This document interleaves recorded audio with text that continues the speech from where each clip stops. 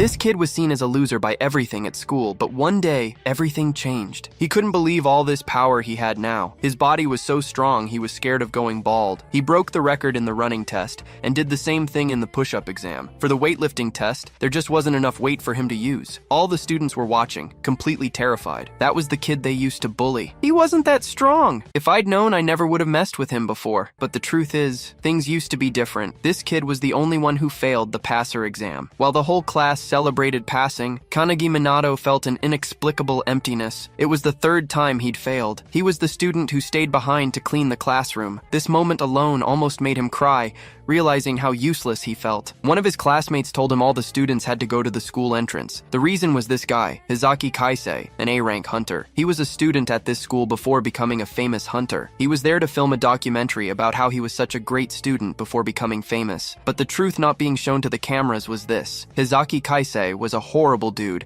and used to beat up Minato every day for no reason. Remembering that guy made our protagonist tremble. But what Hizaki Kaisei told the cameras was that Minato was a great friend and always helped him when they studied together, even with money, because Minato's family was poor. These lies were just to make Hizaki Kaisei look even nicer for the cameras, and since Minato didn't have the guts, he simply agreed with Hizaki's words. As the reporters took photos, Minato felt those memories burn in his mind. He really didn't like this guy. After the filming wrapped up, our protagonist felt the emptiness of being weak, of not having the power to do anything. When he was younger, Minato loved reading books that told the stories of the legendary founders who saved the world. When the Tower of Malevolence appeared and almost destroyed humanity with the monsters that came out of it, incredible people emerged and saved the world. They were all amazing. One guy defeated 10,000 soldiers using a wooden stick. It could have easily been just a pencil. A mage so powerful she could cast spells without saying a single word. This was over a century ago, and now they are legends. When this mark appears on your body, you have the potential to be an awakened and become powerful and famous. But unfortunately, Minato failed the test 3 times. His dream was over. However, before leaving, Hizaki Kaisei went back to his classmate and said he'd convinced the association to let Minato retake the test. He needed to go to the founder's sanctuary later to meet him. This left the protagonist confused. This guy was bad, but if he did this to improve his image even more, it didn't matter. As long as Minato got a second chance, he was going to take it. Later, at the founder's mausoleum,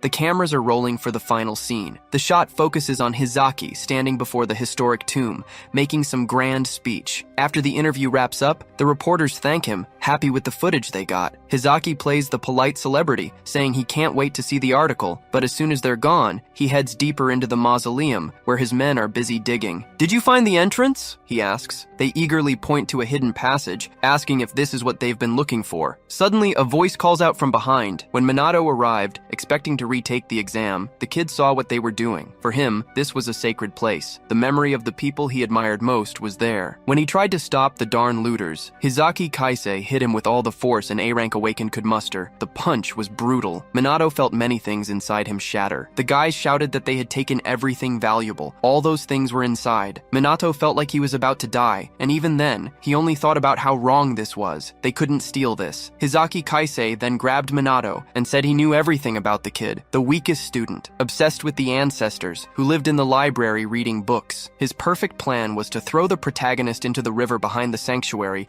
and make him take the blame for opening the founder's tomb. The hit Minato took earlier was really meant to kill him. When he was thrown into the water, he had no strength left. As he sank, he remembered how he had trained every day, studied his hardest to achieve his dream, and it was all in vain. Then, at the bottom of the lake, lights lit up around him. Despite the cold water, a comfortable warmth came from them. Minato heard them say something about him being the vessel for this generation. The heroic spirits were sealed in this place. In Minato's hand was the crest of nothingness. It gave no power to its bearer. However, whoever possessed it could possess the spirit of any founder. Minato had to choose now which of the heroes he would make a contract with. Magic, endurance, swordsmanship, spear art, any of them. The protagonist then shouted that he chose all of them. He wanted all the powers. The heroes said it didn't work like that, but they were all sucked into the mark. All the souls went inside the seal. Hizaki and his thief friends were still near the lake when they heard the sound of an explosion in the water. By some miracle, one of the guys had an umbrella with him. The 3 three couldn't believe that the guy floating in front of them was Minato, the loser who had just died. When the protagonist landed in front of them, his expression was completely different, but they still insulted him again, saying not even cockroaches were that resilient. A stick seemed interesting to the protagonist. The two guys laughed at him. "You're gonna try to fight with a stick? You think you're John Wick?" Minato wasn't fazed and kept testing his moves. Then Hizaki said in a serious tone, "You guys need to make sure he doesn't leave the bottom of the lake again." One of the guys then drew his sword and promised to throw Minato back into the lake. When the guy made a real sword attack, several cuts in 1 second. The guy couldn't even see, only felt it when his body started to fall apart. Hizaki and the chubby guy couldn't believe the scene before them. This guy couldn't be the same loser from before. The chubby guy cast his most powerful magic. Minato was known for not having mana, so he'd be destroyed by this. The protagonist then pointed his finger, and without saying anything, a lightning bolt struck the spot. It wasn't hard to hit since the target was so big. Even so, Hizaki was shocked. That was definitely spellcasting without an incantation. That sword movement was as if the saint of swordsmanship himself was standing in front of him. This magic was like what the legendary mage used to do. What Hizaki couldn't understand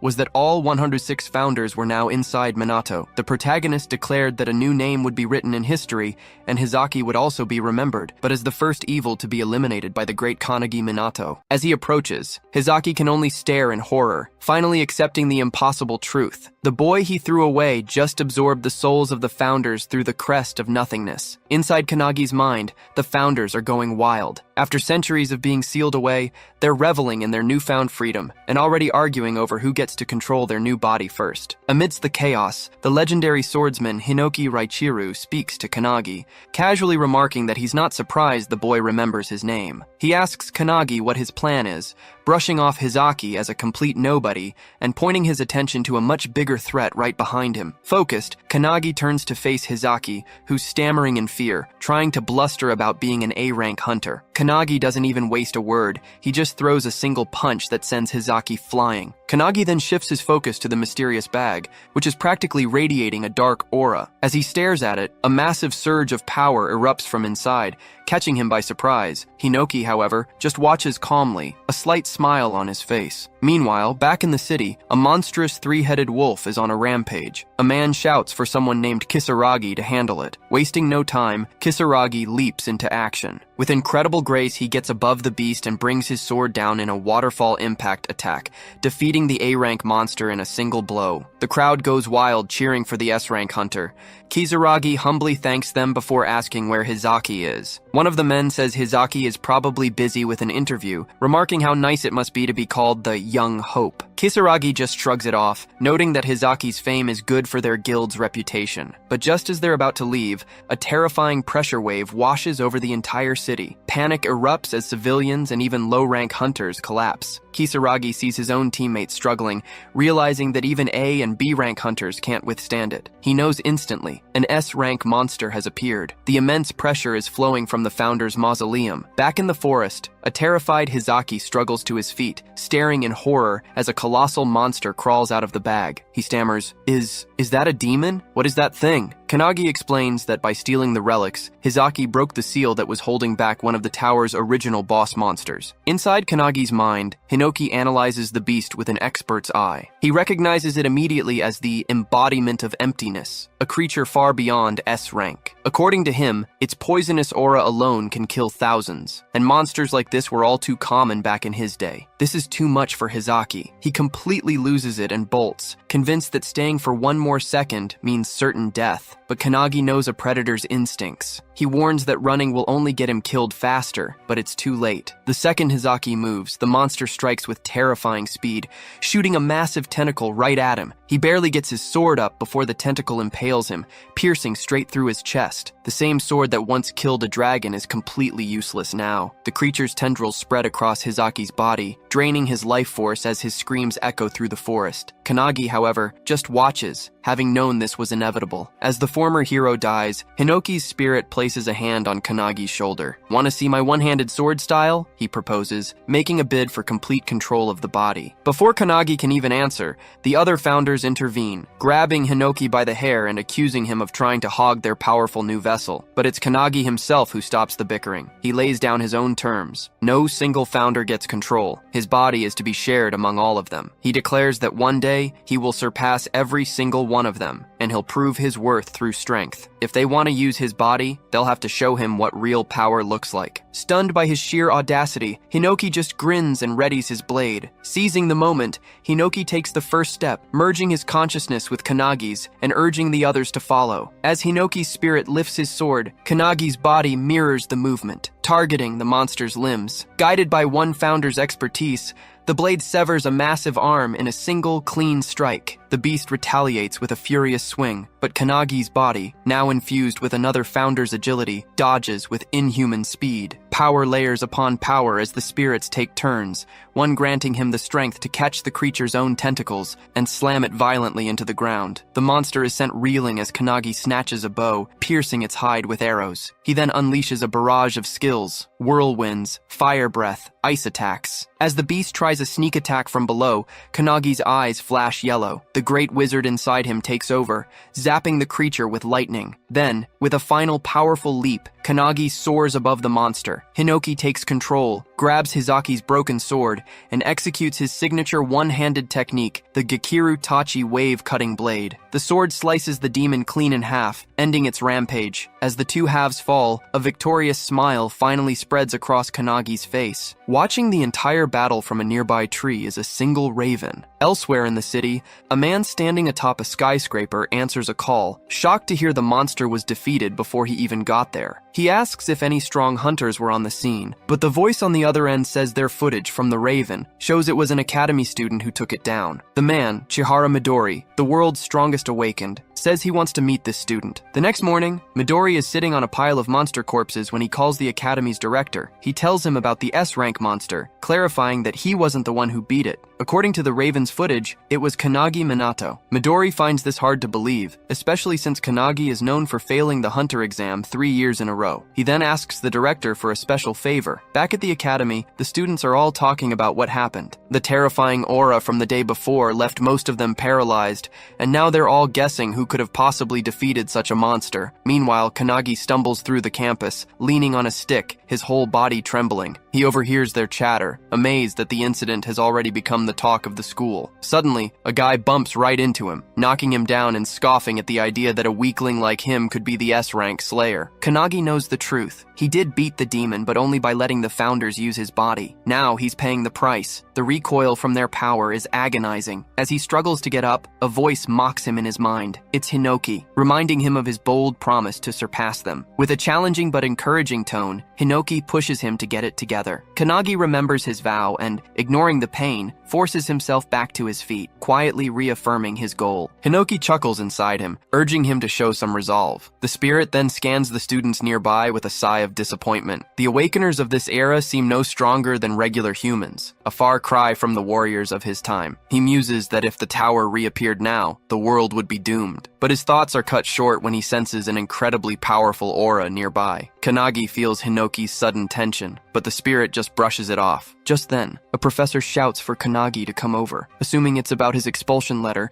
he approaches cautiously. After all, he's failed 3 times and there are no more chances. But to his utter shock, the professor tells him to head to the field for a re-examination. The news leaves Kanagi stunned. The other students crowd the windows, whispering excitedly. No one has ever been given a hunter re-examination before. On the field, Kanagi gets into a sprinter's stance. He's not fully recovered, but he's determined. The first test is a 100-meter sprint. The student who knocked him down earlier starts trash-talking again, calling him a failure. But as the test begins, everyone watches in stunned silence as Kanagi crosses the finish line in just 1.2 seconds, smashing the old record of 2.7. Next is the 3,000-meter run. He finishes in 1 minute and 17 seconds, obliterating the previous record. It's the same story for every other test. Push-ups, bench press, you name it. He doesn't just break the records, he more than doubles them. The students are left completely speechless. Kanagi himself wonders if the founders are secretly helping, but Hinoki Hinoki assures him this is all him. Meanwhile, in the headmaster's office, Midori is looking over Kanagi's file. The headmaster admits that while Kanagi's new physical scores are unbelievable, the real issue has always been his magic. For 3 years, every single assessment has shown his mana levels to be 0, undetectable. It's the reason he was always considered a hopeless case. Midori's secretary just smirks, hinting that things might be about to get interesting. Out on the field, Kanagi stands before the final test, magic measurement. The professor explains he needs to channel his mana into a large fan and make it spin for 30 seconds. The record is 4,022 rotations. As Kanagi prepares, the memories of failing this exact test year after year come flooding back. No matter how much effort he has previously exerted, the fan has never so much as trembled beneath his attempts. His inability to sense mana has always held him back, but this time is different. For the first time, he can perceive it coursing through him, originating from his right foot, spiraling through his body, and returning once more. He recognizes that his breathing can regulate and accelerate the flow, allowing him to expel the energy through his right palm. As the professor signals the start of the test, Kanagi releases his mana. Instantly, the fan spins into motion at an astonishing pace. The counting machine struggles to register the rapid increase in speed,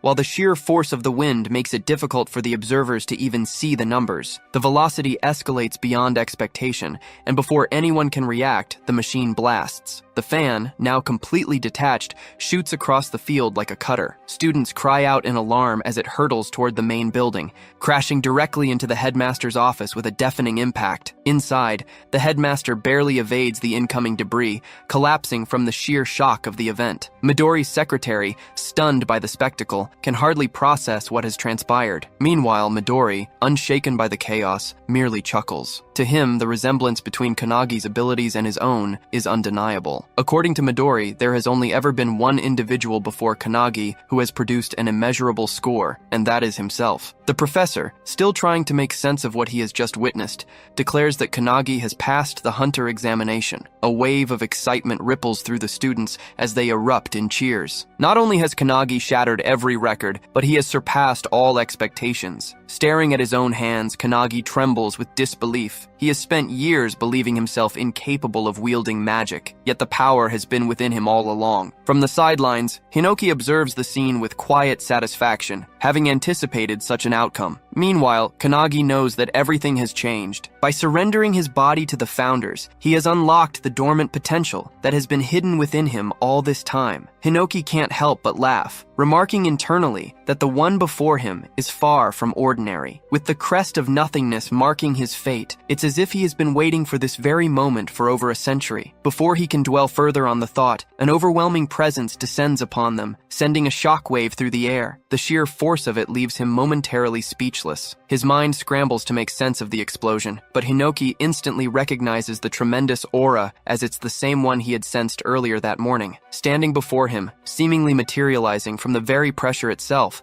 is the legendary Midori. Kanagi, seeing him, is shocked, as he is the strongest hunter in existence. Midori Landing starts addressing him directly. Midori acknowledges his achievements in the hunter examination, offering words of recognition, but Kanagi can barely utter a response. Midori then puts up a new challenge before him, which is an additional test. Midori wants Kanagi to land a single hit on him, the world's strongest hunter. Hearing that, Kanagi is left frozen in shock for a moment. Midori, 23 years old, a man who has earned the title of a full-fledged hunter at the mere age of 9, now stands before him. His feats are legendary, unmatched in all of history. He has turned thousands of demons to ashes in mere moments, his power so overwhelming that even other hunters dare not stand against him. 10 years ago, he single-handedly eradicated the pandemonium outbreak, and 5 years prior, he subdued the outbreak of Kyushu. He is a living singularity. As Midori explains his challenge, Kanagi is left in disbelief. However, Hinoki is excited, urging Kanagi to surrender his body to him immediately. Yet Midori explained the conditions in the simplest terms. Kanagi had 1 minute to strike him. Whether he succeeded or failed, no consequences would follow. Midori himself would only attack once every 10 seconds, ensuring that the challenge remained fair. There was no need for hesitation, no need for doubt. Any skill, any weapon was at Kanagi's disposal, while Midori would refrain from using any of his own. To prove his sincerity, Midori summoned a vast arsenal of weapons, giving Kanagi the choice of anything he desired. The sight of so many legendary weapons appearing in an instant only added to the surreal nature nature of the challenge. Confusion clouded Kanagi's thoughts. Realizing that he was going to fight the famous Midori in a one-on-one fight, still unsure, he hesitated before finally asking if he was truly free to use any weapon. In response, Midori casually picked up a katana, his grip light but assured. With effortless ease, he sliced the blade clean in half, as if it were nothing more than a brittle twig. He stated, without the slightest hint of arrogance, that his body surpassed the sharpness of any blade. Kanagi barely had time to process this display before Hinoki's impatience flared. Frustration seethed in his voice as he demanded to take over, unable to tolerate Midori's overwhelming confidence. His anger boiled over as he declared that such words from Midori were unforgivable. Kanagi could feel Hinoki's energy surging, his presence amplifying as though he was ready to unleash his full strength. It dawned on him in that moment that Midori's power was comparable to that of the founders themselves. Against that level of strength, he had no real chance of victory. Yet even as realization settled in that there was no time to hesitate, meanwhile all the students gather around for the fight. Without warning, Midori initiated the countdown. A slight smile tugged at his lips as he signaled the start of the test. Kanagi grabs his sword and charges at Midori, determined to attack. Hinoki questions whether he intends to fight alone, insisting it isn't fair, but Kanagi ignores him and continues his assault. Despite knowing his efforts are futile, he believes that to become a legend, he must rely on his own strength, rather than borrowing power from the founders. He swings his sword at Midori, but Midori effortlessly dodges with minimal movement. Even as Kanagi relentlessly attacks, he remains on his phone, casually asking which social media he uses, and remarking that the incident will surely be recorded and go viral. The students watch in disbelief, astounded that Midori can dodge every strike without taking the fight seriously. Though Kanagi continues his relentless assault, one student notices something unusual about his movements. As they watch closely, Kanagi lifts his sword, feinting a vertical slash before swiftly switching to a horizontal one aimed at Midori's feet and throat. The execution is flawless, and Kanagi is amazed at how naturally his body moves. Realizing he isn't tiring, he wonders if this is the effect of lending himself to the founder's power. His thoughts are abruptly cut off when Midori places a finger on his head, preparing to flick him, and casually mentions that 10 seconds have already passed. Kanagi narrowly dodges, but the power Midori releases obliterates the field. Seeing the destruction, Kanagi realizes that if the attack had connected, his head would have been gone. Midori glances at his hand in confusion, sensing no malice from Kanagi, and wondering if he had miscalculated his own strength. Panic grips Kanagi as he understands that he will die at this rate. Desperately, he tries to recall the sensation of his stronger self. As he focuses, a powerful aura surges from him, catching Midori off guard. Kanagi launches another attack, his speed increasing rapidly. The students are in awe, shouting that the camera can't keep up with their movements. Midori notices the shift in Kanagi's presence, and wonders if there is a specific condition to activate this power, or if Kanagi is deliberately keeping it a secret. Realizing another 10 seconds had passed, Midori decides to strike Kanagi lightly this time. He bends down, positioning his finger to flick again, but instead he hits Kanagi in the chest, sending him crashing hard into the wall. Kanagi coughs up blood, yet he finds the experience incredible, marveling at the fact that he is fighting the world's strongest awakened. He understands that if his body were the same as it was yesterday, he would already be dead from that blow. This realization makes him smile, knowing it means he is growing stronger. However, he also acknowledges that his current skill is not enough to pass Midori's test. Determined, he chooses to push forward with brute force and charges at Midori once more. Suddenly, Midori appears beside him with unbelievable speed, causing Kanagi to stop in his tracks. Apologizing, Midori tells him he has seen enough. He then states that the 30 seconds are up before striking Kanagi at the nape, making him slowly lose consciousness. As Kanagi collapses, Midori observes that he is indeed a genius, but not on the same level as his comrades. In the end, Kanagi is unable to fully unleash the power Midori had sensed. Calling his secretary, he informs her that they should head back, expressing his disappointment in the outcome. Just then, Kanagi grabs his sword, and Midori immediately senses an intense aura from behind him. Midori glances back and sees Kanagi's body radiating with power. Hinoki, now speaking through Kanagi, remarks that the stubborn brat is already asleep, allowing him to finally take over. Stepping forward, Hinoki suggests they extend their fight a little longer. Meanwhile, Kanagi's spirit, separated from his body, panics at the sight of Hinoki controlling it. Yet Midori merely smiles, recognizing the presence he had sensed earlier. He wonders if this is an entirely different person, or merely a skill at play. Regardless, he understands one thing. Kanagi is now a monster. Kanagi, under Hinoki's control, suddenly launches an attack, shouting at Midori not to space out. Midori notices immediately that his movements have changed. His speed and strength have reached another level. Suddenly, a sword nears Midori's face, and he ducks just in time to avoid it. Kanagi swings again, forcing Midori to leap away to create distance. Still in shock, Midori watches as Kanagi swiftly positions his sword for another strike. He swings once more, but Midori bends down just in time, causing the attack to land on the building behind him instead. The students inside scramble in panic, realizing the danger. Midori notices that Kanagi's slashes have become unpredictable, yet he can still anticipate the flow of his movements. It reminds him of ancient swordsmanship, like a relentless torrent of water. Raising his palm, Midori laughs and remarks that such skill is necessary to defeat an S-rank like him. He then lifts his hand again, intending to put Kanagi to sleep once more, noting that only 40 seconds have passed. However, Kanagi suddenly moves forward at an incredible speed, swinging his sword and shouting that Midori won't be able to hit him. Midori swiftly jumps back to evade the attack, laughing as he acknowledges Kanagi's impressive skill. The students can hardly believe what they are witnessing as Midori is on the defensive. Kanagi shouts that Midori is boring and insists that he shouldn't hold back. He warns Midori that if he looks down on him, he will beat him up. Without hesitation, Kanagi leaps forward to attack, but Midori only laughs and responds with confirmation. With a swift kick, Midori sends a stone flying toward the weapons behind him. Instantly, the weapons float into the air. He jumps, catching Kanagi off guard, and grabs one of the weapons hovering above them. Excitedly, Kanagi exclaims that Midori is finally going all out. They then engage in an intense mid-air battle, clashing foot against foot, stunning the students who watch in awe. They seize every weapon within reach, shattering them into pieces with their sheer strength. Meanwhile, inside Kanagi's body, the founders observe Hinoki unleashing his full power. They are impressed that Midori is able to keep up. Old Man Spirit suggests joining the fight, but another founder scolds him, calling him tactless. The great wizard, watching in silence, suddenly realizes that Kanagi has been studying Hinoki's movements, trying to learn from them. He notices Hinoki shifting his center of gravity as he pounces from below,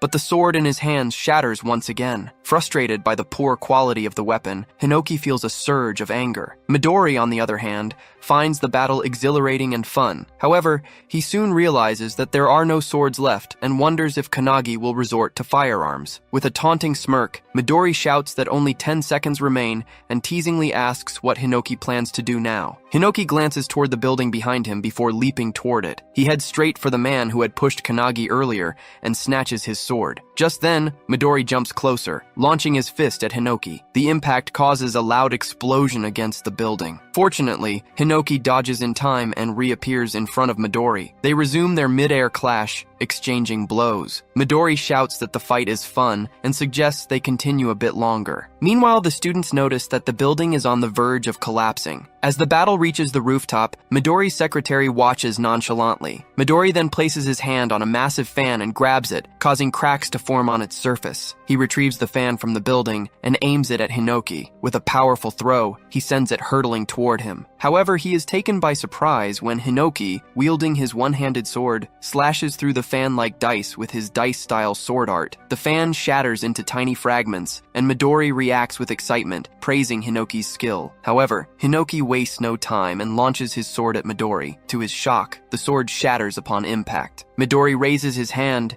aims at him, and calmly acknowledges that 60 seconds have passed before striking Hinoki with his palm, sending him crashing down. Hinoki curses under his breath, but before he can react, Kanagi suddenly leaps onto his back and pushes him back toward the other founders. As Midori's attack nears, Kanagi manages to deflect it aside with a gentle motion, successfully dodging the strike. The unexpected maneuver leaves both Hinoki and Midori stunned. However, the impact breaks one of Kanagi's hands. Despite that, he remains focused on his goal and delivers a punch to Midori's face with his remaining good hand. From the inside, the battle between the singularities feels endless. A fierce clash over a seemingly small outcome, much like a chess match where both players are equally skilled. Despite its intensity, Hinoki knows it has lasted only a brief moment. Watching with quiet pride, he realizes that Kanagi has carved open a new path to victory. Kanagi, however, is left in shock when he sees Midori halt his fist just in time. Frustration fills him as he realizes he has failed to land a clean hit. But then, To his surprise, Midori smiles and deliberately pulls Kanagi's fist toward his own face, acknowledging the effort. Without hesitation, he confirms that Kanagi has passed. Before either can react further, both collapse onto the ground. The students observing the battle murmur in confusion,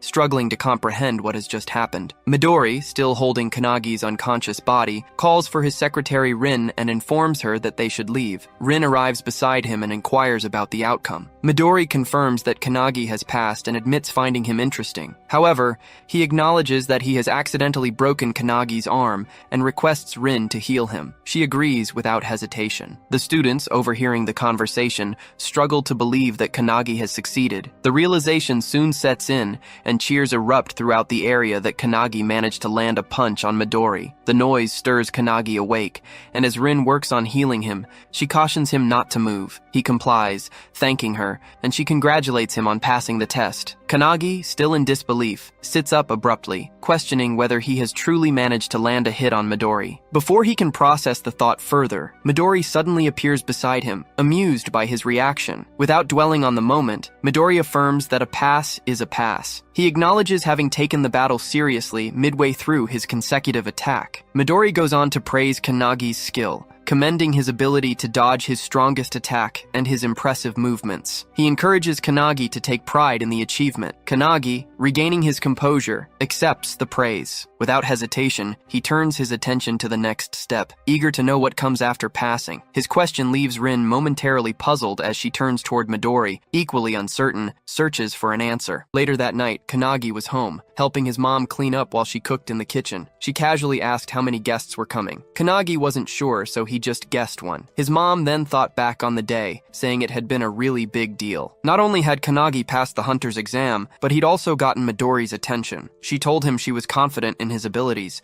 believing he'd always been able to achieve anything just by trying hard. Kanagi listened, quietly appreciating what she said. But then his mom's face changed. She worried about such a famous person visiting their home, joking that people might mistake it for a doghouse. Kanagi, exasperated, quickly brushed off the idea. He insisted Midori wasn't the type to judge things like that. Once he finished his chores and helped his mom, he finally collapsed onto his bed, but his mind was still stuck on the day's events. His eyes went to the card Midori had given him, and he felt a wave of uncertainty. He wondered why Midori hadn't thought the situation through more carefully. His mind went back to the battlefield from earlier that day, remembering when Rin had taken Midori down and twisted his leg. He clearly remembered Midori's pained scream when Rin had confronted him. Right then, Midori had reminded Kanagi of something he'd said earlier, suggesting Kanagi had agreed to be one of his comrades if they won. Kanagi, confused, denied ever saying anything like that. Rin, getting more agitated, had tightened her grip on Midori's leg. Midori told Kanagi there were too many people watching and suggested he come to his home that night to talk about everything properly. He promised he'd explain the choices they had and reveal their real enemies. Kanagi wondered who these enemies could be. He knew the founders had already destroyed the tower and that current hunters were supposed to eliminate monsters that escaped the dimensional crack. He wondered if there was another reason, but soon drifted off to sleep. Suddenly, Hinoki's shouting jolted him awake. He saw Hinoki and the founders gathered in his room. Confused, he asked why they were there and what was wrong, but Hinoki just said they'd been discussing something and had just finished. Still puzzled, Kanagi instinctively covered himself and worriedly asked if they'd decided who would take his body. Before Hinoki could answer, the doorbell rang. Apologizing, Kanagi figured it was Midori and suggested they talk later. He walked to the door. It was dark, and he felt uneasy. Then, to his shock, he saw his mom collapsed on the floor. Panic hit him. He called out to her, rushing over, but stopped short when he noticed someone sitting in the kitchen. The stranger was just eating the food his mom had made, even complimenting it, all while ignoring the huge mess around him. With a mocking tone, the man told Kanagi he should discipline his mom. He even insisted that if Kanagi wanted to impress customers, they'd need to get better quality food. Kanagi immediately demanded to know who he was and what he'd done to his mom. The man didn't even flinch. He just yelled at Kanagi to watch his tone, then introduced himself as Haitani Goru, an S-rank hunter and a comrade of Midori's. Haitani then ordered Kanagi to grab his luggage, saying they were moving to their base. Rage boiled in Kanagi. Without a second thought, he launched a punch at Haitani, but Haitani easily dodged and suddenly appeared behind him, asking if Kanagi was challenging him. Kanagi stayed silent, remembering his mom's words. She'd promised to raise him alone, with pride, after his dad passed away. He remembered the worn-out shoes she still insisted insisted on wearing, always telling him to buy new sneakers instead. He also remembered her congratulating him earlier and promising to make his favorite tonkatsu for dinner. With new determination, Kannagi glared at Haitani and demanded to know what he'd done to his mom. Watching all this, Hinoki realized Haitani was an S-rank hunter from the previous era. Hinoki was annoyed by this guy, who he thought was just a ripoff of Emidori, and decided it was time to act. The founders who'd seen Kannagi fight Midori now understood how they should treat him from now on. Haitani, amused, just taunted Kannagi, saying his angry expression was pretty cute. He raised his hand to slap Kannagi, but Kannagi stayed perfectly still, completely unfazed. As the strike came closer, Kannagi effortlessly caught Haitani's hand and, with surprising ease, just swung him around. The Grandpa founder was stunned. He recognized that technique from their old battles against monsters. Suddenly, Haitani was hurled right out the window, crashing through the backyard wall. But Haitani landed on his feet before he even hit the ground. Haitani regained his stance and walked back, trying to figure out what just happened. He wondered if what he'd just seen was Aikido. He remembered Kannagi's fight with Midori that afternoon. He'd noticed Kannagi's huge aura and swordsmanship, but also a strange, peculiar power. Haitani acknowledges his resilience, saying he's tougher than Hisaki. Kannagi's patience is running out, so he demands an answer. He pushes Haitani to tell him what he did to his mother, who's still inside, twisting in pain as poison spreads through her body. Haitani just laughs. He mockingly points out that Kannagi doesn't seem to know what's going on. Then, with a grin, he finally tells him the truth. His mother was in the way, so he put her to sleep with poison. Haitani smirks, adding that if she might only suffer minor side effects. He stays calm, saying he doesn't understand, which makes Haitani look at him confused. Then he asks why they'd hurt the family of someone who might become their comrade. Haitani only laughs at the word comrade. He suddenly appears behind him, ready to strike. He barely dodges Haitani's attack, but the relentless assault keeps coming. As he attacks, Haitani says he'll never be their comrade. He's just a puppet following their commands. Haitani taunts him, saying that once his loved ones become hostages, he'll have no choice but to give in. He calls him naive. Before he can even react, Haitani steps on his foot and slashes him, mockingly asking if he was right. He quickly backs away, feeling a burning sensation on his cheek. As he reaches up, he realizes the poison is already spreading. Haitani grins, lifting his fingers, which are now coated with sharp, poison-laced needles. He teases that it's already in his system. He then reveals that it lets him produce dozens of poisons from his body, which he calls Phantom Bug's Poison, Deadly Vision. Haitani then complains about how inconvenient this mission is. He says that if he wanted to, he could release deadly toxic gas over a 5-kilometer radius, but doing that in the middle of the city isn't an option. He then states that the poison will kill him in a minute, unless he agrees to join their organization. If he does, Haitani will give him the antidote. Otherwise, he'll die. He thinks about how deadly Haitani's toxin is, knowing it would be an inescapable death sentence for any normal person. Looking down at his hand, he calls out to Valentine, the god of medicine, asking if she's inside him. The founders look at Valentine, who seems both confused and surprised. He apologizes for calling her so suddenly and asks if she can teach him how to neutralize the poison later. She stammers out an agreement. Irritated, Haitani throws another wave of poison at him, yelling and asking what kind of nonsense he's mumbling. He quickly dodges it, then explains that the Aikido move he'd used earlier came from Kuruhuma, the god of hands. The old man inside him is taken aback, realizing he's managed to copy his move just from seeing it once. Next, he calls on Hinoki, the 10,000 army slasher, Shimer Kalkus, the blue spear of destruction, and Margit, the heavenly bow. He says he's studied and memorized all of them from the records. He tells Haitani that the founders Haitani used to look up to are now inside him. This leaves Haitani completely bewildered, but instead of being afraid, Haitani gets furious. He shouts that he'll show him what real pain is. Haitani then charges at him, his needles ready. He leaps away just in time, avoiding the attack. Haitani's strike hits a nearby tree, and it withers and dies instantly. Haitani doesn't hesitate. He launches another attack, shouting that if he kneels and begs, he might get an antidote to make the pain a little less. He warns him, once pain consumes him, he'll never go back to normal. His mind will be lost to madness. But he stays silent, just waiting as Haitani's hand gets closer closer. Just as Haitani reaches him, he quickly slides to the side. He puts his palm against Haitani's chest and activates Saint Wantak's fist. Haitani coughs up blood from the hit, which shocks Wantak inside him. The force sends Haitani crashing into a streetlight. Without a moment's hesitation, he follows up with a kick, using Eilerson's Feet of Light. This sends Haitani flying a great distance. Eilerson, who's inside him, is stunned by the power, but Haitani still manages to stand up and recovers quickly. In an instant, he's in front of Haitani again, attacking with both hands. He manages to slip through Haitani's attack, breaking some of his needles. Then he uses the sharp beak corral attack, hitting Haitani in the stomach. Kannagi then slashes Haitani with Rowan's skill, the dragon's claw. This leaves Rowan, who's inside him, stunned in surprise. Haitani grabs him, then activates Leilak's flipper, which ends up throwing Haitani around in midair. As he floats, he wonders what's happening. He knows poison should cloud judgment, and should have already messed with the nervous system, but Kannagi is still moving, strong and unharmed. Kannagi then used the Magus of Truth, Melteus Silenteus, unleashing it on Haitani. There was a loud energy blast that completely shocked everyone. Hinoki turned to the founders, asking if they'd seen that. He told them that right after beating Haitani,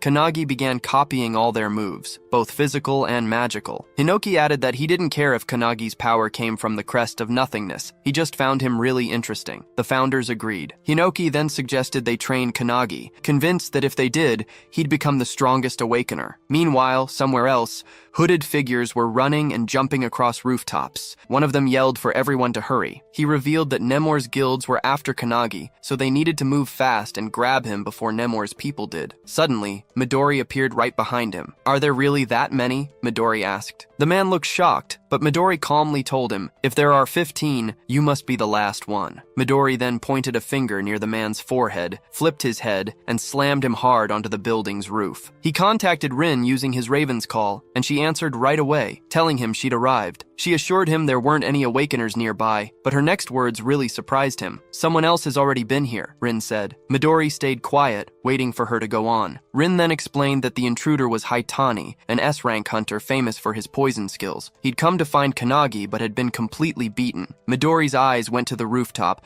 where Haitani was lying sprawled out, his mouth slightly open. It made Midori wonder what exactly had happened. A little while later, they got to Kannagi's house. Midori clapped his hands together, a bright grin spreading as he praised Kannagi. He genuinely admired him, saying he'd never expected Kannagi to take down Anne. Without hesitation, he asked, "Were you exposed to the poison?" Kannagi scratched his cheek, giving a small, sheepish reply. "Both Mom and I are fine." Hinoki, unimpressed, crossed his arms. He reminded Kannagi, "You wouldn't have made it through the night without Valentine's help." As soon as her name was mentioned, Valentine groaned, clearly exhausted. But Hinoki quickly acknowledged her swift work, noting that finishing everything in just 5 seconds was no easy feat. Valentine just shrugged, muttering that it wasn't difficult at all. Since the poison's creator was right there, it just took a few jabs to get the blood samples they needed and find the antidote. Kannagi was still trying to process everything, but he finally asked the question that had been bothering him. Had Haitani been lying when he said he was Midori's comrade? Midori nodded right away, confirming it was a lie. He added that lots of people use his name for their own gain. With that out of the way, he looked back at Rin. He asked if she was done, and just as he did, she appeared at his side and nodded. She told him all the damage was fixed. Kannagi's eyes went wide with disbelief. He glanced at his house, and sure enough,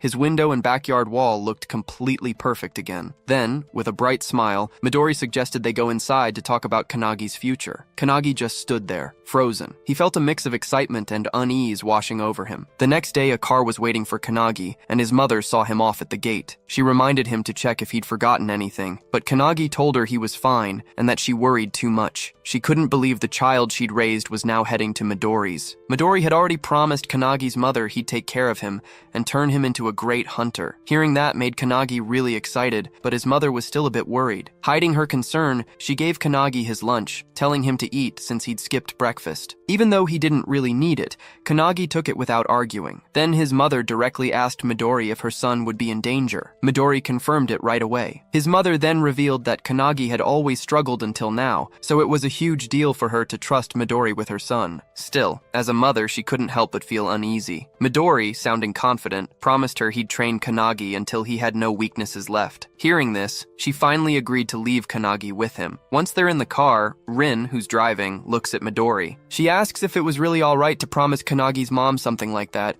especially since they don't even know what's going to happen. Midori feels a moment of worry. He glances in the rearview mirror and sees Kanagi's mom still giving him last-minute advice. She's telling him how to wash his clothes right and reminding him not to sleep naked, or he'll catch a cold. Her concern makes a determined look flash in Midori's eyes. He silently vows he'll do his best. Meanwhile, Kanagi holds back his emotions and says his final goodbye. Just as he's about to get into the car, his mom reminds him to come home for New Year's. As they finally drive off, Midori asks Kanagi if he's okay. Kanagi admits he had to really control his emotions. Midori leans back in his seat, telling him to just do whatever he feels like, whether that's eating or resting. Looking around, Kanagi notices the lunchbox his mom packed, sitting neatly beside him. He opens it, his mom's words still fresh in his mind. When he lifts the lid, his eyes land on a small good luck message carefully placed on the pork cutlet. That simple gesture hits him hard, stirring up emotions he expected. He pauses for a moment, thinking about all the care and sacrifices she's made for him. A quiet sense of gratitude settles in his chest as he starts to eat, even though the meal comes with the sting of unshed tears. Rin and Midori, sitting nearby, exchange glances but stay silent, letting him process the moment in his own way as they continue their journey. When they finally get to their destination,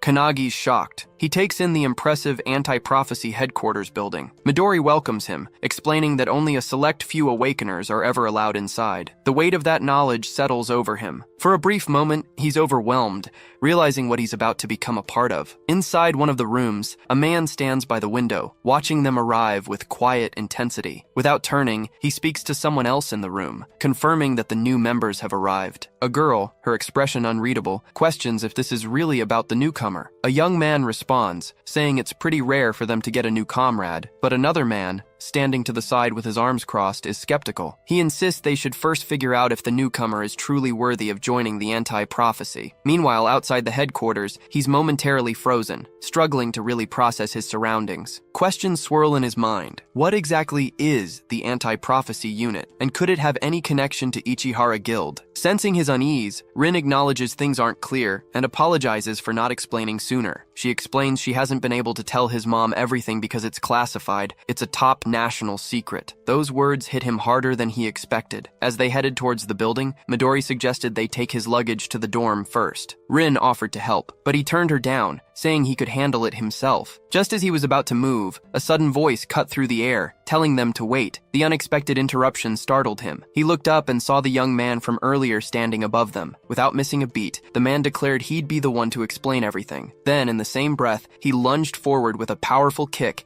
aiming straight for him. He instinctively raised his arms to block, but the sheer force shattered the ground under his feet. The impact sent a tremor right through him, but he stayed standing, bracing himself against the shock. The man seemed impressed. He acknowledged his resilience and even offered a rare word of praise. Intrigued, he paused for a moment before asking who he was. Without missing a beat, the man stepped back, landing effortlessly on the ground. He then proudly introduced himself as Hanada Hikotaru, a member of the anti-prophecy unit, and his comrade. The revelation caught him by surprise, but there wasn't much time to hesitate. Hanada had been assigned to explain everything, and ready or not, the truth was about to unfold. Meanwhile, Midori seemed completely unfazed. He just asked Rin for some tea. Rin nodded and poured him a cup while the other two kept sparring. Midori watched them calmly, his gaze steady. He asked Hanada why they were fighting if they were comrades. Hanada, still unfazed, explained it served two purposes: introducing Kanagi to the anti-prophecy unit and testing his skills. The explanation stuck in Kanagi's mind, leaving him unsure what kind of test this actually was. Without warning, Hanada moved with swift precision, launching another kick at him. Kanagi reacted instantly, blocking the strike with both arms, his stance unshaken. Even in the middle of the fight, Hanada started explaining where the anti-prophecy unit came from. Kanagi listened, but he was skeptical. He doubted Hanada would really give a full explanation while they were still fighting. As the exchange continued, Hanada paused for a moment to ask for Kanagi's name before going on. Without hesitation, he introduced himself as Kanagi Minato. Midori, still leisurely sipping his tea,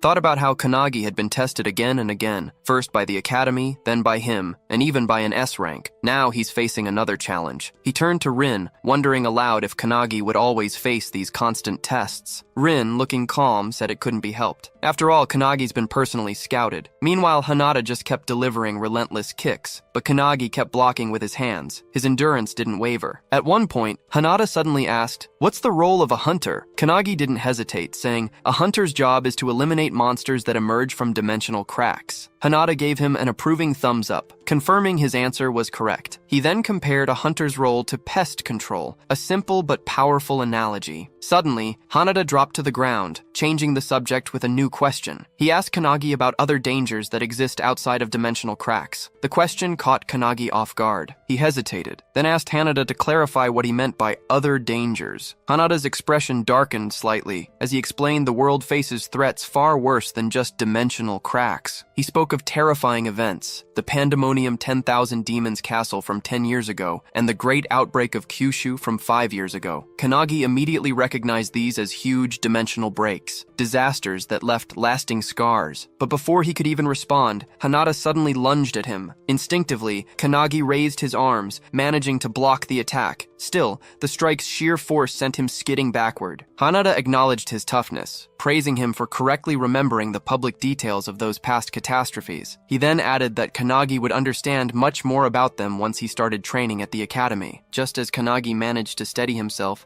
his breath still measured, he barely had time to react. Hanada suddenly appeared above him with staggering speed. Kanagi didn't even have time to think. Hanada's leg was already coming down in a crushing axe kick. Kanagi just barely managed to throw himself out of the way, dodging it as Hanada's foot slammed into the ground. A nearby tree took the hit instead, splitting cleanly in half. The attack was so powerful it left Kanagi stunned for a moment. Hanada then straightened up, and his tone changed as he kept explaining. He explained that events like the Tower of Malevolence from 300 years ago weren't just disasters. They were full-scale invasions, direct attacks from another dimension. Kanagi struggled to believe what he was hearing, trying to grasp the weight of those words. This wasn't just history, it was happening right now. Hanada stepped closer, his expression serious. He admitted he didn't understand why today's Awakeners seemed weaker than those from the Tower era. There just weren't as many people who could match the original founder's strength, and that really bothered him. Caught between curiosity and worry, Kanagi finally asked the question he'd been holding back. What should we do? Hanada's answer was firm. That's exactly why the anti-prophecy unit exists. He explained that people who can foresee these threats and predict real catastrophes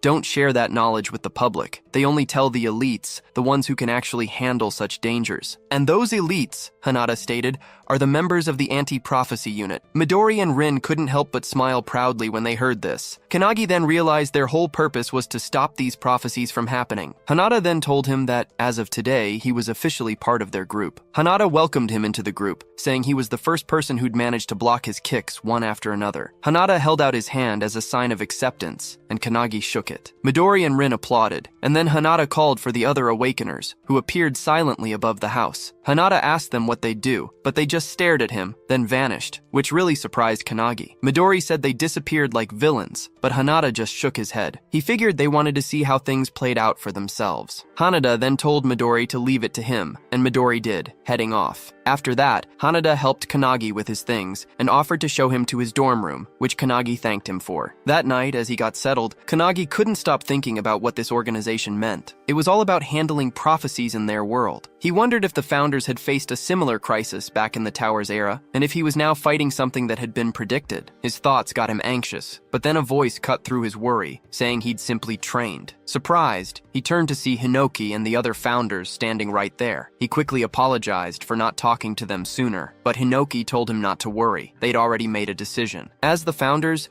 they'd decided to train him to be the strongest Awakener, just like Midori. With their help, he could become the strongest Awakener ever, one of their own disciples. Kanagi was really surprised, asking if they really wanted him as their disciple. Hinoki nodded, saying yes, but then teased that it'd lead to a kind of battle royale between them. Kanagi, worried, begged them not to fight over him. Hinoki explained that's how things had started, but after watching him more closely, the founders had changed their minds. Instead of just using his body for their own benefit, they found training him much more interesting. Hinoki then told him that when Kanagi beat the poison user, he actually copied all their moves. He couldn't do them as well, of course, but he picked up the basics really fast. Hinoki asked if Kanagi understood how big of a deal this was, was, pointing out it was probably because of his crest of nothingness. But what really made him special was how fast he learned. Hinoki explained that this ability was actually stronger than any of the founder's own talents. As Hinoki spoke, Kanagi felt tears welling up in his eyes. He remembered his old trainer's disappointed faces, the ones who told him he seemed to have no talent. Until now, no one had ever expected anything from him. It all felt like a dream, especially since he'd been treated like trash and constantly bullied for failing the hunter's qualification test 3 times. He remembered his classmates' laughter, their mocking voices telling him to just give up. His name was often forgotten, lost in the crowd, because no one cared enough to remember it. No one had faith in his future, and he was used to being overlooked. But now, 2 of the most renowned figures, Midori and Hinoki, were actually acknowledging him. He couldn't believe they were. It made him question if he even deserved this sudden happiness. He'd admired them from afar for ages, never once thinking they'd actually trust him.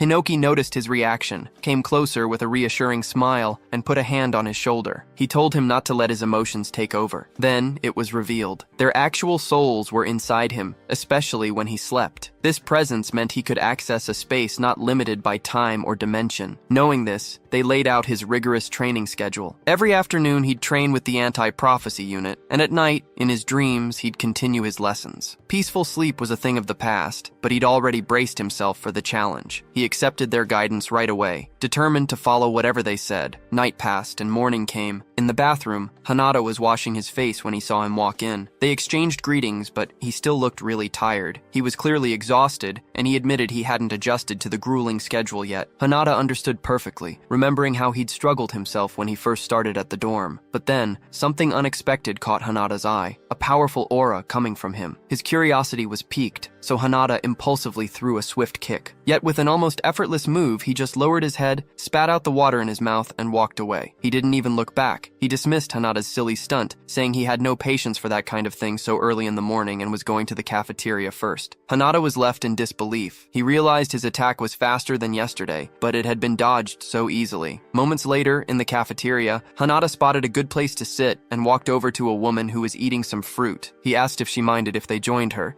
and she gave a short, curt approval. Hanada took the chance, sat across from her, and motioned for him to sit next to him. Then he recognized her. This was one of Hanada's comrades from yesterday, but she still seemed distant. She spoke to him formally, making it clear she didn't really want him there. Even so, he greeted her and introduced himself. Her indifference was immediate. She wasn't interested in learning his name, and she certainly didn't plan on remembering it. She even raised her fork, pointed it at him, and declared she'd only acknowledge his name when she deemed him worthy. Until then, training was the priority. He'd have to go with her on a mission to get rid of a prophecy. This prophecy went all the way back to 1945, when people found the first prophecy book buried deep in the Antarctic ice, 3,000 meters down. They called it the Book of Doom. Its writing was crude, almost like a child's scribbles, but it predicted a catastrophic future. It said that 80 years later, the world would face a devastating attack and a bunch of apocalyptic disasters. The words were so heavy that everyone took it seriously. Later, as they were driving, she asked him why he thought the world believed the book's grim predictions. He thought about it for a moment, then looked at her, still not sure what her name was. But before he could even ask, she told him there wasn't any need for introductions and just wanted his answer. He figured the prophecies had to be accurate, but she reacted right away. She scoffed at his answer, practically questioning his intelligence. She told him that if even one thing in the Book of Doom came true, the world would end. That revelation stunned him. As they kept talking, he turned to Hanada, wondering how many prophecies were actually recorded. Hanada guessed around 200, and that just left him speechless. He couldn't help but wonder if the world was already beyond saving. But Midori reassured him that they'd already prevented almost 180 of those prophecies, which totally amazed him. Still trying to wrap his head around it all, he went back to asking why the world believed in the book so much. The woman explained that an explorer named Bernard Russell found the Book of Doom. The second Bernard opened it, the very first page said, "Hello, Bernard," along with a precise timestamp, March 17th, 1945, 11:35 a.m., on a sunny day, the exact moment he discovered it. That eerie accuracy left no room for doubt. Hours later, they got to their destination, Tokyo's Sumida Ward. An intermediate-level dimensional crack had opened up there. As they got closer, guards blocked their path,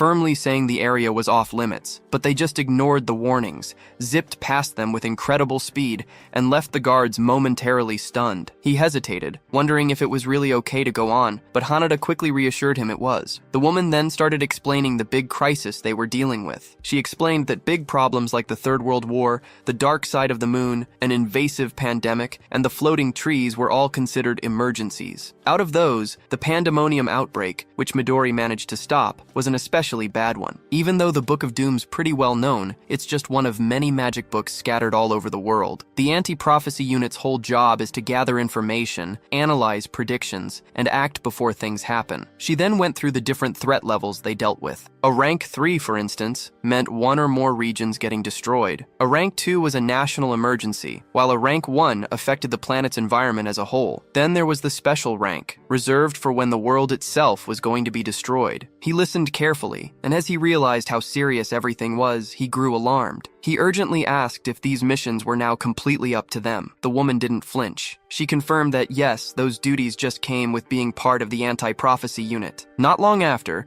Kisaragi and his team spotted them crossing the caution line and immediately confronted them. Kisaragi, thinking they were just civilians, warned them to turn back, explaining how dangerous the area was. But she brushed off his concerns, stating that today's prophecy was a rank 3 event. The dimensional crack in front of them looked like an intermediate B rank, but it was actually a much bigger threat, a rank 3 disaster codenamed Yellow Journal. She was sure the crack would get bigger, and almost on cue, it started widening at an alarming rate. Kisaragi turned, his eyes wide with horror, as the fissure completely tore open. Then, a wave of creatures started pouring out, each one more monstrous than the last. He sharply commanded his squad to get ready for battle, but the response was both immediate and brutal. The creatures overwhelmed his forces in moments, cutting them down with little resistance. Panic set in, and he cursed under his breath, realizing that even B and C rank hunters were struggling to hold their ground. Then, his attention shifted to something even more dangerous, the immense pressure coming from a boss-level monster. Watching the newcomers stride forward, Kisaragi tried to intervene again, warning them to stay back. But before he could say anything more, the woman pressed her hand to the ground and cast a spell called Trismegistus. Instantly, spears shot up from below, impaling the creatures in a swift, merciless strike. Their bodies collapsed, lifeless, as blood pooled around them. Hanada launched his own attack too. He burst forward with incredible speed,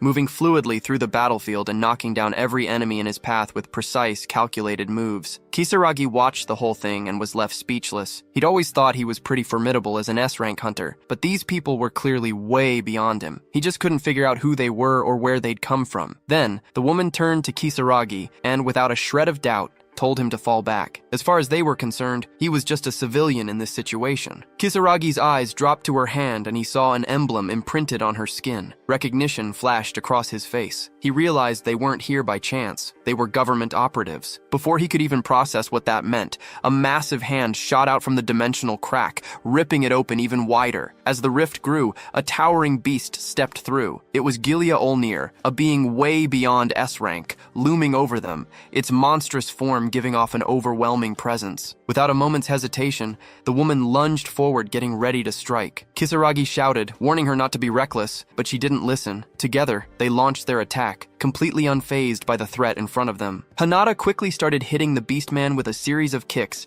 only to realize with shock that his attacks weren't doing anything. The creature's anti-physical armor made his strikes useless, forcing him to pull back just as it lunged toward the woman. Without hesitation, she started gathering energy in front of her, getting ready to counterattack. But before she could even react, Kanegi suddenly appeared between them. He stopped the Beastman's attack with just his bare hand. The impact made the Beastman explode in a burst of energy, stunning everyone for a moment. Once the dust settled, Hanada recognized the attack. It was a penetration shock. What really shocked him, though, was that Kanegi had taken down an S+ rank monster with one hit. It hit him that Kanegi's strength had grown a lot overnight. Even though the woman called out that such force wasn't necessary, he knew that when you're up against an enemy with high physical resistance, striking from within is the most effective way to go. He'd learned this from Wantak, the Fist Saint, who taught him the basics of penetration attacks just the night before. After that, Kanegi turned to the girl and asked for her name, saying he'd saved her, so he at least deserved to know that much. She excitedly told him her name was Akane. There wasn't time to dwell on things. Hanada spun back to the battlefield, powering up to take on the new wave of monsters bursting from the crack. The woman wasn't fazed. She unleashed her own attack,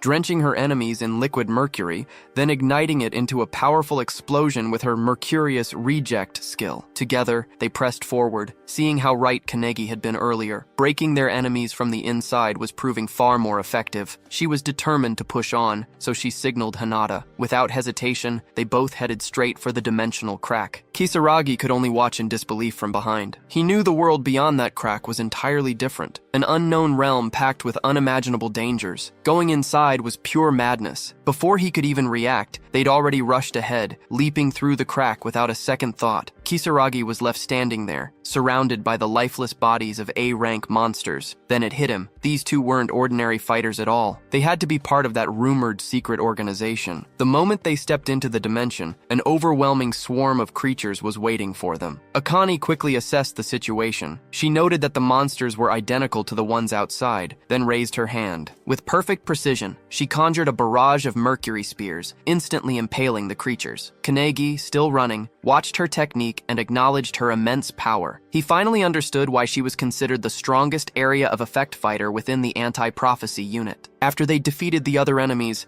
Akane now stood in front of a massive bear monster. Just as she was about to attack, though, Hanada leaped toward it first. The bear saw him and swung its claws, but Hanada dodged by, jumping onto the roof. He then followed up with a barrage of kicks all around the beast. Kanegi watched, amazed, as Hanada moved so effortlessly, simply giggling. But then, to his shock, Kanegi suddenly rushed at the bear and unleashed a barrage of kicks, just like Hanada had. He even asked Hanada if it looked similar to his own technique. Hanada was taken aback, but he couldn't help but smile in amazement. Once they'd defeated the monster, they ventured ahead. Akane noticed that the deeper they went, the fewer enemies they encountered. They finally reached a huge open space that looked just like an arena. Suddenly, they felt an aura all around them, and they knew something was coming. Suddenly, to their shock, a huge, enraged Minotaur warrior monster jumped right in front of them. It wasn't just any Minotaur. It was a boss-blind one with a triple S rank power level. Hanada and Kanegi were totally taken aback by how massive it was, but Akane just stood there nonchalantly, wondering if this was really the boss. Then, a bunch of spears shot out from the portal. Akane yelled at the others to hit it with their strongest attacks,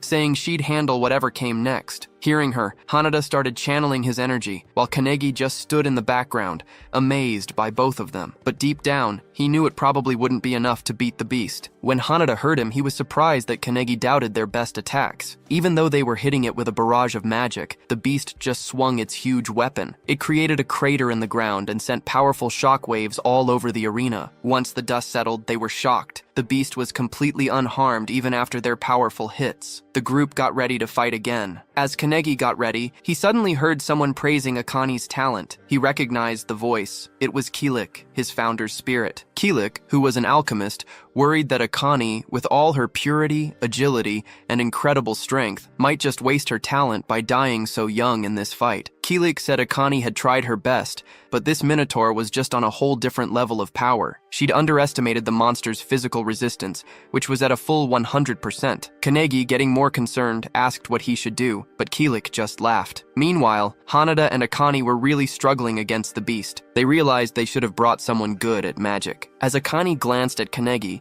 she was taken aback by the strange energy coming off his body. Kanegi had given control of his body to Kilik, who then cast his powerful spell, Mercurius, right onto the beast's legs. The spell froze its lower body, completely stunning Akane. She was shocked, not just because Kanegi used the same kind of skill as her, but also because he used it in a way that totally immobilized the beast. Kilik, still controlling Kanegi's body, looked at Akane seriously and called her a fool. He then scolded her for not being flexible enough with her expertise, telling her she still needed to learn how to control substances in 3 different forms to really become an alchemist. As Kilik spoke, he simultaneously filled the Minotaur's entire body with mercury. Just as the liquid metal started seeping from the monster's mouth, he cast a boiling spell. The mercury inside the beast quickly heated up, boiling from within, and its toxic fumes spread throughout the arena, making it hard for the others to breathe. Akane watched, amazed, Realizing Kilik hadn't used brute force, he'd used extreme temperatures to take down the monster instead. Meanwhile, the Minotaur writhed in agony, its body overheating from the inside. While he was casting the spell, Kilik casually told Kanegi he wanted to make Akane his disciple. Kanegi, though, just brushed it off as a joke. Eventually, the boiling mercury overwhelmed the Minotaur, turning it into a lifeless heap on the ground. And just like that, the day's mission, beating the boss, which was classified as a level 3 prophecy, ended in victory. Akane watched in disbelief, unable to grasp what she'd just seen. Kanegi had used a skill that should only be available to an awakener living inside a crest. Akane knew he had to be in the same class as Hiko, but he'd still managed to use alchemy at her level. Still shocked, she demanded to know who Kanegi really was. With a confident smile, Kanegi reached out his hand and introduced himself. Akane, annoyed but intrigued,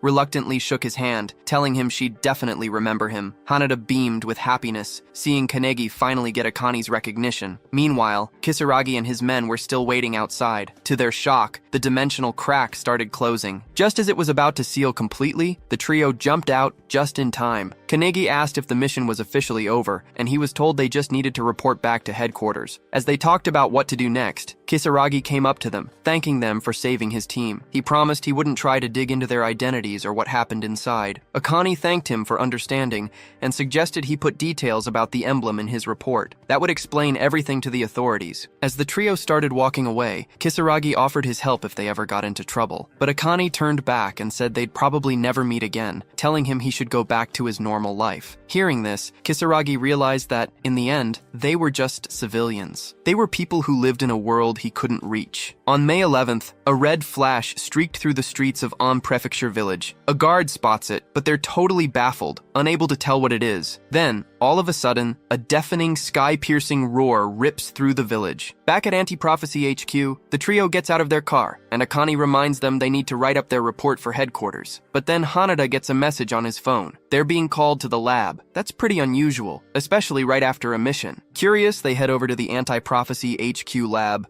where two people are already waiting. One person standing on a stage, while the other's sitting in the stands. The one sitting then says, in a really authoritative voice, that Akane took way too long to handle a rank 3 disaster. Kanagi immediately recognizes him. It's the red-haired guy from earlier. Akane, though, is enraged by his condescending attitude. She's annoyed he's acting like he's the leader when he isn't. Hanada quickly steps in to try and calm things down, asking what Director Kurihara needs. It turns out the man on the stage is the director himself. Once everyone settles down, he plays a video the analysis team sent. The video shows a glowing, red-hot piece of charcoal, which the director explains is a prophecy grimoire. He explains they found it in a volcanic region, and they've been analyzing it ever since. Kanagi wonders if it's even possible to read a grimoire that's in such bad shape. But the director, adjusting his glasses, reveals they managed to get some info out of it using AI and X-ray tech, even though what it actually says isn't clear yet. But what they did manage to decipher was one prophecy that clearly mentions Japan. Everyone in the room is shocked, especially Akane, because this is a totally new prophecy they've never seen before. The director goes on to explain that anti-prophecy research is really advanced,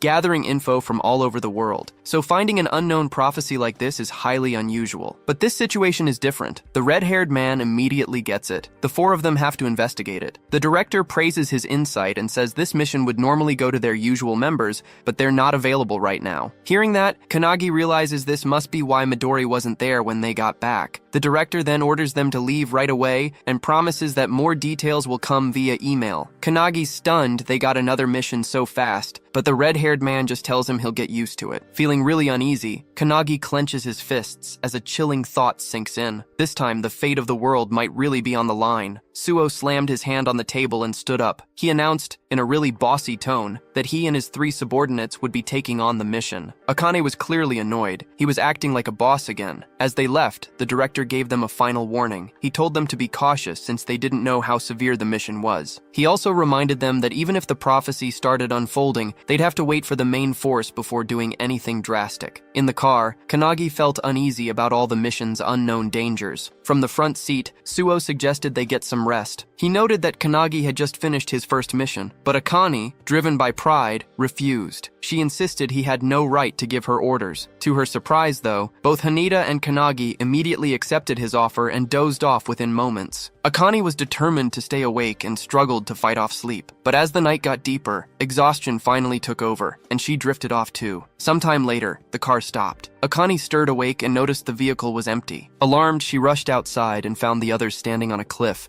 staring down at a glowing light below them. What she saw left her in utter disbelief. A massive magic circle sprawled across the ground, its scale far beyond anything they'd imagined. Haneda quickly grasped how serious the situation was. It was far worse than they'd expected. The prophecy was nearly complete. Skeletal figures were emerging from the ground, still trapped inside enormous crystals. Their eerie glow cast an ominous light over the entire area. It sent chills down their spines as they realized they might already be too late. These skeletons were the 23 residents of the village mentioned in the report. Suo recalled a similar incident from the past. 30 years ago, the Wakayama mansion had mysteriously vanished, and a dimensional rift had nearly opened. As he explained this, the massive pillar at the center of the magic circle began to erupt with bursts of energy. Noticing this, Suo urged them to move quickly. Haneda drew his sword and asked what they should do. Suo revealed that they had to stop it. Akane quickly reminded him of the director's orders. They'd been told to wait for more orders, but before they could even discuss it, they felt a huge aura behind them. When they turned around, they saw Kanagi covered in massive energy and ready for a fight. The group immediately realized Kanagi felt much stronger than before. Even so, Suo wasn't fazed at all. He just smirked, leaped forward, and told the others to come with him. Everyone rushed after him, though Akane warned him not to be so reckless. As they charged down toward the magic circle, Hinoki and the mage suddenly picked up a smell in the air. It felt eerily familiar, a scent they'd come across many times in their lives. Just then, the ground trembled violently, and with an explosive burst, a huge hand shot up from under the earth. Hinoki's eyes went wide in shock. He now knew exactly what they were smelling. It was the stench of a forbidden technique, the very prophecy written in the Book of Scorching Heat. Hinoki explained that long ago during the Epsi period,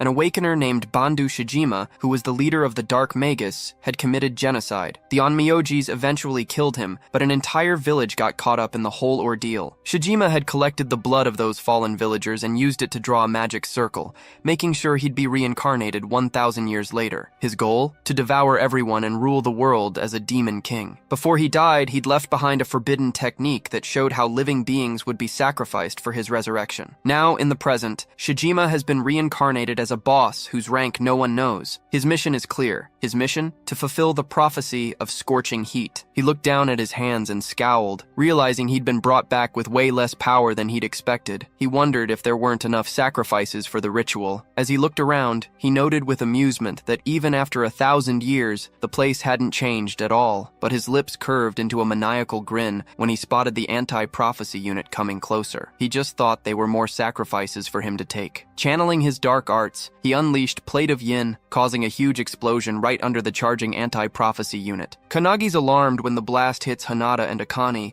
but they're fine once the dust clears. Then, his expression darkens as he sees a dark magic circle appear under where they landed. It's the Death Realm, dark art. Hundreds of spirits come out of the circle, reaching with their ghostly hands to grab Hanada and Akane. They struggle, quickly realizing Shijima's much more skilled than they thought. As Shijima watches his spell work, he suddenly feels something behind him. It's Kanagi hitting him with a surprise attack. Shijima easily dodges, bending and sidestepping without any effort. He smirks, calling Kanagi an amateur, then casts Plate of Yin right under him. The blast goes off, but to Shijima's surprise, Kanagi's unharmed. Kanagi hits back with his Thunderbolt Hadad skill, but Shijima blocks it by using his own dark magic. Even though he stopped the attack, Shijima's impressed by Kanagi's skill choice. Out of the smoke, Su walks up behind Shijima and uses the Chrysanthemum spell, sending a bunch of sharp knives flying at him. Shijima's surprised but easily dodges by jumping into the air. While he's up there, Suo uses another spell, showing he already knew Shijima wouldn't be taken down by such a weak skill. Suo slams his weapon down and uses the Autumn skill,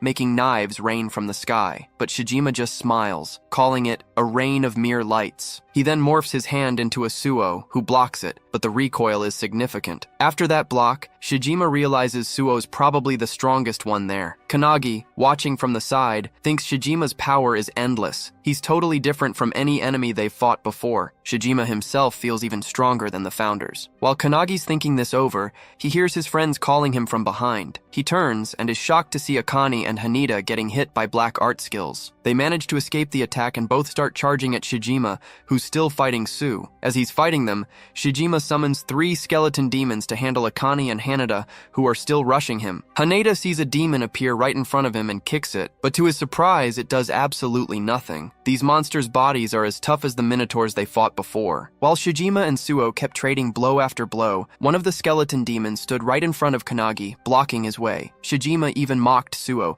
telling him he wouldn't get any help from his friends. But right after Shijima said that, Suo slashed him straight on the shoulder. "I don't need any help," he declared, then pointed at Shijima. "Stay away. I only rely on my own ability." Shijima just wiped the blood from his wound and started yelling like a madman, screaming that he didn't need anyone either and would devour everyone. With that, he charged right at Suo, who barely managed to block the attack just inches from his body. As Suo struggled to hold off Shijima's relentless assault, he heard someone call his name from behind. It was Kanagi, charging straight for Shijima. Shijima was stunned to see Kanagi, especially since he'd sent a demon to stop him. He quickly looked back and saw the others still fighting their demons, but the one he'd sent after Kanagi lay cut clean in half. While Shijima was trying to process all this, Kanagi landed a powerful punch right to his face, sending him skidding across the ground. Even Suo was impressed by the attack. Kanagi then suggested they fight together to beat Shijima. Suo was shocked for a second. Kanagi and Akane hadn't even beaten their own opponents yet, but this guy had, and now he was offering to help him. But Suo's pride got the best of him. He flat out rejected Kanagi's offer, declaring, "I don't need anyone's help. I'm more than enough to fight alone." Kanagi couldn't believe it, but before they could argue anymore, Shijima suddenly closed in. He unleashed his Magatsu's breath technique,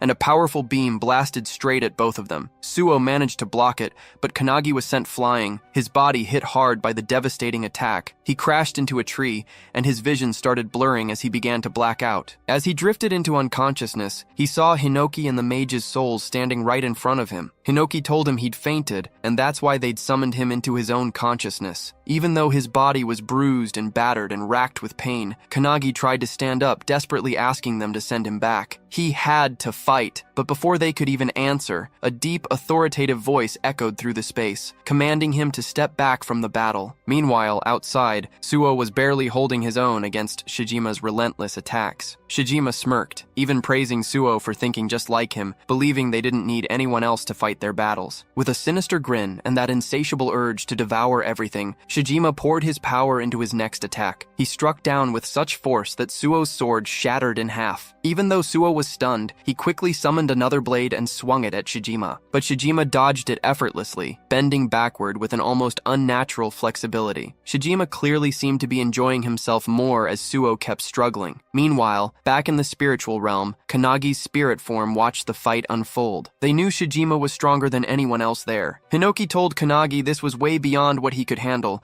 and the mage added that Shijima's precision was terrifyingly high. If more humans had been living in that place, Shijima might have already become a demon king. She warned Kanagi that if Shijima took his life too, he'd get even stronger and wreak havoc on civilization. She even said their discovery of the grimoire was just a coincidence. Then Hinoki stepped forward, asking Kanagi to lend them his body so they could deal with it. But to their complete shock, Kanagi flat out refused. He apologized, but said firmly, "This isn't training. This is real." He explained he had to overcome this obstacle himself, just like he'd have to in the future. Full of confidence and determination, he looked at them and asked if they agreed. The mage tried to argue, but Hinoki interrupted him with a laugh. He told Kanagi, "You've already defeated us." Hinoki put a hand on Kanagi's shoulder, reminding him of his claim to surpass the founders. Then he urged Kanagi to go, use everything he's learned, and do things his way. This really boosted Kanagi's confidence. With a determined look, he faced the battlefield, asking the founders to watch over him. Without a moment's hesitation, he dashed toward the field where Shijima and Suo were still fighting hard. Suo looked battered and beaten. Just as Suo opened his eyes, Shijima struck again, sending him flying through the air. While Suo was airborne, Shijima got ready for his final blow to finish him off. But just as Suo braced for impact, someone grabbed him mid-air. Kanagi grabbed both Suo and his sword. While still mid-air, he quickly burrowed Suo's sword, and with a swift move, he threw Suo toward the ground, safely out of the way of Shijima's incoming magic beam. Suo landed hard on the ground, and Shijima immediately turned his attention to Kanagi, who was still in the air. Shijima releases another Magatsu's breath right at him, but he's shocked. Kanagi is calmly using Hinoki's one-handed sword style. With sharp focus, Kanagi slashes right through Shijima's breath attack, cutting it cleanly in half. Then, with precise control, he strikes Shijima's arm, cutting it clean off his body. Shijima is stunned, horrified, and speechless. He doesn't know what just happened. Shaking with fury, he yells about his identity. But Kanagi, looking completely determined, responds coldly that he's the one who will surpass the founders. The mage watching asks Hinoki if Kanagi will beat the Dark Magus, but Hinoki himself doesn't know yet. Still, Hinoki is certain Kanagi isn't foolish. He suspects Kanagi might have learned something new while sleeping in the car on their way here. A wide smile spreads across Hinoki's face, making him wonder if it's something even he doesn't understand. Suo is just as shocked, watching Kanagi move so efficiently and fluidly. Only moments ago, he'd refused Kanagi's help, but now that very help is saving his life. Meanwhile, Kanagi keeps relentlessly slashing at Shijima, forcing Shijima to teleport backward. Shijima counters with his dark art skill, Pomegranate, sending a barrage of energy blasts toward Kanagi. Kanagi tries to dodge them, but he quickly realizes they're tracking him. Kanagi jumps around trying to get away, but the blasts just keep chasing him. Suddenly, he remembers one of the founder's skills, Aftershock. He slams his foot into the ground, raising a stone barrier in front of him to block the incoming attacks. Shijima is surprised by Kanagi's tactics, but quickly throws more blasts his way. Kanagi responds by using the shattered stone fragments to shield himself again. Then, seeing his chance, Kanagi combines two skills and flashes behind Shijima, but Shijima barely manages to dodge just in time. He counters immediately, unleashing his Plate of Yin Blast and striking Kanagi. Kanagi takes the hit, but he absorbs most of the impact. Using an airborne rock as a springboard, he lunges at Shijima, remembering the lessons from the founders. Shijima dodges again, but the sheer variety of techniques Kanagi uses leaves him stunned. Even the founders, watching from afar, are just as shocked by Kanagi's quick growth and constant assault. But Shijima isn't done yet. With a dark glare, he activates his forbidden art, summoning a towering skeletal monstrosity by fusing skeletons together. This giant creature looms over everyone, giving off a powerful, evil aura. Shijima smirks. "This is the end," he says. The giant skeleton swings its massive hand toward Kanagi, and the founders yell at him to run. But Kanagi just stands there, motionless, staring at the attack coming his way. He's deep in thought, realizing he still doesn't have enough power to beat Shijima, even if he gave it his all. He knows he needs something more, something beyond his current limits. Recalling the lessons from the mage and Hinoki, Kanagi remembers how to wield Shining Flame and Hinoki's one-handed sword technique. He recalls Hinoki teaching him the wave blade attack and various slashes. Drawing upon both teachings, Kanagi channels Shining Flame into his hand, while infusing his sword with Hinoki's skill, transforming his weapon into a blazing blade. The mage and Hinoki watch in shock. Kanagi has just achieved the impossible. Holding his newly empowered weapon, Kanagi stands ready. The technique he has just executed is called Blazing Fire Cutting Blade. Without hesitation, he dashes the skeletal beast, swinging his fiery sword as Shijima watches in utter disbelief. Remembering Hinoki's teachings about the blade and mage's magic arts, Kanagi desires more than just those two. With that determination, he manages to use the Blazing Fire Cutting Blade skill, engulfing his sword in flames. With a swift swing, he cleaves through the skeleton, splitting it from head to toe while also slashing Shijima in half. Everyone is shocked by this feat, combining two magic skills in such a way. The alchemist founder is particularly amazed, calling Kanagi an irregular for his ability to switch and combine all kinds of skills. He never expected Kanagi to be capable of merging techniques so effortlessly, and he suspects there may be even more to his potential. Suddenly, the alchemist vanishes, leaving Hinoki confused. Mage, overhearing his words, agrees, realizing they may have underestimated Kanagi's abilities. She now feels a twinge of concern, wondering if it's wise to raise someone like him. However, Hinoki is thrilled by Kanagi's power and eager to see just how far he can grow. As Kanagi lands on the ground, exhausted, he is shocked to see Shijima, who had been cut in half, beginning to regenerate from his own blood. Furious, Shijima snarls that if the attack had hit his head, he might have died. Channeling a dark energy, he forms a death ball, vowing to end things himself. But just as he speaks, Tsu suddenly slashes his throat from behind. Shijima is decapitated, caught completely off guard. As his body collapses, Tsuo grabs Kanagi, who has fallen unconscious. Holding him, Tsu recalls a distant memory. His older brother once carried him in the same way. It had been a freezing night under a bridge, with snow covering the ground. His brother had promised to get food for him in the morning. As Tsu drifted off to sleep,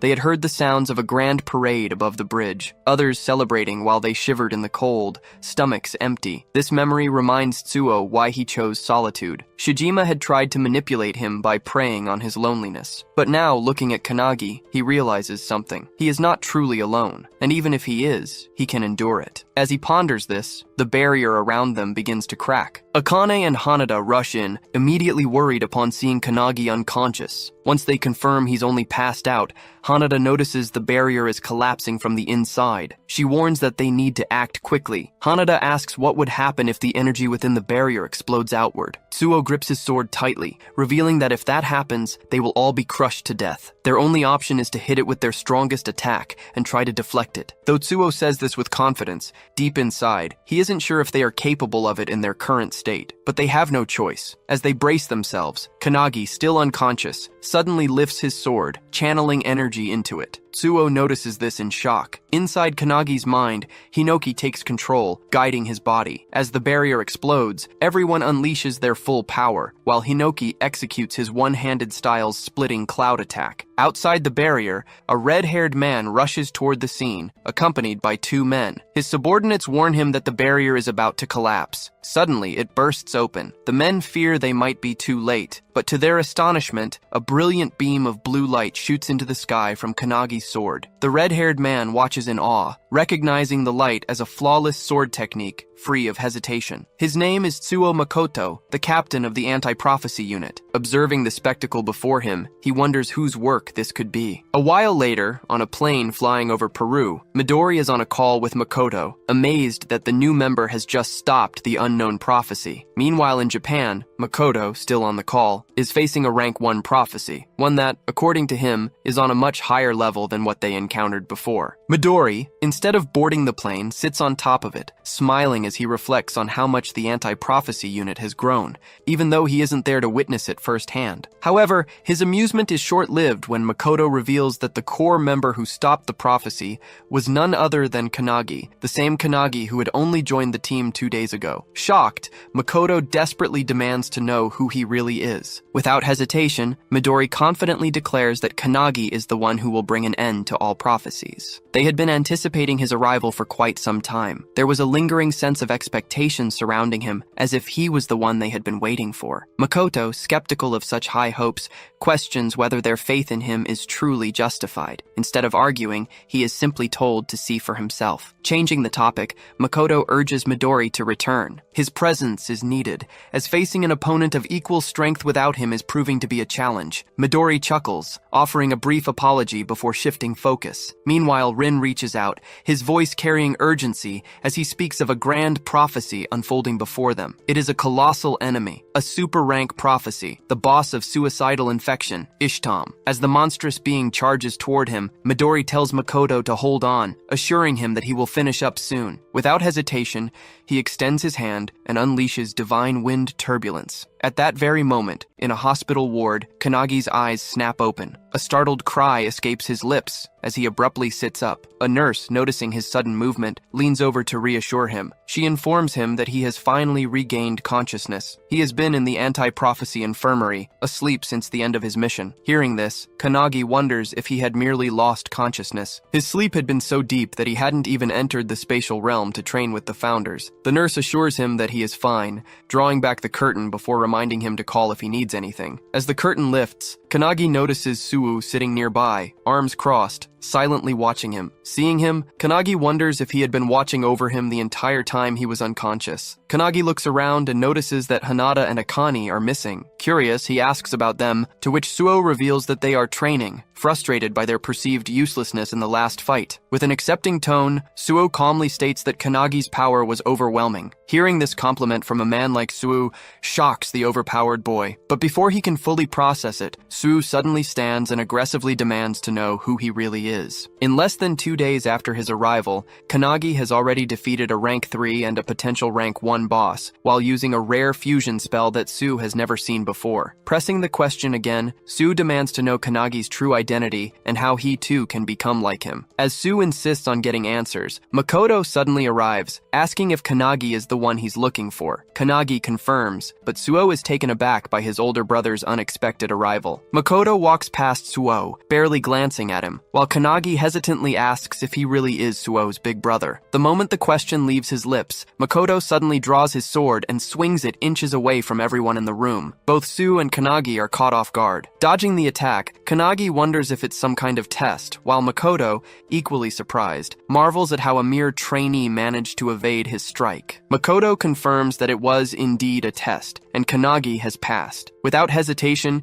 he introduces himself as the captain of Su's squad, Su Makoto. The realization hits Kanagi hard. Makoto truly is Suo's older brother. After a brief pause, Makoto announces that due to Kanagi's extraordinary performance against the rank 1 disaster, he will be joining his squad temporarily. The announcement stuns Kanagi, but Suo is even more shocked. A tinge of jealousy creeps into him. Despite being Makoto's younger brother, even he is not allowed to join his squad. Wasting no time, Makoto orders Kanagi to follow him for a briefing. While in the background, Suo clenches his fists so tightly in frustration that his knuckles begin to bleed. Meanwhile, in the training area, the anti-prophecy unit duo is training hard. Akane wields multiple weapons, while Hanada focuses on blocking her attacks. However, no matter how much they push themselves, they know that reaching Kanagi's level is nearly impossible. As they continue practicing, Midori suddenly walks in, announcing his arrival with chocolates from Peru. To his shock, they completely ignore the chocolates and rush toward him, eagerly asking how long he will be staying in Japan. When Midori reveals he will be there for a week, the duo immediately insists on training under him during that time. They refuse to let Kanagi surpass them without a fight. Taken aback, Midori hadn't expected them to be this determined. He agrees to train them, but then asks about Su, wondering if he wants to join. Just as he finishes speaking, Su arrives, his expression filled with sheer determination, as he confirms that he will be joining as well. Meanwhile, in the hall, Kanagi keeps pace with Makoto's fast strides as he leads the way. Back in the training room, the group is shocked to see Suo just as determined to join them. Suo reveals that Kanagi has been scouted by his older brother to temporarily join his squad. This revelation stuns the duo, making them realize just how far Kanagi has progressed. Being personally recruited by Makoto is no small feat. However, Suo sees this as a sign of his own shortcomings compared to Kanagi, believing he must improve himself even more. Meanwhile, in the hallway, Kanagi, growing curious, asks Makoto about the meeting. Makoto reveals that it concerns their next mission, for which they will depart the following morning. As they walk, Makoto suddenly stops and asks if Kanagi is close to his younger brother. Recalling their last battle together,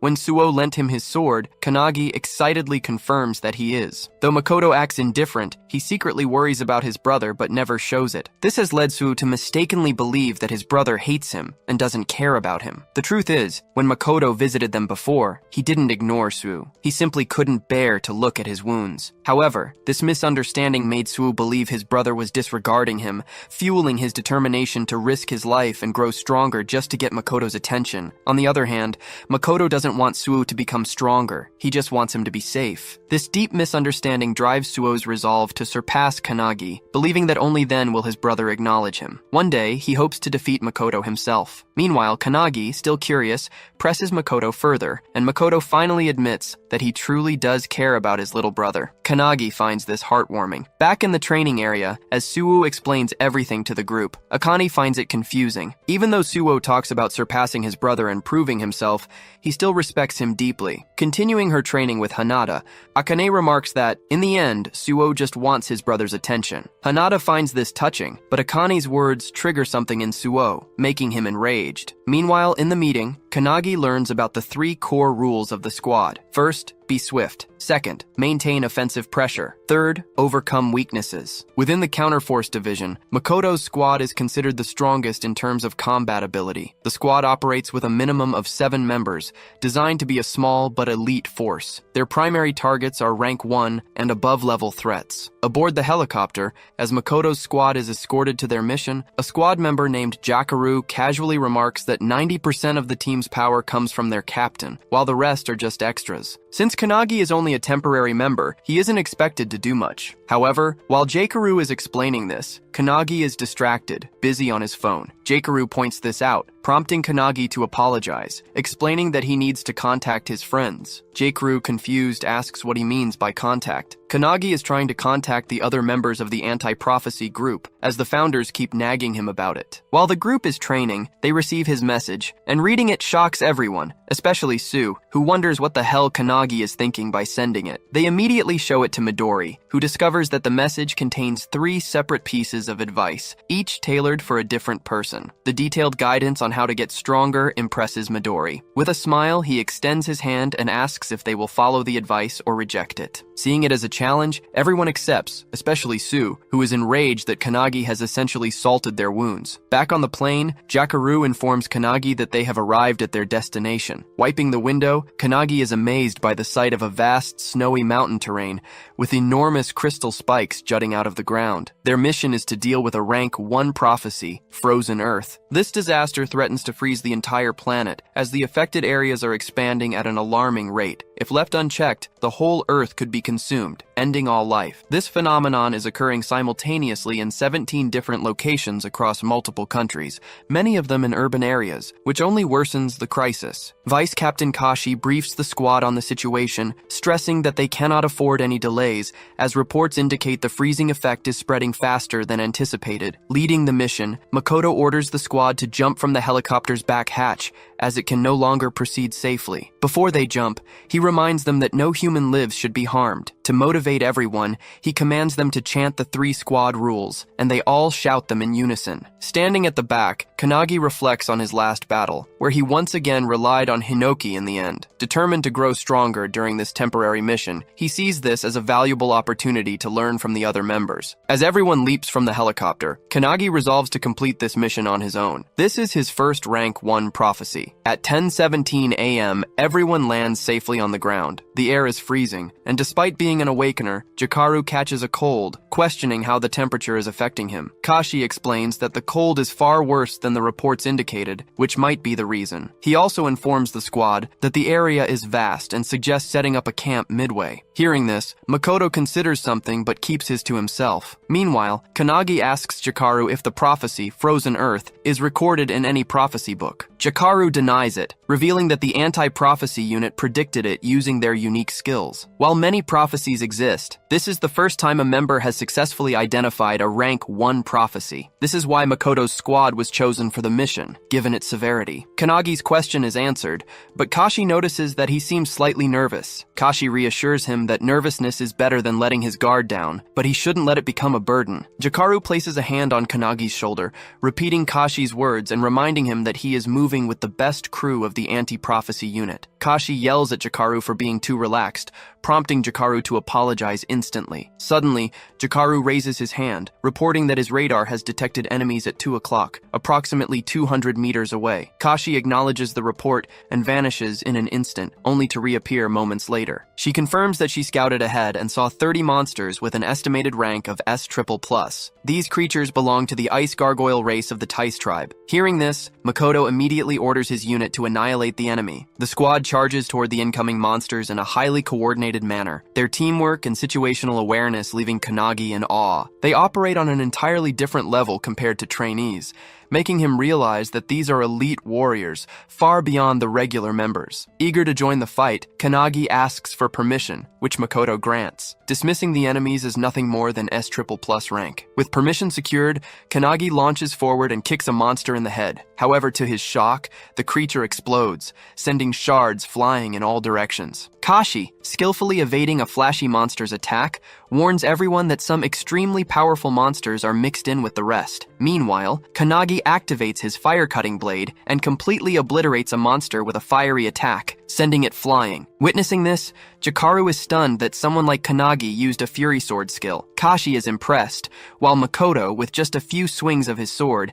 effortlessly slices through the remaining monsters. He also takes note of Kanagi's fiery sword and realizes that the blue light beam he saw earlier must have come from it. With the monsters defeated, the squad sets up camp in the mountains and begins eating. During their meal, Kashi asks Jaikaru what else he saw on his radar. Jaikaru reports that there are no boss boss-level threats within a 10-kilometer range. Hearing this, Kashi sighs in relief, confirming that they can spend the night there. However, she soon wonders, where have Kannagi and the captain gone? On the other side, Kannagi sits by his own campfire, attempting to fuse his spells together just as he did before. However, as he focuses on the process, the captain suddenly arrives from behind and calls him out for his enthusiasm about training. Caught off guard, Kannagi nearly jumps out of his skin as Makoto scared the hell out of him by approaching so silently. After calming him down, Makoto sits beside Kannagi and asks if this is his first time camping and whether he finds it difficult. Kannagi enthusiastically claims that he's fine, but to his surprise, Makoto casually states that he just wants to go home and smoke. Kannagi is taken aback. He never expected someone like the captain to talk about smoking. However, to Kannagi's shock, Makoto then reveals that he's desperate to smoke his cat. Confused and alarmed, Kannagi misinterprets his words, thinking he's talking about drugs. He immediately questions the captain about his cat, to which Makoto, getting uncomfortably close, pulls out his phone and shows him a picture. Kannagi asks for the cat's name, and Makoto reveals it's Oribe. As Kannagi examines the picture, he notices the cat's ferocious gaze, but instead asks if Makoto really misses him. To his surprise, Makoto denies it, revealing that Oribe is a complete menace, always scratching his stuff, vomiting everywhere, and being an overall nightmare. Yet despite all of that, Makoto admits that the cat is still adorable, just like his younger brother Suo. Kannagi finds it strange that Makoto is talking this way, but he listens as the captain, in a hopeful voice, expresses his wish to one day talk with Suo the same way he's talking with Kannagi now. Kannagi, being an only child, admits he can't relate, but he offers a suggestion. Perhaps Makoto should treat Suo the same way he treats his cat. Hearing this, Makoto smiles and agrees. He then shows Kannagi some videos on his phone, shocking him with footage of the captain treating his cat like a baby. Amused, Makoto questions whether that kind of behavior is really okay. Then, with a soft expression, he looks at Kannagi and asks if they can practice together. In his mind, Kannagi doesn't really want to, but before he can answer, Kashi arrives, searching for them. She requests that they return to camp, reminding them that they have to depart early the next morning. Makoto agrees without complaint. That night, however, Makoto and his crew remain unaware of a mysterious figure venturing into the snowy land. The person, casually dressed as if heading to the beach, moves deeper into the frozen terrain. When stopped, he claims to be on a mission to fulfill the prophecy of that place. Holding a small book in his hand, he declares it an important mission. He is a solo awakener heading toward the very same mountain as Makoto and his squad. At the camp, as Kannagi sleeps, he finds himself training in his dreams with the founders. Today's lesson is archery, meant to improve his concentration. He practices with a heavy bow under the guidance of Margit, who is instructing him. Noticing Kannagi sweating, Margit asks if it's painful to keep his focus steady. As they train, Hinoki loudly complains about why it isn't a sword training day, but the mage quickly silences him, reminding him that it was his turn the previous day. Despite the noise, Margit is impressed that Kannagi remains undisturbed, showing significant improvement in maintaining his concentration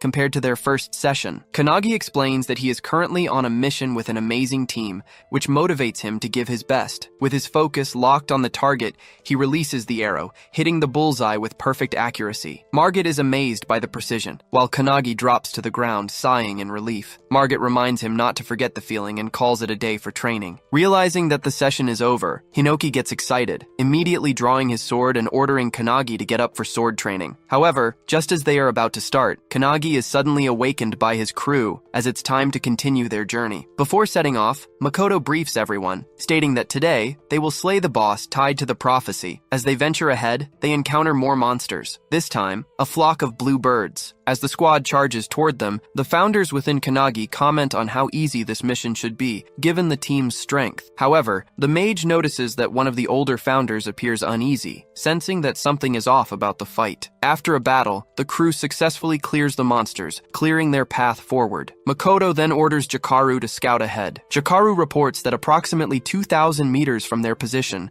there is likely a major boss, and it is heading straight for them. He then delivers horrifying news that the monster will reach them in just 10 seconds. Within moments, a towering figure known as the unknown god Calamitas comes rushing toward them with a ferocious, maniacal expression. Her aura is completely different from any monster they have faced before. Makoto immediately orders his crew to engage, and they all flash toward the boss in perfect coordination. Jakaru uses his abilities to shackle the creature, while Kashi slashes at it from all angles. However, to their shock, their attacks leave no visible damage. The boss remains completely unscathed. despite their well-executed combo. Just as the boss is about to counterattack, it suddenly senses something approaching from above. It's Kannagi, descending with a powerful sword strike. Remembering what Akane and Hinoki taught him about executing a vertical slash, he unleashes his strongest attack first, ready to strike with full force. Combining his power, Kannagi attacks with his blazing fire-cutting blade, sending a beam of fire toward the boss. However, to his shock, it has no effect. The boss immediately counters, swinging her own sword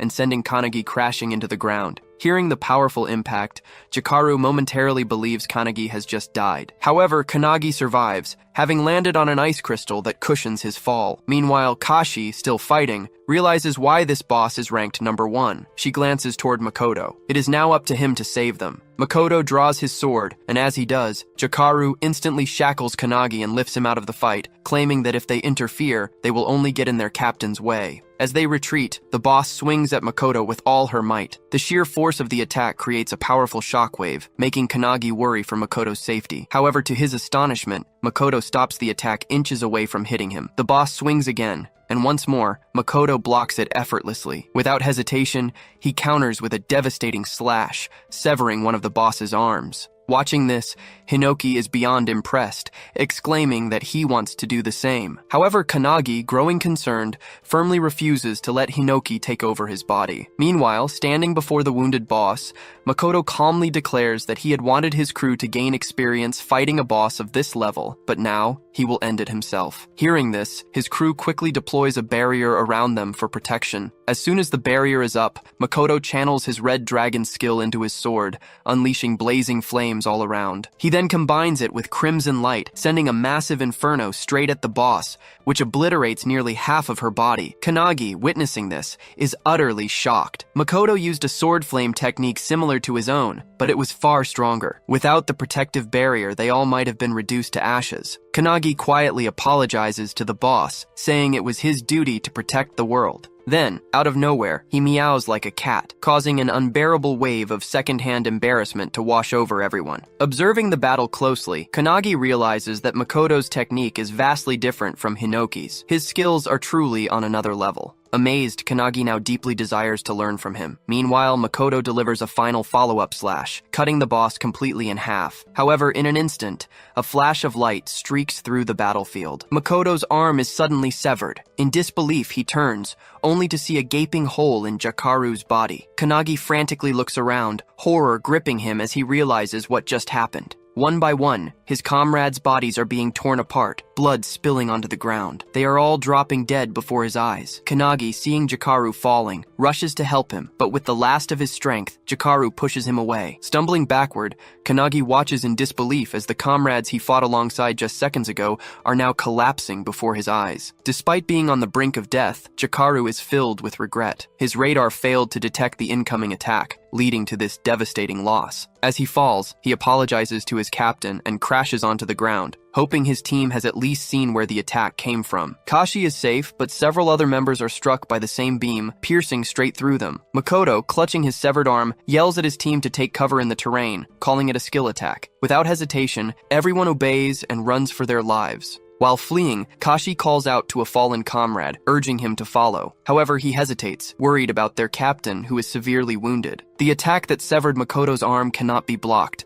not even by a barrier because its properties allow it to annihilate everything it touches. Suddenly, another beam hurtles toward Makoto, but he narrowly dodges it by leaping into the air. Kashi watches in growing fear as the boss unleashes a relentless barrage of attacks while simultaneously regenerating. Realizing they must take down the boss in one decisive burst, she turns to Kannagi, only to find him kneeling on the ground, frozen in shock. Kannagi stares at the of his fallen comrades, his voice barely above a whisper as he pleads with the founder Valentine, asking if she can resurrect them. However, with an embarrassed expression, Valentine apologizes. She cannot bring back the dead. Kannagi falls silent for a moment, then takes a deep breath. He calls upon all the founders, admitting that while he wanted to handle everything himself this time, he now realizes he may need their help once again. Without hesitation, Hinoki steps forward and takes control of his body. Meanwhile, Makoto, analyzing the attack, realizes that it completely bypassed Jakeru's radar. Since Jakeru's radar can only detect threats within a 3-kilometer range, the attack must have originated from beyond that distance. This single strike not only killed Jakeru, but also severed Makoto's arm, proof that their hidden enemy is at least as strong as he is. Determined not to let his fallen comrade's sacrifices be in vain, Makoto pushes beyond his current limits, channeling power far beyond his normal capacity. He focuses his energy, using his heightened senses to pinpoint a location over 3 kilometers away, despite the obstacles concealing the enemy. Clenching his sword, he remembers those who have fallen today. Their deaths fuel his resolve. With unwavering determination, Makoto charges his blade with crimson light and unleashes a devastating blaze of fire. The scorching inferno rips through the ground, obliterating everything in its path, until, at last, it reveals the enemy who cast the deadly spell. It is the same boy who arrived there alone, casually dressed. He is impressed that Makoto managed to track him down after his attack, just as expected from the captain of the strongest squad. However, Makoto is shocked. His attack was completely consumed by this man. The boy claims that if Makoto still had his left arm intact,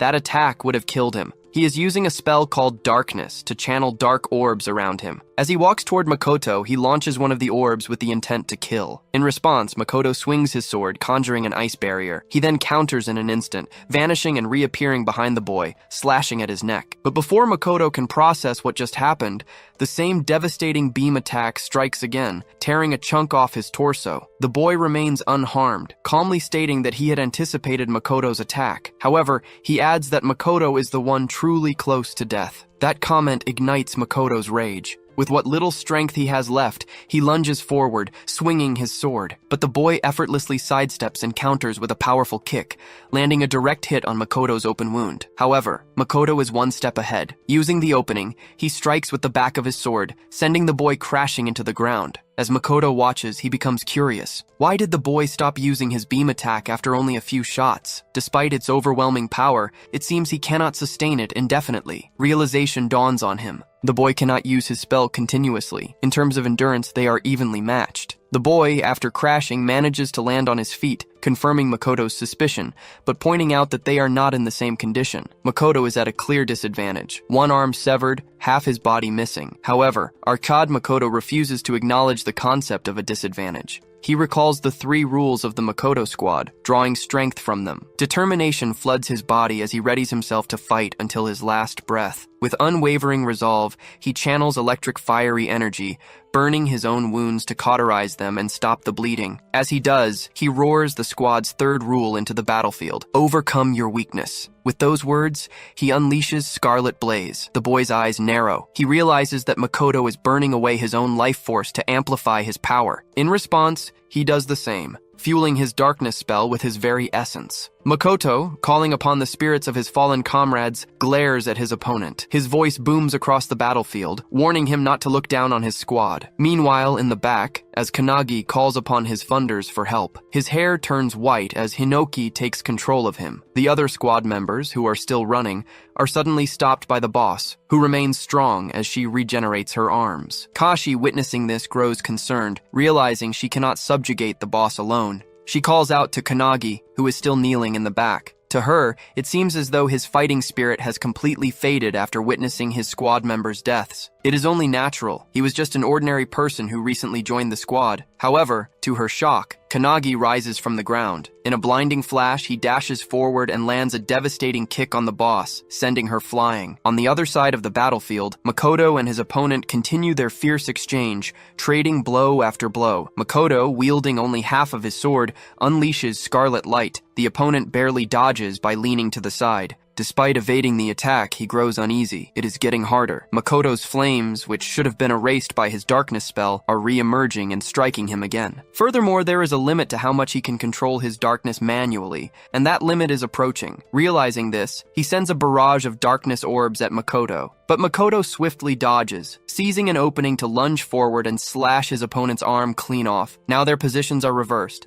However, despite losing his arm, the opponent leaps forward and drives his knee into Makoto's wounded arm. Makoto collapses to the ground in pain as the opponent slowly approaches. Looking down at him, he claims that losing an arm means nothing. After all, there is still a hole in Makoto's stomach. He then reveals something chilling. He had already anticipated Makoto's strategy. From the very first attack, he knew Makoto would engage in close combat. He acknowledges Makoto's strength, admitting that he always makes the best decisions and never wastes time. However, he also points out Makoto's flaw. He is too predictable. That, he declares, is the reason why Makoto will lose. Reaching into his bag, he pulls out a book. Holding it up, he claims that Makoto's defeat has already been decided by its contents. Makoto's eyes widen in shock as he recognizes it as the Book of Doom. The opponent opens the book, revealing a startling truth. The guy claims that if there is an organization that exists to stop prophecies, then it is only natural that another exists to fulfill them. Makoto is stunned as he never knew such an organization existed. The opponent then makes his final revelation that he is one of the 12 apostles of the apocalypse. He introduces himself as the 12th of darkness, the one destined to fulfill the prophecy. Makoto, still in disbelief, questions the reason behind his obsession with bringing about destruction. The opponent, flipping through the pages of the book, smirks and asks if he reveals will Makoto forgive him. Makoto is enraged by the mockery. Without hesitation, he swings his sword with all his might, nearly severing the opponent's shoulder. Makoto is confident that he can win this battle, as his opponent appears to be out of mana, and his body seems to be reaching its limit. Makoto channels the Red Dragon form, convinced that it will secure his victory. On the other hand, the guy, with his shoulder nearly severed, is still standing, declaring that this is Makoto's end. With that, he takes out a potion and drinks it, unleashing a flashy burst of light. The light blinds Makoto, and suddenly, within that brilliance, a powerful fist strikes Makoto's face, sending him crashing to the ground. As the dust settles, Makoto is in disbelief, seeing that all the damage he inflicted on the guy has been healed, and his opponent is back to full strength. The guy claims that the potion he used is an artifact, which allowed him to heal completely. With one arm, Makoto uses his Scarlet Light Blade again, sending a sword wave toward the guy. However, the guy disperses it with his darkness orbs and counters with a barrage of attacks. Makoto is left in shock, as the artifact the guy used is supposed to be controlled by countries due to how overpowered it is, and no ordinary organization should be able to possess one. The guy kicks Makoto in his gut wound, sending him to the ground, where he takes his final breaths. Seeing Makoto beaten, the guy lets out a sigh of relief, believing he has finally defeated him. Meanwhile, Makoto, remembering his childhood and his comrades, tries to reach for his sword. He also recalls Kanagi's words about treating his brother like his cat, which brings a smile to his bloodied face. With renewed determination, he picks up his sword, but as he is about to swing it, a darkness beam hits him, completely severing the hand holding the sword. The guy, with a confident tone, bids Makoto his final goodbye. However, just as he is about to deliver the finishing blow, someone arrives, parting the crystal behind him. It's Kanagi, backed up by all the founders, ready to get their revenge on the guy who made their disciple cry. Makoto notices Kanagi's presence and is initially worried, but soon realizes that it's not just Kanagi. Something else is emanating from him. The guy also notices the abnormality and the aura radiating from Kanagi. The boy in front of him no longer appears as a vulnerable target, but as an existence that will fiercely defend himself. Growing worried, the guy warns Kanagi not to move, threatening to kill Makoto if he does. However, as he speaks, his arm is severed from his body in a flash. The guy is shocked, unable to comprehend how it happened so quickly. Meanwhile, Kanagi simply swings his sword from a distance, the force of the strike even dulling his blade. The founders notice this, surprised that the sword dulled after just one strike. The alchemist founder steps in, transmuting multiple weapons for Kanagi to use in the fight. With pure vengeance in his eyes, Kanagi orders every founder to unleash hell on the guy. Meanwhile, the guy completely regenerates his arm, which shocks Hinoki. The mage founder explains it as reversal, a skill she didn't expect a modern awakener to possess. She speculates that the artifact he used continuously heals his wounds until its effect wears off. As she speaks, Kanagi launches an arrow that strikes the guy directly in the head. The guy didn't see it coming, but he regenerates the wound instantly. Seeing this, one of the founders asks the mage how they can kill the guy. She reveals that they must kill him repeatedly until he eventually dies. The guy uses his darkness spell as Kanagi loads another arrow. When Kanagi releases the arrow, the darkness spell tries to intercept it, but the arrow pierces through, striking the guy in the chest and head. The archer founder mocks the guy, asking if he truly believed he could stop his arrows. The guy regenerates his wounds and counters with a darkness orb's attack. Kanagi, using the founder's evasive powers, dodges the attack and flashes toward the guy, kicking him in the face. He then grabs the guy's hand and delivers a palm strike to his face. One of the founders notices that the guy can't use his annihilation beam attack if his vision is blocked by his own orbs, which works in their favor. Dodging the attack attack becomes easier because of this. Kannagi delivers a powerful blow to the guy's gut, sending him crashing to the ground. The founders wonder how many times they'll have to watch the same guy die and regenerate. Meanwhile, Kannagi walks over to Makoto, who, in his beaten state, asks if he is truly Kannagi. Kannagi denies it, explaining that the founders are using his body as heroic spirits. Using Valentine's healing power preservation, Kannagi begins healing Makoto's arms. As he heals, Kannagi reveals that they are in a hurry and must act quickly. Seeing Kannagi leave, Makoto understands that it's the founders who are in control. A short distance away, the guy gets back up, shocked that his spells are being dodged and countered so effortlessly. Without giving him time to think, Kannagi attacks him with a spear, piercing straight through his heart. The guy is relentlessly attacked, dying repeatedly without a moment to recover. One of the founders asks the mage if keeping the spear in the guy's heart will prevent him from regenerating. However, the spear passes through his body, and he begins to regenerate again. As the guy starts to recover, Kannagi delivers a powerful kick from above, crashing him back to the ground. Kannagi wonders which body parts regenerate first if they completely destroy his body. The guy begins regenerating from his hand, but by the time his full body is restored, he is gasping and exhausted. He is being obliterated, but refuses to let a boy stop him. Deciding to kill Makoto and escape, he rushes toward him, only to find Kannagi already sitting there, guarding Makoto. With a maniacal smile, Kannagi reveals that he is too late. Hinoki then takes control of Kannagi's body, and using his sword style completely cuts the guy's body into pieces. Even though the guy is obliterated, he doesn't fear death, as he believes he is fulfilling a prophecy. However, his resolve begins to waver in the face of something as terrifying as Kannagi. As the guy regenerates again, he tries to remind himself of his mission to fulfill the prophecy, refusing to let fear overcome him. He reaches for another artifact in his bag, but before he can use it, Kannagi cuts off his arm. The artifact scatters the ground, creating a powerful golden cage around Kannagi called the Sand Cage of Time. The regeneration effect on the guy ends, and he is unable to regenerate his arm. Relieved, the guy believes he has barely made it. The founders, seeing the cage, grow concerned, wondering what to do next since the guy's regeneration is nearly over. The guy, standing outside the cage, claims that even his darkness can't destroy the cage, so Kannagi can't kill him from within. With a nervous expression, he declares that he is going to leave, but before he can finish his sentence, Hinoki yells at him to watch closely. Suddenly, the guy feels a strong aura behind him and turns to see Makoto standing on his own 2 feet, still regenerating. How is Makoto that much of a Chad and overpowered? Well, it all goes back to his childhood when he trained with the best Midori. Even Midori lost to Makoto in a sword fight, which led him to suggest that Makoto find a better master to continue his training. Following the advice of the world's strongest awakener, Makoto searched for masters to become a disciple of those at the highest level. However, he surpassed every master he encountered, whether they taught him swordsmanship, magic, or agility. Every master gave up on him in less than a month. One of the masters recommended him to the strongest swordsman they knew at the time, Hinoki Ichika, the little sister of Hinoki. Ichika became Makoto's final master, and he trained under her for about 3 years. One day, while training with Ichika, Makoto asked about a sword technique mentioned in a book called Indomitable. Even Ichika couldn't figure out how the technique worked, claiming that it was a skill only Hinoki, the founder, could use. Makoto found it fascinating, as he had read about it in the book. However, Ichika soon realized she had nothing left to teach Makoto, as he had already mastered Hinoki's one-handed sword style. Makoto wanted to grow even stronger, but Ichika didn't know how he could progress further. She compared him to an unblooming bud,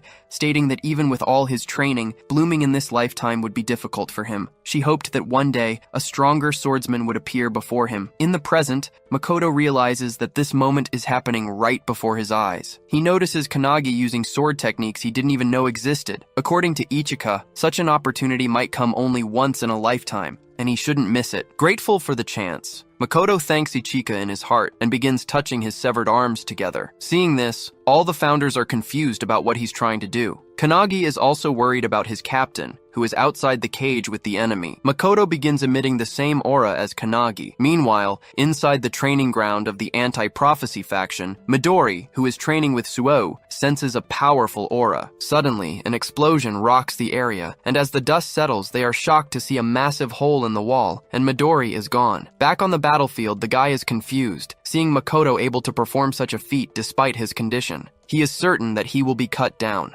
Witnessing this, Hinoki explains to Kannagi that people are like flowers, blooming at their true potential when they reach their peak, whether physically, spiritually, or through mastering an ultimate technique. For Makoto, This is the moment of his true potential. Hinoki, standing behind Kanagi, advises him to engrave what he sees deep in his mind. Kanagi realizes what Hinoki is trying to say. Like a blooming flower, Makoto lifts his arms as if holding a sword and, with unwavering determination, manages to use Hinoki's one-handed sword style's lost technique, Indomitable, the very technique he read about in the book. Even though the guy's darkness defenses are flawlessly activated, his body is cut in half without Makoto even wielding a physical sword. The guy wonders if this is the time and place where he will meet his end. As his body falls apart, Hinoki praises Makoto for materializing a sword that existed only in his mind. Meanwhile, Makoto, though standing in a state of confusion, feels that he has finally become the swordsman he always aspired to be. He considers it a blessing to have spent time with his family, friends, comrades, and subordinates. Every experience he's had has made him stronger. Even if this is his end, he remembers his little brother and his cat, apologizing to them in his heart. As he is about to lose consciousness, he sees Kanagi walking toward him, lending a hand with a smile. Seeing this, Makoto realizes that this death might not be the end, as he can still leave his legacy to the next generation through Kanagi. Grabbing Kanagi's hand, he thanks him and collapses to the ground. As the cage vanishes after the guy's defeat, Kanagi rushes toward his captain, feeling a deep connection through the crest of nothingness. All the other comrades lie lifeless on the ground, but as Makoto is about to join them, Midori comes flying in. He grabs Makoto just in time as he falls. Makoto dies in Midori's arms at the age of 23 after the battle with the darkness user. Pay, F for respect in the chat. Holding Makoto's body, Midori is in despair, unable to believe what has happened. He remembers a time when he asked Makoto why he became the captain of the squad while they were training. According to Midori, in the anti-prophecy unit, Makoto was the second strongest after him, and if he were to go all out, no one would be able to match him. Midori had asked Makoto if, with all that strength, he thought it was better to fight alone. This question surprised Makoto, and he asked Midori if he thought he wasn't suited for teamwork. However, the team was more important to Makoto than anything else. He wasn't sure how to express this to Midori, but suddenly his comrades called him through the security camera. In the group, Jakeru was excited because one of their comrades,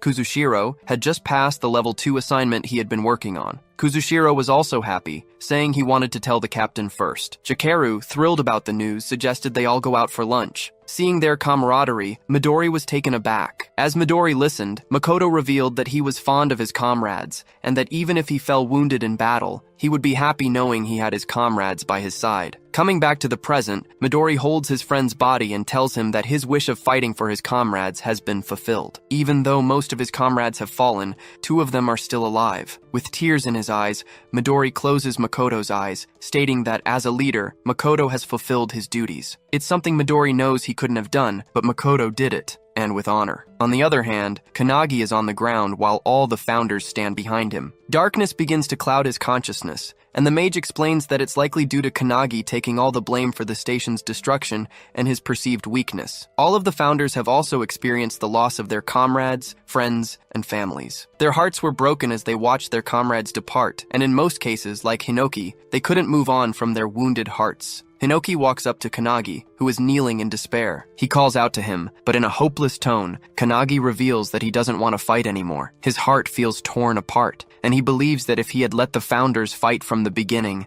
no one would have died. He now understands that in his attempt to become strong for others, he ended up becoming merely a vessel for the founders. Hinoki, hearing Kanagi's words, tries to say something, but Kanagi is too overwhelmed by his thoughts. He feels the hand he shook with Makoto in his consciousness burning like fire. Kanagi knows that Makoto entrusted him to carry forward his legacy. This brings tears to the founders' eyes, but what Kanagi says next shocks them. He declares that he now not only wants to surpass the founders, but to surpass them with every moment he has. Suddenly, a beam of bright light hits Kanagi as he declares his determination. From now on, he will not let anyone else die. Bro is now 1,000 levels mentally strong. 1 month later in Nagano Prefecture at Mitake Mountain, Suo is practicing hand-to-hand combat with Kanagi. He sends blow after blow toward Kanagi, who dodges them all. Kanagi then counters with a penetration attack, which Suo blocks, but the attack creates a shockwave behind him. Kanagi is shocked that Suo redirected the force of his penetration spell so effortlessly. As he processes this, Suo counters, but Kanagi is ready and uses Aikido to swing Suo around. Suo tries to kick mid-air, but Kanagi blocks it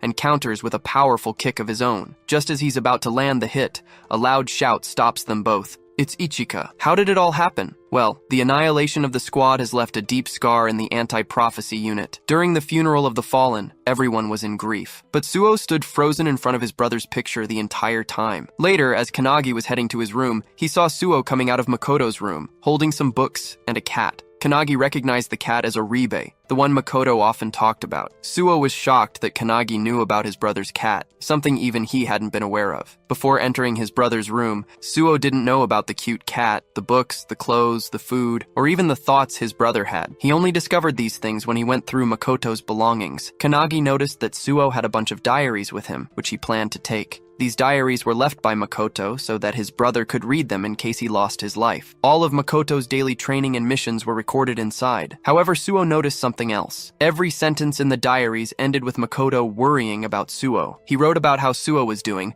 how the weather was cold, and even about Suo's achievements and life events. Reading this alone in his room, Suo broke down in tears, curling up on the floor as he realized that everything his brother wrote was about him. Comment a tear emoji if you're crying too. As Suo revealed all this to Kanagi, Kanagi also shared that Makoto always talked to him about Suo and his cat, Oribe. Hearing this, Suo teared up, declaring that from now on, he wants to get stronger so his brother won't have to worry about him from heaven anymore. With that, they both went to Hinoki Ichika to train. At first, she was cautious of them, until they revealed that Suo was Makoto's brother and that Makoto had fallen in battle. This shocked Ichika, but she kept her composure. In sync, both Suo and Kanagi requested her to train them to become stronger. Coming back to the present, Ichika is amazed at how much they've both improved, especially Suo, who has progressed remarkably. Kanagi asks about his own progress, to which Ichika responds with an annoyed sigh, claiming she has nothing left to teach Kanagi since he already knows everything. She jokes that it should be her asking him to teach her instead. She then kicks a stick toward both of them and, with a manic grin, declares that she is the sword, challenging them to come at her. With that, they both charge at her, Suo striking from the front while Kanagi attacks from above. As they fight, Kanagi is determined to get stronger and is confident that he will become the strongest awakener in the world. Meanwhile, in England, London, a man wearing a hat and coat walks down the night streets alone. As he turns a corner, someone recognizes him as one of the 12 apostles of the apocalypse, Katra. Katra also recognizes the person approaching him. It's Midori. Midori straight up demands that Quatra reveal the location of his base and comrades, warning him that if he says anything else, he will die. Hearing this, Quatra instantly summons his weapon, a strange heart-shaped pike, and challenges Midori to come at him. Suddenly, a burst of blood sprays from the alleyway, followed by Midori walking out unscathed. Outside, other members of the anti-prophecy group are waiting. Midori hands them the book, turns and leaves, stating that 7 people are left. They now have 5 books, meaning they've killed 5 members of the 12 apostles of the apocalypse, and Midori is now heading to the next target. Within the hunt of everlasting secrets, the anti-prophecy's top-secret facility, a book collected by Midori, is presented to an elderly woman. She is introduced as Io, the superintendent of the anti-prophecy unit. The man delivering the book confirms it is indeed from Midori, revealing that these are the prophecy books of the 12 apostles of the apocalypse. This man is Jengen, the assistant to the superintendent. Another assistant, a lady named Shiki, is also present. She suggests that the books might be parts of a single, larger book that has been dismembered. Io opens the book and remarks that eliminating the apostles and retrieving the books aren't the main problems. The real issue is that Midori is acting on his own, and it seems like Makoto's death has left a deep scar on him. Shiki, hearing this, wonders what they should do. Io, with a smile, orders them to leave Midori to her, assuring them that once he returns, she will prepare tea for him. Jengen and Shiki then propose that since Makoto's squad has been eliminated, leaving a gap in the anti-prophecy unit, they are willing to form a new squad under their leadership. Hearing this, Io falls into deep thought. Meanwhile, somewhere around Tokyo, a Rank 2 prophecy, the Rebellion, is unfolding. The boss of this prophecy is the God of Down. Members of the anti-prophecy unit are fighting the troops of the prophecy, but are struggling to defeat even a few of them. In their nervousness, they call out for their captain, Hibiki. Hibiki, the captain of the Hibiki Setsuna squad, steps forward. To her, the troops are boring and easy to defeat. She then looks back at Akane, who has joined her squad, and asks if she can handle it. Akane uses her Trismegistus spell, creating a massive blob of mercury. She warns everyone to stand back as she flows the mercury onto the ground toward the troops. Once every troop has their feet submerged in the mercury, Akane uses her gasification spell, converting the mercury into gas. The troops begin coughing and suffocating. Akane then follows up by converting the gas back into liquid mercury, which is now inside the troops' bodies. She uses crimson heat to boil the mercury within them, and finally, she solidifies the mercury, instantly killing all the troops by forming spikes inside their bodies. The entire squad is shocked,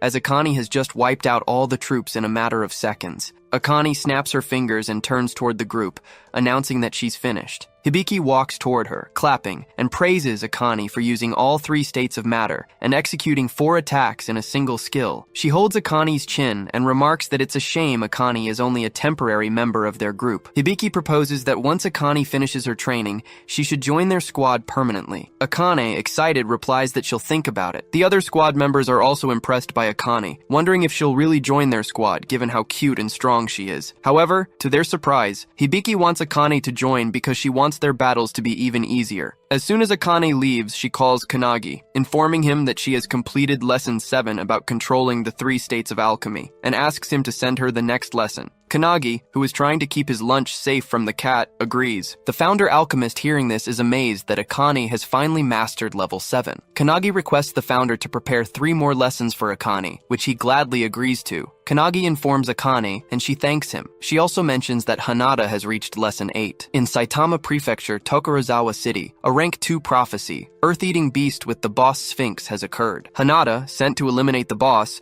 uses his lightning kick and completely destroys the boss with a single strike. With this, he completes his level 8 lesson on the lightning kick. The captain of the Todoroki squad praises Hanada and proposes that he join their squad. Hanada, like Akane, wants to think about which squad he should join. He asks Akane for advice, and she, excited to compete with him, claims that no matter which squad he chooses, she'll win against them. Kanagi, who is on a joint call with them, is happy that they're both getting stronger, and declares that he should get up and start training too. As Kanagi is talking, Suo gets annoyed that Oribe the cat always clings to Kanagi and not him. He yaps about it, and as he tries to pull the cat away from Kanagi, Akane asks if they've heard the rumor about a new squad forming. Kanagi hasn't heard about it, so she explains that a new squad is being formed to fill the gap left by Makoto's squad. The captain of this new squad will be selected from the member with the highest achievements. Kanagi takes the news lightly, but Akane has something else on her mind. She reveals that the real question isn't who will become the captain, it's whether Kanagi wants to form his own squad. At first, Kanagi brushes it off as a joke, but then he freezes, realizing the weight of what she's saying. Kanagi asks Akane why she said that. She reveals that there is a certain desire within the anti-prophecy,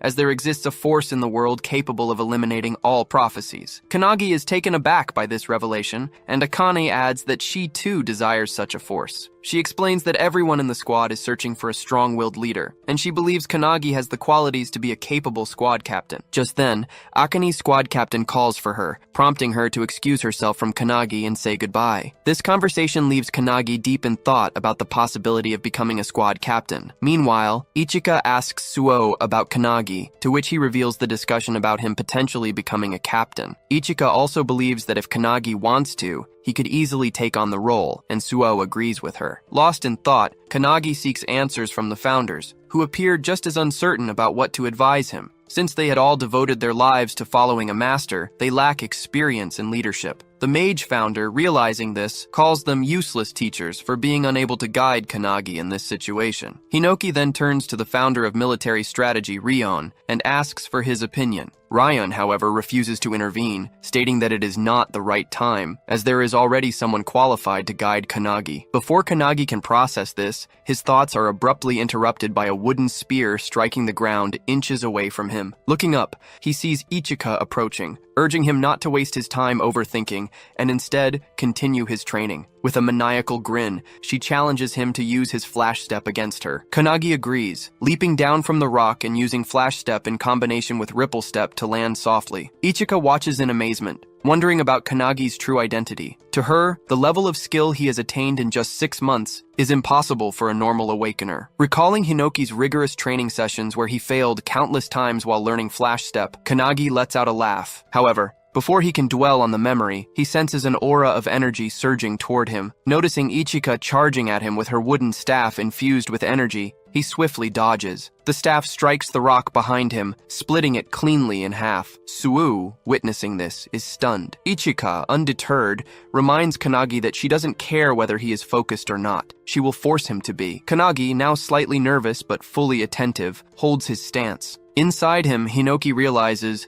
that Rion was referring to Ichika as the qualified person to guide Kanagi. The mage founder also comes to understand that Ichika is remarkably strong for a modern awakener, as expected from Hinoki's descendant. However, Hinoki denies having children, claiming it might be his brother instead. He acknowledges Ichika's strength, noting that since she trained someone as powerful as Makoto, she might be a living successor. However, as he says this, he notices her using a technique called Skyfall, something he has never seen before. This technique launches an electric zap toward Kanagi, who barely evades it. Realizing the sheer strength behind the attack, Kanagi understands that Ichika is going all out against him. Ichika charges forward and follows up with her Purgatory Sword technique, unleashing a powerful strike at him. Meanwhile, Hinoki watches in excitement, realizing that Ichika has developed a new technique by refining all the knowledge passed down to her. Outside, as Kanagi dodges the attack, Ichika is impressed. It's a technique he has never encountered before, yet he still managed to evade it. She praises Kanagi's one-handed sword style, noting that it closely resembles the techniques of the founder. This comment shocks Kanagi, and before he can respond, Ichika adds that he might be worrying about whether he could ever become as strong as Makoto. Kanagi is stunned, as this is exactly what has been weighing on his mind. Suo, overhearing this, is also taken aback. Kanagi's grip on his sword tightens as he recalls witnessing Makoto's strength firsthand, how he was an extraordinary squad captain. This is the very reason Kanagi keeps questioning whether he can ever reach Makoto's level. To his surprise, Ichika tells him that he doesn't have to be like Makoto. She suddenly yells at him to pay attention, channeling her energy as she executes her sword technique, Tengu Dance, creating a powerful water tornado. She explains that this technique was developed by past masters who built upon the founder's techniques. While these techniques may never match the founder's power due to the immense difference in strength, the masters never stop trying, gradually getting closer over time. Hearing this, Kanagi finally understands what she means. Ichika then reveals that she doesn't know exactly how great a Captain Makoto was, but from what she knew of him, he must have been an incredible leader. She adds that it won't be the same for Kanagi in the beginning, but if his skills, he definitely has the potential to reach that level. Pointing her wooden stick at him, she advises Kanagi not to try to become like Makoto, but instead to focus on the path entrusted to him. Hearing this, Kanagi remembers when Makoto shook his hand. Thinking back on that moment, he realizes he must look toward the future instead of dwelling on comparisons. A smile appears on Ichika's face as she declares that,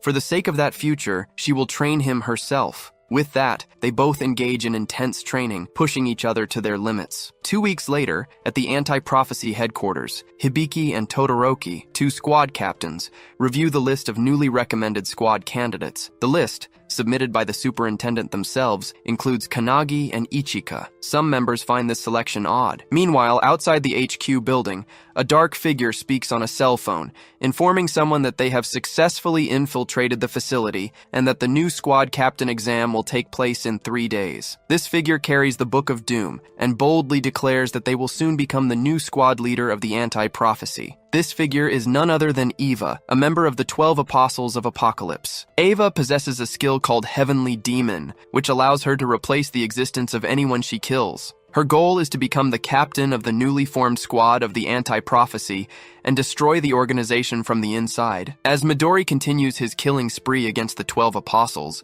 more than half of them have already fallen. Since they cannot defeat Midori head-on, they have decided to sabotage the Anti-Prophecy from within. Their motto is that they will do anything to fulfill the prophecy. 3 days later, at the grand training field of the Anti-Prophecy, the selection examination for the captain of the new squad is underway. As all participants gather, the instructor announces that there will be 4 tests, with only 4 people advancing to the final stage. The exam follows a point system. First place in each test earns 3 points, second place earns 2, and third place earns 1. In the end, the candidate with the highest score will be elected as the captain of the newly formed squad. The superintendent watches as the instructor urges all participants to give their best effort. In unison, they yell, "Yes!" Among them, Kanagi feels the weight of everyone's gaze. There are 8 candidates. Koki from the Yagarama squad, Akihina from the Yorizuya squad, Sonobe from the Yashima squad, Hisagi from the Kakabe squad, Sakazaki from the Tsarazaki squad, Shikami from the Todoroki squad, and Jiru from the Hibiki squad. However, the real danger lies in the fact that one of them is actually Eva.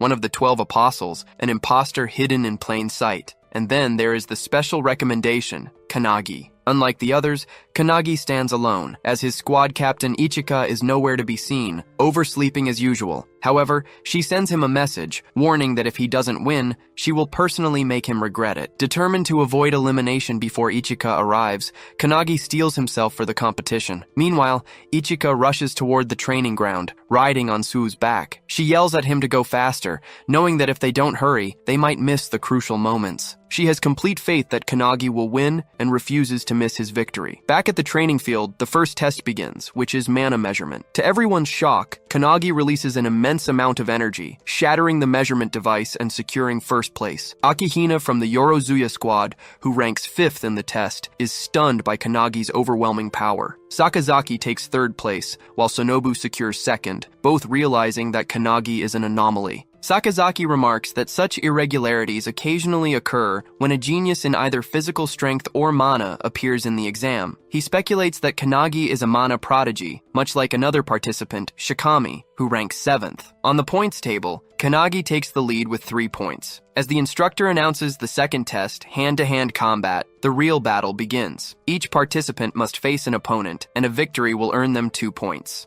As the instructor announces the first participant, Shikami voluntarily raises his hand, requesting to face Kannagi. Shikami is the strongest regular member in hand-to-hand combat and is also considered an irregular. When he was just 2 years old, he was caught in the emergence of monsters from another dimension. However, even as a baby in a cart, he single-handedly killed all the monsters, shocking his own mother. He protected her and became a legend. In the audience, Hibiki accuses Todoroki of cheating by sending Shikami into the hand-to-hand combat test. Todoroki argues that there is nothing wrong with choosing his strongest member, as Shikami is blessed with both magical talent and immense physical strength. He boasts that he has been training Shikami since he joined his squad, and to this day, no one has ever beaten him in hand-to-hand combat. Hearing this, Hibiki wonders if the match will end instantly, considering Shikami's combat abilities are practically unbeatable. As the fight begins, Shikami approaches Kannagi and asks if he has really been giving lessons to Hinata. Remembering the founders, Kannagi replies that he is merely a messenger. Shikami doesn't understand what he means, but continues, claiming that someone out there is advising and teaching Hinata, who is already a super genius. He adds that even without Kannagi's guidance, Hinata will surpass his current level on his own. Instead of arguing, Kannagi simply agrees with him, which only annoys Shikami further. Enraged, Shikami activates Violent Bite, transforming into a monstrous form. In an instant, with blinding speed, he lunges at Kannagi. Kannagi ducks just in time, but Shikami follows up with a powerful claw attack. Watching this, Todoroki is thrilled to see his fighter going all out. As Shikami swings with all his might, Kannagi sidesteps the attack. Seizing the moment, Kannagi shifts into Kudo's stance, grips Shikami's wrist, and with tremendous force, slams him into the ground. The impact erupts in a massive shockwave, sending rocks flying across the field and startling everyone. As the debris settles, both Kannagi and Shikami are airborne. The other participants are in awe. Despite Kannagi merely redirecting Shikami's attack, the sheer power of it was enough to devastate the entire battlefield. Even Kannagi himself is impressed by Shikami's strength, though Shikami assumes he is being sarcastic. Despite the powerful blow, Shikami lands safely on the ground, shocking everyone that he managed to do so despite the destroyed terrain. Akihina, analyzing the situation on his laptop, remarks that this outcome was inevitable. Shikami's physical boost is irregular, and the sturdiness of his body far surpasses that of a normal awakener. Regaining his composure, Shikami charges at Kannagi once again. Kannagi realizes that simply countering Shikami's attacks won't be enough to win. He needs to try something different. Activating his founder power, he delivers a light kick at the charging Shikami. He then multiplies the attack using the penetration technique, Luminance Kick, striking Shikami multiple times while he is still airborne. Everyone watches in shock as Shikami crashes to the ground, defeated. The instructor quickly intervenes, stopping the match before it escalates further, and declares Kannagi the winner, awarding him 2 additional points. The other squad members are amazed. This guy just physically overwhelmed Shikami, despite Akihina's earlier claim that he was an irregular. Akihina, now furiously typing on his laptop, hadn't expected Kannagi to be so exceptional in hand-to-hand combat. He initially assumed Kannagi would be eliminated naturally if left alone, but now, it's clear that Kannagi is becoming an obstacle in his plans. As Shikami regains consciousness and opens his eyes, he is shocked to see Kanagi casting some kind of spell on him while he lies on the ground. Kanagi reassures him that he is healing his wounds, which only astonishes Shikami further. An irregular in both mana and physical prowess, now capable of healing too? It seems almost unbelievable. Shikami, still processing what's happening, asks Kanagi if there's anything he can't do. This question makes Kanagi recall the time he desperately tried to bring back his fallen Makoto squad members, but failed. After healing Shikami for a while, Kanagi tells him he should be able to stand now. As they speak, a loud bang suddenly erupts nearby. Kanagi looks over and reveals that it marks the final match of the hand-to-hand combat exam. Shikami, now alarmed, wonders how long he's been unconscious, realizing it must have been quite some time. Kanagi calmly tells him it has only been 5 minutes. According to Kanagi, after their fight, the other battles started simultaneously. 2 of the pairs finished instantly, but Akihina and Hisagi are still fighting even after 5 minutes. Both remain determined,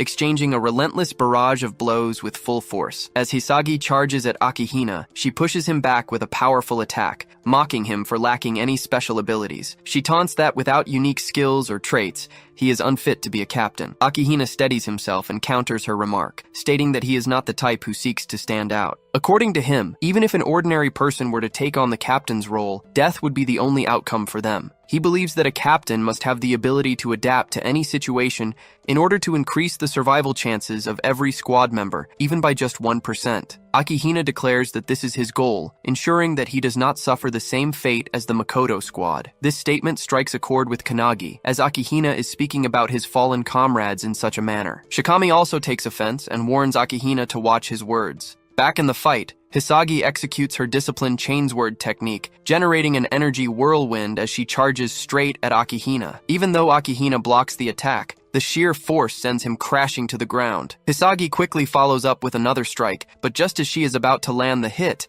Akihina unexpectedly surrenders. The instructor immediately stops the match, declaring Hisagi the winner, leaving her in shock. Another squad member quickly restrains her as she fumes with rage, furious that Akihina gave up so easily instead of putting up a real fight. Akihina, on the other hand, claims that he expected the battle to last longer, so he chose to preserve his energy for the upcoming tests. As he walks away, he knows that he could have defeated Hisagi if he had tried, but he does not want to reveal his full strength just yet, especially with Kanagi closely observing the fight. The second stage of the exam, hand-to-hand combat, concludes with Kanagi leading the scoreboard with 5 points, followed by Tsunobu with 3. The instructor announces a 30-minute break before the start of the third examination. He also reveals that in the next round, the 4 participants with the lowest scores will be eliminated. As the lunch break begins, Kanagi wonders about Ichika and Sue, who should have been there but are still missing. Meanwhile, outside the Anti-Prophecy headquarters building, Sue finally arrives, carrying Ichika. Exhausted from the effort, he is confused when she starts heading toward the courtyard instead of the training ground. When he questions her,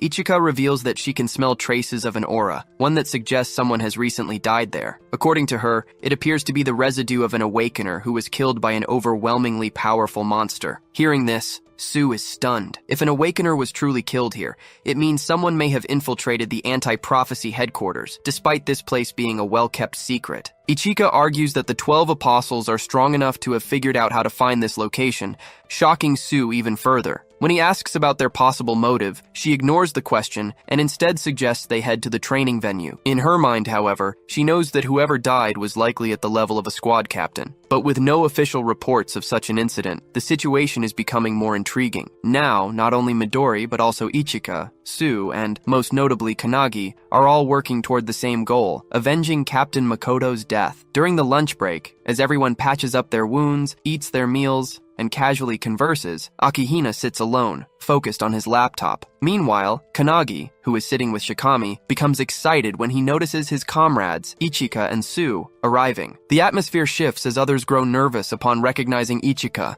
one of the 5 elite members of the Anti-Prophecy Special Task Force, alongside Midori. Sue, observing the gathered captains, feels uneasy. Ichika had claimed that a captain had been killed, yet all 7 captains are present on the training ground. Hearing this, Ichika smirks and calls Kanagi over to share something important. She tells him everything, shocking him with the revelation that one of the captains might actually be a member of the 12 apostles in disguise. According to Ichika, the probability is high based on the aura residue she sensed in the courtyard. The individual who died was undoubtedly at a captain's level, yet all captains are accounted for, making the situation highly suspicious. Logically, it should be impossible, but if someone is disguising themselves as the victim, then there is an imposter among them. Realizing the potential danger, Kanagi grows tense, and Sue agrees. The person who just killed a captain-level individual is standing among them. Sue fears that if they don't solve this problem soon, there may be more victims. If they leave it as it is, there's a possibility that a prophecy at the level where human extinction is certain.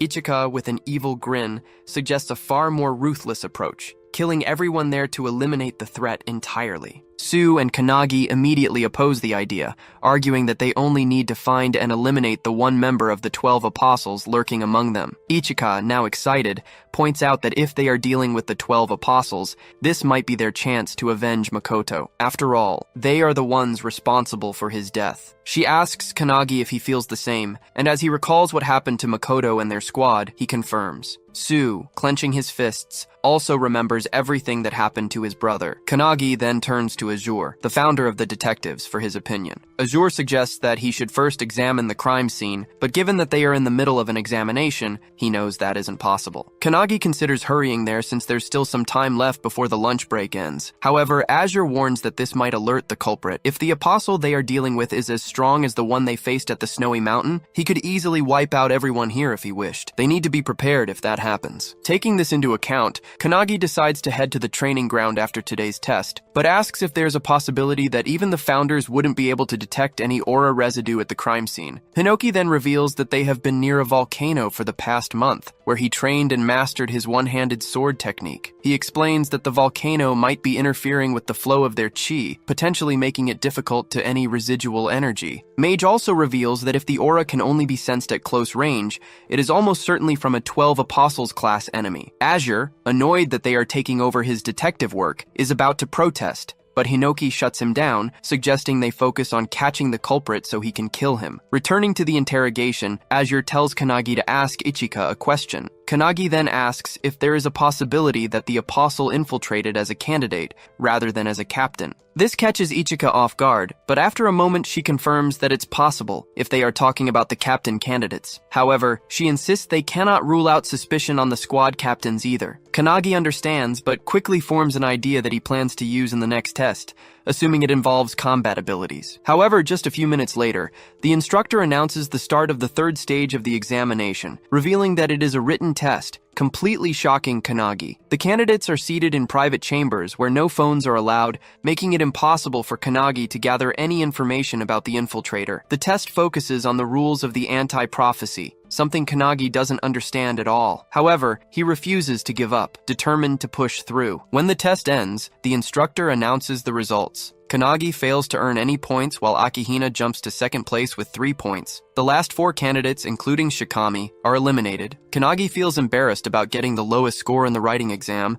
but as he stands there frustrated, Shikami walks up to him and encourages him, telling him that he did well. Both Kanagi and Shikami receive 0 scores in the writing test, but Shikami is especially frustrated about Akihina earning full marks. Despite this, he praises Kanagi for maintaining first place and assures him that he will be cheering for him in the second half of the exam. He wonders who will be selected as the new captain, and adds that after the captain is chosen, the superintendent will also evaluate whether the newly formed squad will function properly. Shikami explains that the minimum number of members in a squad is 7, meaning the captain must recruit at least 6 more members. He advises Kanagi to start considering which candidates he will recruit once he becomes a captain. Placing a hand on Kanagi's shoulder, Shikami offers himself as a squad member, emphasizing his strong physical abilities. Then with a grin, he walks away, wishing Kanagi the best for the rest of the exam. As Shikami leaves, Azure approaches Kanagi and tells him to visit the crime scene. However, something in Azure's confident tone makes Kanagi realize that he has already identified the culprit. Azure confirms this, but states that he still needs solid evidence to make an official deduction. He then declares that they will now go on the offensive against the 12 apostles. The mage explains everything that has happened so far,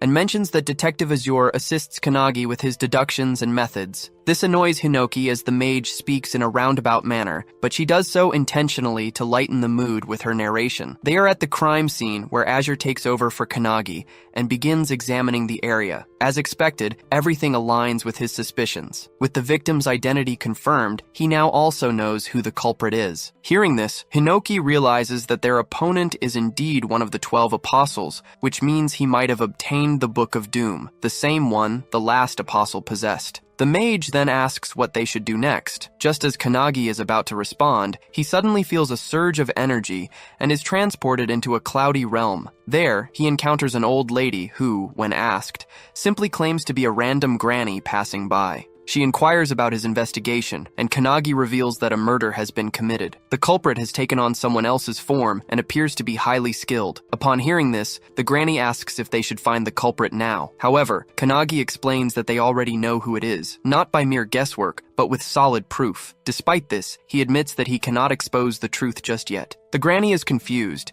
as she believes that revealing the culprit and eliminating them immediately would be the best course of action. However, Kanagi argues that while it may seem that way, there are actually 2 culprits instead of 1. He insists that it would be better to take them both down at once when they are in the same place. He decides to deal with it in the morning, but requests that the old lady, who is actually the superintendent, refrain from interfering and simply observe. She smiles, wishes him luck, and reiterates that she is just a passing granny who will not interfere. As she is about to leave, Kanagi reveals his name to her, prompting another smile from the old lady. Suddenly, a strong surge of energy rushes through him, and he regains control of his body. In a top-secret location, the assistant questions the superintendent, asking if it was wise to leave things as they are. The granny, however, assures her that she doesn't mind, as Kanagi seems close to the truth and appears to have a plan. She claims that she is merely interested in seeing what he will do next. She then orders the assistant to instruct the other officers to provide backup for Kanagi if anything happens. The assistant agrees, but admits that even after walking near the residual traces, she didn't find anything particularly interesting. Still, the superintendent places her trust in Kanagi's words. The assistant is puzzled as to why the superintendent has so much faith in him. In response, the granny reveals that it is because of the confidence and determination she saw in his eyes. The next day, as Kanagi walks through the woods, Shikami joins him, explaining the next test. This test will evaluate their performance based on how well they would function as a squad captain. Shikami already expects Akihina to rely on his strategic skills, but he expresses his support for Kanagi instead. Kanagi thanks him, but suddenly, out of nowhere, asks why Shikami deliberately dropped out of the examination. After a brief yet sinister pause, Shikami turns to him and claims that he changed his strategy midway. Instead of becoming a captain himself, he now prefers to operate in his own way under the command of a strong captain. Kanagi narrows his eyes in suspicion and accuses Shikami of doing it so he could eliminate all the promising members of the squad. Ichika is also present, hiding in the trees just in case. Hearing Kanagi's suspicion, Shikami openly admits that he has no problem killing someone if it is necessary for a replacement. He explains that during the third test, he struggled to write anything because his brain could only process and retrieve the information already stored in it, which is why he ended up with a score of 0. Calling himself a fool, he accepts that it would be better for him to simply eliminate Akihina's body instead. As they step into an open field, all the squad captains and members surround them. In the center, Todoroki is chained to the ground while Hibiki and another captain stand beside him. With her usual casual and cocky demeanor, Hibiki refers to Shikami as Mr. Apostle and asks him to introduce himself. Realizing his disguise has been exposed, Shikami deepens his voice and reveals his true identity, Eva, the 9th Apostle. Eva then explains her ability, adding that she can also extract information directly from a host's brain. She claims that she killed Shikami because he possessed the strongest physique among the contenders. Hibiki smirks and asks if Eva's goal is to sabotage the anti-prophecy from the inside. Eva confirms this but admits that since she has failed, she now has no choice but to kill everyone present. However, before doing so, she wants to know who first discovered her true identity. Hibiki points toward Kanagi, who is standing right beside Eva. With an evil grin, Eva glares at him and remarks that she never expected him to have the audacity to stand so close to her. Turning to face him, she radiates immense energy and demands to know who the hell is he. But how did all of this happen? Right before Shikami's body was taken over by Eva, Todoroki had told him that he would recommend him as a candidate for the new squad captain. This news excited Shikami greatly. immediately, though Todoroki cautioned him that the information was still a secret and would only be officially announced the next morning. Getting even more excited, Shikami joked that despite it being a secret, they were practically yelling it out loud, which would definitely inform others. Todoroki then reassured him, stating that Shikami was one of the strongest individuals there in terms of physical power and would undoubtedly make a great captain. Seeing this level of confidence in him, Shikami agreed, feeling determined to do his best. However, just as he was fist-bumping Todoroki, something slashed him into pieces. In an instant, Shikami was cut down right in front of Todoroki, leaving him utterly shocked and unable to process what had just happened. Suddenly, a deep voice echoed through the air, mocking Shikami's weakness and questioning if this was truly the standard for a squad captain candidate in the anti-prophecy unit. The figure then answered its own question, claiming that the squad had only grown strong thanks to artifacts and the one who had provided them. Stepping forward, the figure introduced herself as Eva, one of the 12 apostles, and declared that she was looking forward to their future. Walking up to Shikami's lifeless body, Eva activated her heavenly demon skill, taking complete control over it. As she is channeling her power, Todoroki, with his mighty punch Vajra, smashes her entire body into a splatter of blood. Tearing up in rage, Todoroki breathes heavily, but to his shock, he suddenly hears applause from behind him. The same Shikami he had just seen die is now clapping, praising Todoroki for managing to kill a 12 apostle with a single hit, just as expected from his master. Stunned, Todoroki turns around to see Shikami standing there, seemingly alive. However, before he can even react,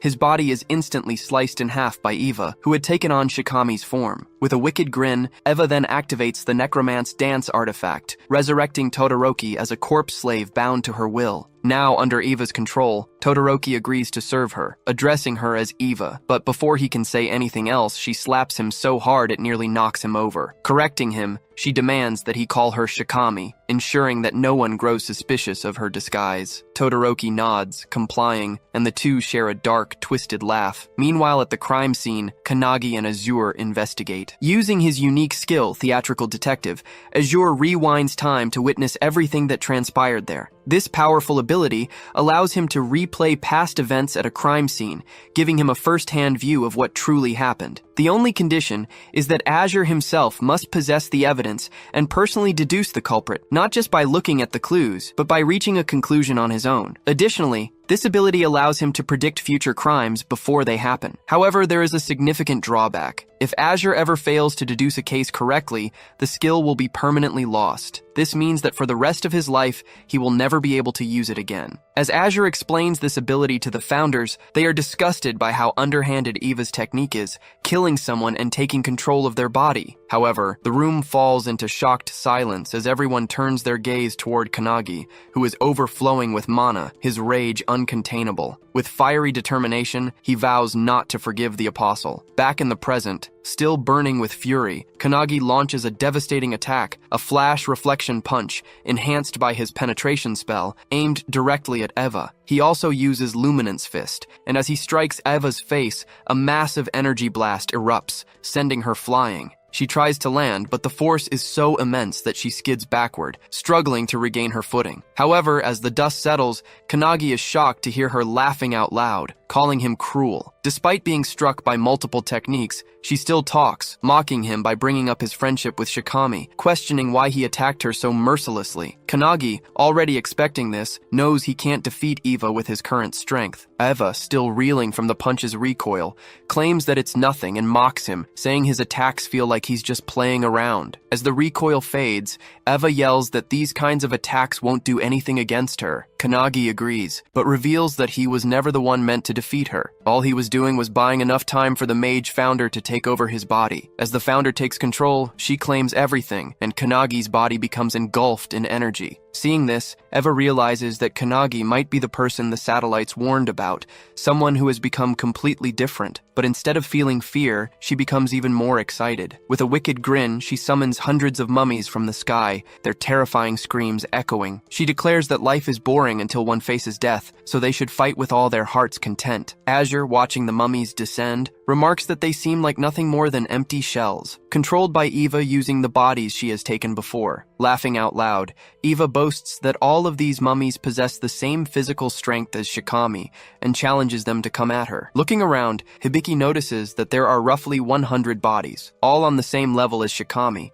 which shocks a candidate standing nearby. Kanagi, witnessing this from his consciousness, finds it disgusting that Eva is using the bodies of those she has trampled over. The mage, who is standing beside him, notes that he has changed, and so have the founders. As the mummies shoot toward the ground, the mage, controlling Kanagi's body, declares that Eva has underestimated him. With that, she unleashes multiple electric zaps, electrocuting all the mummies mid-air and shocking Eva. Mage takes it personally as Eva summons her minions and lets them free fall in front of her, forcing Mage to strike them before they land. As the burning mummies rain down from the sky, Eva is left confused, wondering what Kanagi just did. There are people who master unparalleled accuracy through intense training, but Kanagi simply used his skill without batting an eye and managed to hit every single target without missing. The mage instructs Kanagi to stand beside her and study her actions. Our boy finds it amazing that even though she is using a weak body, she can still cast all of her spells efficiently. Calling him closer, Mage explains that while Kanagi was only seeking power for himself, the founders, on the other hand, were eager to use their power through body. Kanagi is confused, unsure of what she is talking about. Mage continues, stating that even after everything, Kanagi, drunk on immense power, still felt closer to his goal, which was simply to become stronger. Meanwhile, all the founders are also drunk on Kanagi's unparalleled talent. However, after experiencing the tragedy of losing a friend,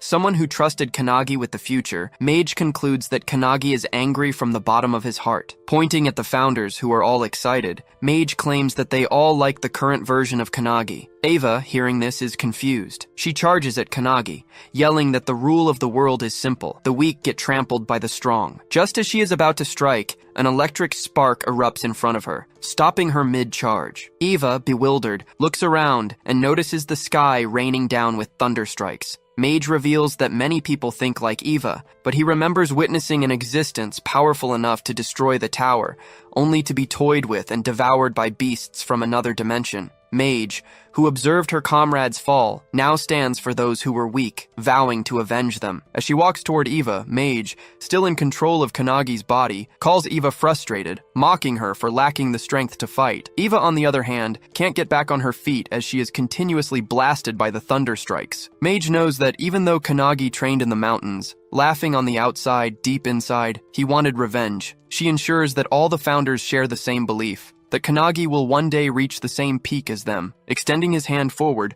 Mage assures him that if he ever needs help, they will lend it to him, and if he feels sadness, he should point to what caused it, and they will put an end to the prophecy. Without hesitation, Kanagi points at the airborne Eva, and suddenly, she is struck by lightning bolts that tear her body into pieces. Everyone is left in shock, while the instructor realizes that Kanagi resembles Midori when he was a child, a monster in the making. As Eva lies in pieces on the ground, she can't comprehend how this young boy not only destroyed all her minions, but also obliterated her body. Kanagi, walking toward her, asks if she now understands their strength, and states that he has a lot of questions to ask her. He adds that he knows many people skilled in interrogation and wants to talk to Eva about everything that happened. However, in a deep voice, Eva reveals that she can't fight Kanagi in her current form and admits that her boss was right about it. Suddenly, a coffin emerges from the ground, and Eva calls it her trump card. Kanagi is shocked, while Eva explains that hundreds of years ago, one of the founders, known as the 10,000-man army slasher,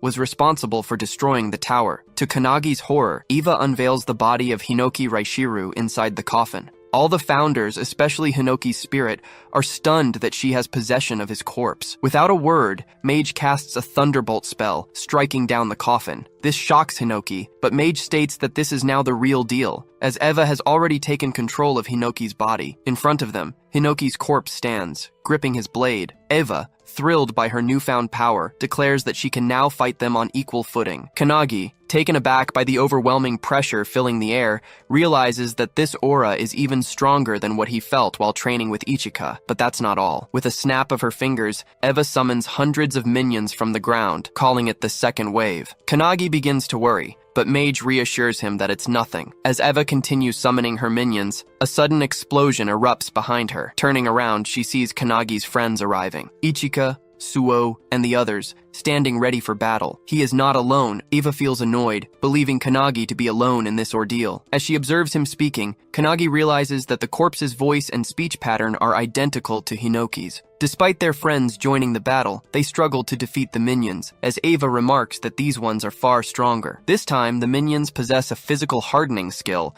and even when one of the members unleashes their full power, the attack leaves the minion unscathed. To their horror, each minion possesses a unique skill, making them formidable opponents. With their overwhelming numbers, the anti-prophecy members find it increasingly difficult to fight them head-on. Hibiki, who has been closely observing the battle, activates her sound visualization release skill, summoning a sound phoenix that obliterates a group of minions in an instant. However, despite her powerful attack, she remains wary, realizing that each minion's strength is enhanced by their individual skills. As if things weren't chaotic enough, Todoroki suddenly breaks free from his chains and slam dunks one of the younger members with crushing force. However, Hibiki reacts just in time, rescuing them from certain doom. Amidst all that, Eva is reveling in the chaos, thoroughly enjoying herself. She smugly declares that, in a battle like this, only the squad captains have a chance of survival. Hearing this, Kannagi turns to the other founders for their opinions, but they all remain silent. He then faces Mage and asks her to let him take control of the body for a moment. She is surprised by the request, but ultimately agrees. Taking control, he confidently mocks Eva, accusing her of underestimating his friends, something she should not have done. Meanwhile, Hanada finds himself surrounded by minions, but he recalls Lesson 7 from Kannagi. Channeling his fist technique, he summons a dragon, using it as both a power source and a foundation for his attacks. With explosive force, he kicks the hell out of every minion charging at him.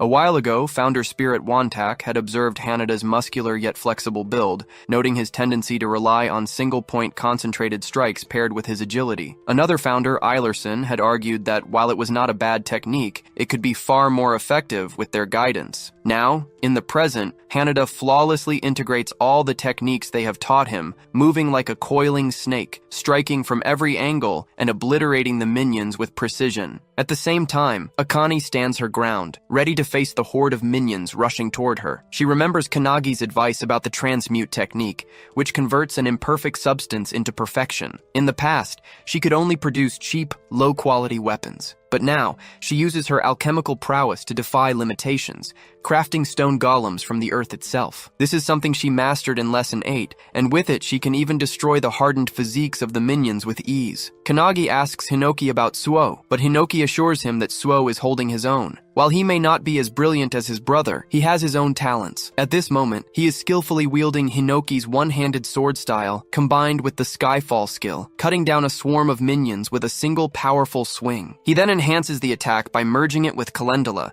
creating a flower-shaped slash that strikes the minions in a wide area of effect attack. Watching this, Ichika feels a sense of pride, impressed by how her student is seamlessly combining techniques and skills. However, in her opinion, Kannagi's feats remain unparalleled due to the complexity of his combinations. As she continues cutting down minions, lost in thought, she suddenly notices a massive fire tornado forming before her. The sight startles her, as this can only mean that the battle between Kannagi and the 12 Apostles has already begun. However, as she focuses on the fiery vortex, her shock intensifies when she realizes that Kannagi is fighting none other than the legendary founder, Hinoki. Eva charges at Kannagi, wielding Hinoki's one-handed blade style combined with the wave-cutting blade technique. However, our boy effortlessly sidesteps the attack with the precision of Goku in Ultra Instinct. Despite missing her target, Eva's strike completely obliterates the ground beneath them. Kannagi immediately counters with Mage's Thunderbolt attack, but it barely phases someone as powerful as Eva. She retaliates with her devastating Dice Slash skill,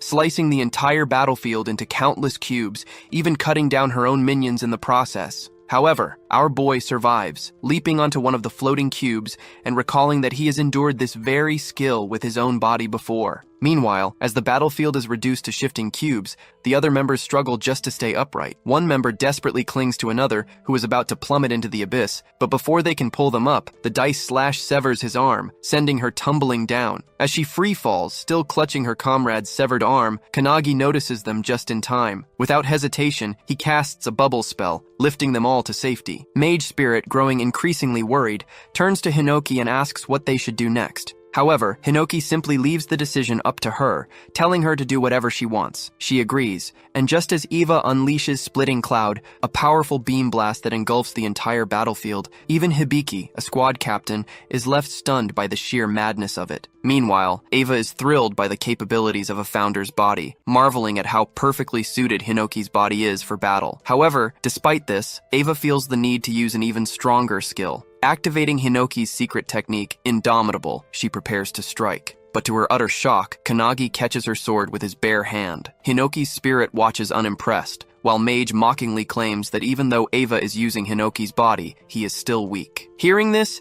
Eva shouts in frustration, demanding to know how a founder's legendary body could possibly be considered weak. Desperate for a stronger skill, she frantically searches through Hinoki's memories, trying to extract something more powerful. As she forces his way deeper into Hinoki's mind, her eyes begin to tear up, as if she has just seen something truly terrifying. Eva's tears stem from the overwhelming memory of Hinoki's past, back when he was still alive during the time of the towers. Just witnessing this memory pushes Eva to the brink of madness. In the vision, Hinoki slices through an entire tower with a single swing of his blade. However, despite this awe-inspiring feat, he grows colder and more detached with each passing battle. Eva struggles to comprehend how a mere human's wisdom and skill could reach such an unfathomable level. Hinoki's memories are filled with countless acts of destruction, severing human bodies, cutting down monsters, slicing through the sea itself, and even wounding the planet. The sheer weight of these memories crushes Eva's spirit, leaving her crumbling under the pressure. She desperately wonders where she should go, how she can possibly grow stronger, but the weight of it all is unbearable. Her very soul begins to fracture, feeling as though it's about to shatter into nothingness. Hinoki's spirit, unbothered and relaxed, simply remarks that Eva's spirit should just break apart. However, another founder quickly warns that if it does, it will go berserk, slaughtering everything around it. And to their horror, that is exactly what happens. Eva's spirit shatters. It lets out a piercing scream, so powerful that it is felt even in the distant city of Takasaki. The force of the scream triggers an immediate evacuation, as residents check their phones and discover that the source of the aura is coming from Nagano Prefecture, a staggering 100 kilometers away. Yet despite the distance, the shockwaves still reach them. Panic spreads as people fear that the end of times has arrived, or that a monstrous entity has emerged. Back on the battlefield, as Eva's scream echoes, the very rocks begin to levitate off the ground. The overwhelming aura crushes down on everyone present, weighing heavily on their shoulders. Weaker members begin coughing violently, their bodies pinned to the ground under the sheer force of it. Kannagi, witnessing this, shouts for Hinoki, but the spirit remains unbothered, still relaxing as if nothing is happening. He simply replies that he has left everything to the mage, and Mage agrees. Meanwhile, as Eva steps toward Kannagi, Mage raises her sleeve, revealing the seal of truth on her arm. With unwavering confidence, she declares that if she must use Kannagi's body, she will end this in just one strike. As she unleashes the seal of truth, Kannagi's body begins radiating with immense energy. Witnessing this, Akane is in complete disbelief. The alchemist spirit within Kannagi speaks, telling him that he and Akane must watch carefully. He explains that whether it is magic or alchemy, they are the pursuers of truth, and in this moment, Kannagi will reach one of those truths. As he continues speaking, Kannagi's arms become marked with the same seals that Mage once bore. The alchemist spirit wonders if Kannagi's body can withstand the fragments of truth, or if it will crumble under the weight of such power. Meanwhile, Eva's soul is already shattered into pieces, and the only thing driving her body is the lingering residue of her spirit. Yet the body moves instinctively, as if guided by primal urges, just like a wild animal. Hinoki, who was once mature and composed, abandoned his body to this state long ago, and to describe that phenomenon, they call it truth ignorance. As Eva grows more enraged, she unleashes a surge of dark energy, her aura twisting and distorting the air around her. Mage, witnessing this, foresees a future where the energy becomes so overwhelmingly powerful that it destroys everyone, including Kannagi, and even affects people far across the continent. Eva could very well be the end of the world in that moment. Kannagi, realizing the severity of the situation, recognizes the danger in the vision. Mage then activates one of her skills, Magus of Truth, a technique designed to counter the skills of its target. The technique is so powerful that the world itself can hardly bear its immense force. As Eva loads dark energy into her arm and swings it at Kannagi, he effortlessly stops the attack. To her shock, he grips her hand firmly. In that moment, Mage channels a burning light attack, creating a powerful burst of light between them, engulfing engulfing the entire area. As the dust settles, Ava is reduced to nothing more than a charred skeleton, while Kannagi still grips her hand. Mage, using Kannagi's body, calls out a final goodbye to Eva's dying soul, as her ashes are swept away by the wind. The other founders watch this with determination, but Hinoki rises, clearly annoyed by the fact that his soul and body are now completely separate entities. Mage smiles and turns toward Kannagi, asking if what he has just witnessed will help him in his training. As Kannagi takes control of his body again, he is shocked to see that the field is clear, with all of his comrades cheering for him, as if he had won against the monster. Ichika, however, is worried that he didn't use his sword at all, making her teaching seem to have had no impact. Hanada sighs in relief, while Suu praises Kannagi, saying that he burned that powerful enemy with just one attack. However, Akane has a deeper insight. She understands that Kannagi completely analyzed his opponent's skills and rendered them useless. This makes Akane's hands tremble, as she wonders if it's even possible for a human to reach that peak. Despite the uncertainty, she gains confidence, motivating herself that she will do the same. The instructor is now worried about the massive hole in the field, as it was only an examination, but things went south quickly and spectacularly. Even Todoroki is dead, which makes the instructor annoyed, knowing that he now has to conduct another exam like this. As the members are gathering themselves, one notices a strange, bright circle and becomes terrified. The instructor is also shocked, but to everyone's surprise, it's the superintendent. Kannagi, seeing the superintendent, remembers that it's the old lady from his consciousness earlier. The lady's assistant, who is with the superintendent,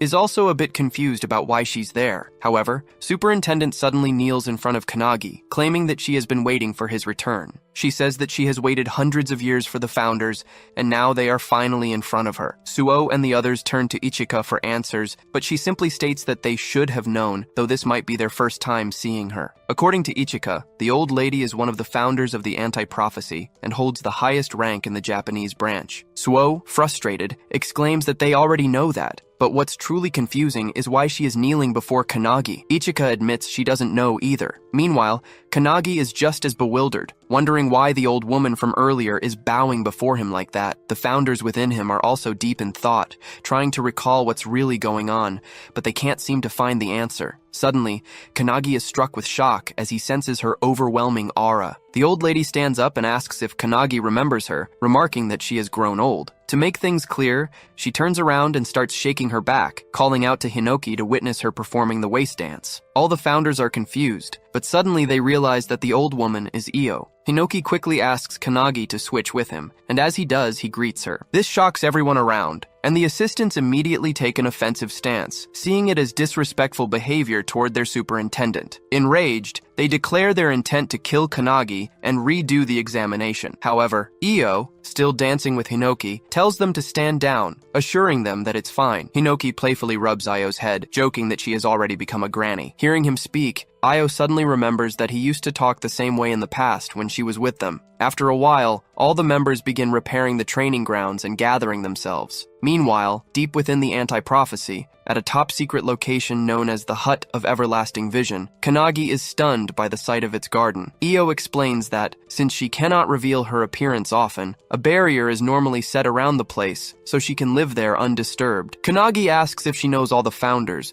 to which Io begins to explain her story. She reveals that she was an orphan, having lost her family during the era of the towers. The founders saved her and raised her. Kannagi is shocked to realize that she was just a child during that time. When Io mentions that it was 300 years ago, he is even more stunned, realizing that she is over 300 years old. She then reveals that she has been able to stop time using an artifact that freezes time as long as she remains inside the headquarters. Hearing about the artifact, Kannagi suddenly remembers them. Meanwhile, Hinoki's spirit explains to Valentine that the artifact functions similarly to her preservation skill. Valentine agrees, stating that in her prime she could have achieved the same feat with her skill. However, she wonders where Io obtained such a powerful artifact. Io explains that within the Anti-Prophecy, there is a secret division tasked with collecting artifacts, and their existence is kept hidden. However, she reveals that the facility storing these artifacts was recently attacked, resulting in the loss of a large number of them. In response, a special task force, including Midori, was formed to reclaim the stolen artifacts. The detective founder within Kannagi wonders if the attack was carried out by the 10 Apostles,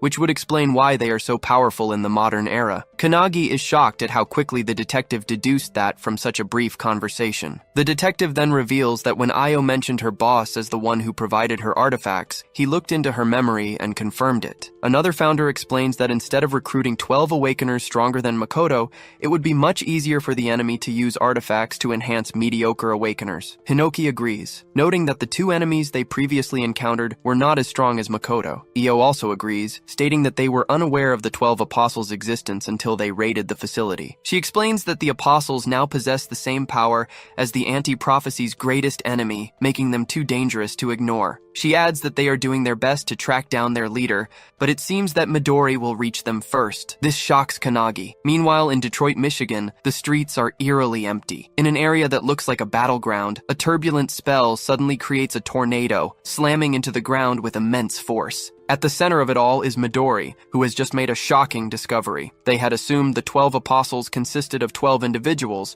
but there is also a 13th member. Watching him through an orb, a man lounging on his couch smirks, impressed that Midori has arrived earlier than expected. With a sinister tone, he casually asks whether Midori prefers a cup of coffee or black tea. Without hesitation, Midori chooses him to die, calling him by his true title, Number Zero. Midori launches another turbulence beam toward the floating Number Zero. The beam is so massive that, far away, another member of the task force, Nishina, notices it. Mikado, who is also with him, remarks that the city is already abandoned, so they should be fine, but he is puzzled as to why Midori is using such a powerful attack. As they discuss, they suddenly sense a strong attack coming their way. Just in time, they leap off the building, which is instantly sliced in half. The structure completely shatters into pieces. Landing on the ground, they decide to leave Number Zero to Midori, while they focus on handling Kamaragi, one of the 12 Apostles. Meanwhile, Midori grows frustrated, unable to pierce the bubble surrounding Number Zero,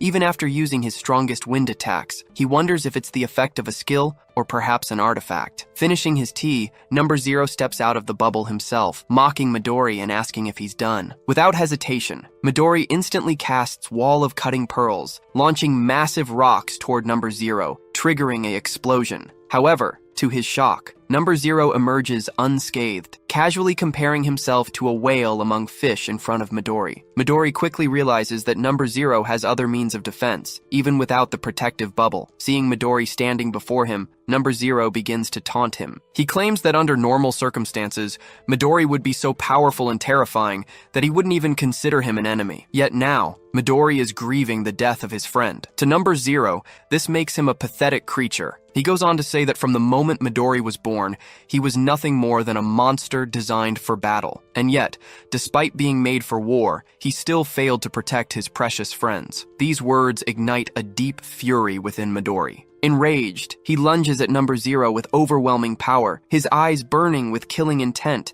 as memories of the past flood his mind, memories of what happened 23 years ago. At that time, deep in the mountains, Shinonome, a special task force member, stood in shock, staring at a brilliant surge of energy erupting from a massive crater. Yelling in disbelief, he realized that this was all that remained of the Midori family mansion. Superintendent Io is also there, witnessing the remains of the destroyed mansion. At the center of the devastation, something emits a tremendous amount of energy. As she steps closer, she realizes the source. It's a baby, radiating an overwhelming aura. The intensity of the energy makes them believe that the entire disaster was caused by this child's birth. Without hesitation, Superintendent Io rushes toward the baby, enduring multiple cuts on her body due to the sheer energy pressure surrounding it. Despite the pain, she pushes forward, finally reaching the child. She gently picks up the baby, whispering words of comfort, assuring it that everything is fine now. Feeling the warmth of Io's embrace, the baby slowly stops crying. As a result, the violent surge of wind around them dissipates, revealing Io, bruised and bloodied, yet firmly holding the child in her arms. She declares that this child will be raised by the Anti-Prophecy. Later, the baby is given a name, Midori. 9 years pass, and Midori, now a young boy,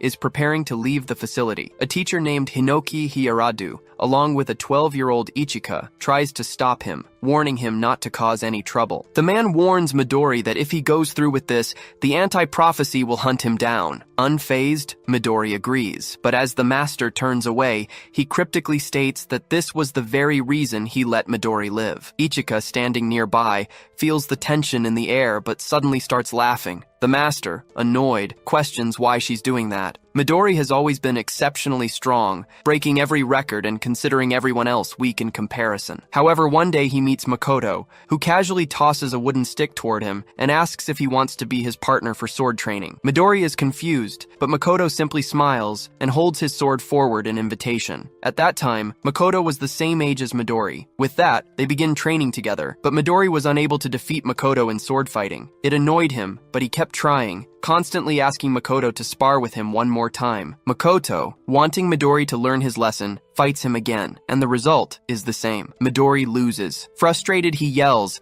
demanding to know why he can't win despite trying his hardest. Nishina, who is also present, reveals that Midori is too strong, which might be the reason. Midori doesn't understand what he means, as he is always losing to Makoto. A voice from outside chimes in, saying that it's a compliment for Midori. The voice belongs to Makoto, who at the time was 14 years old. Midori keeps breaking his wooden swords while fighting Makoto, so Makoto explains that even if Midori wins, he will still break his sword in the process. To illustrate the point, Nishina shows him an egg, explaining that when someone exerts their full power, it's difficult not to break the eggshell while holding it during a fight. Midori remains confused, so Makoto picks up the egg and throws it with full force. However, he gets shocked to see that despite hitting the ground, the eggshell doesn't even crack. Picking up the egg, Makoto explains that Midori just needs to balance his offensive aura with the aura that protects the shell, and it's not a skill, but something that comes with time. While he is explaining, Nishina throws all the eggs at the wall, and even after hitting it, none of them break. Midori is amazed, seeing that not a single eggshell shatters.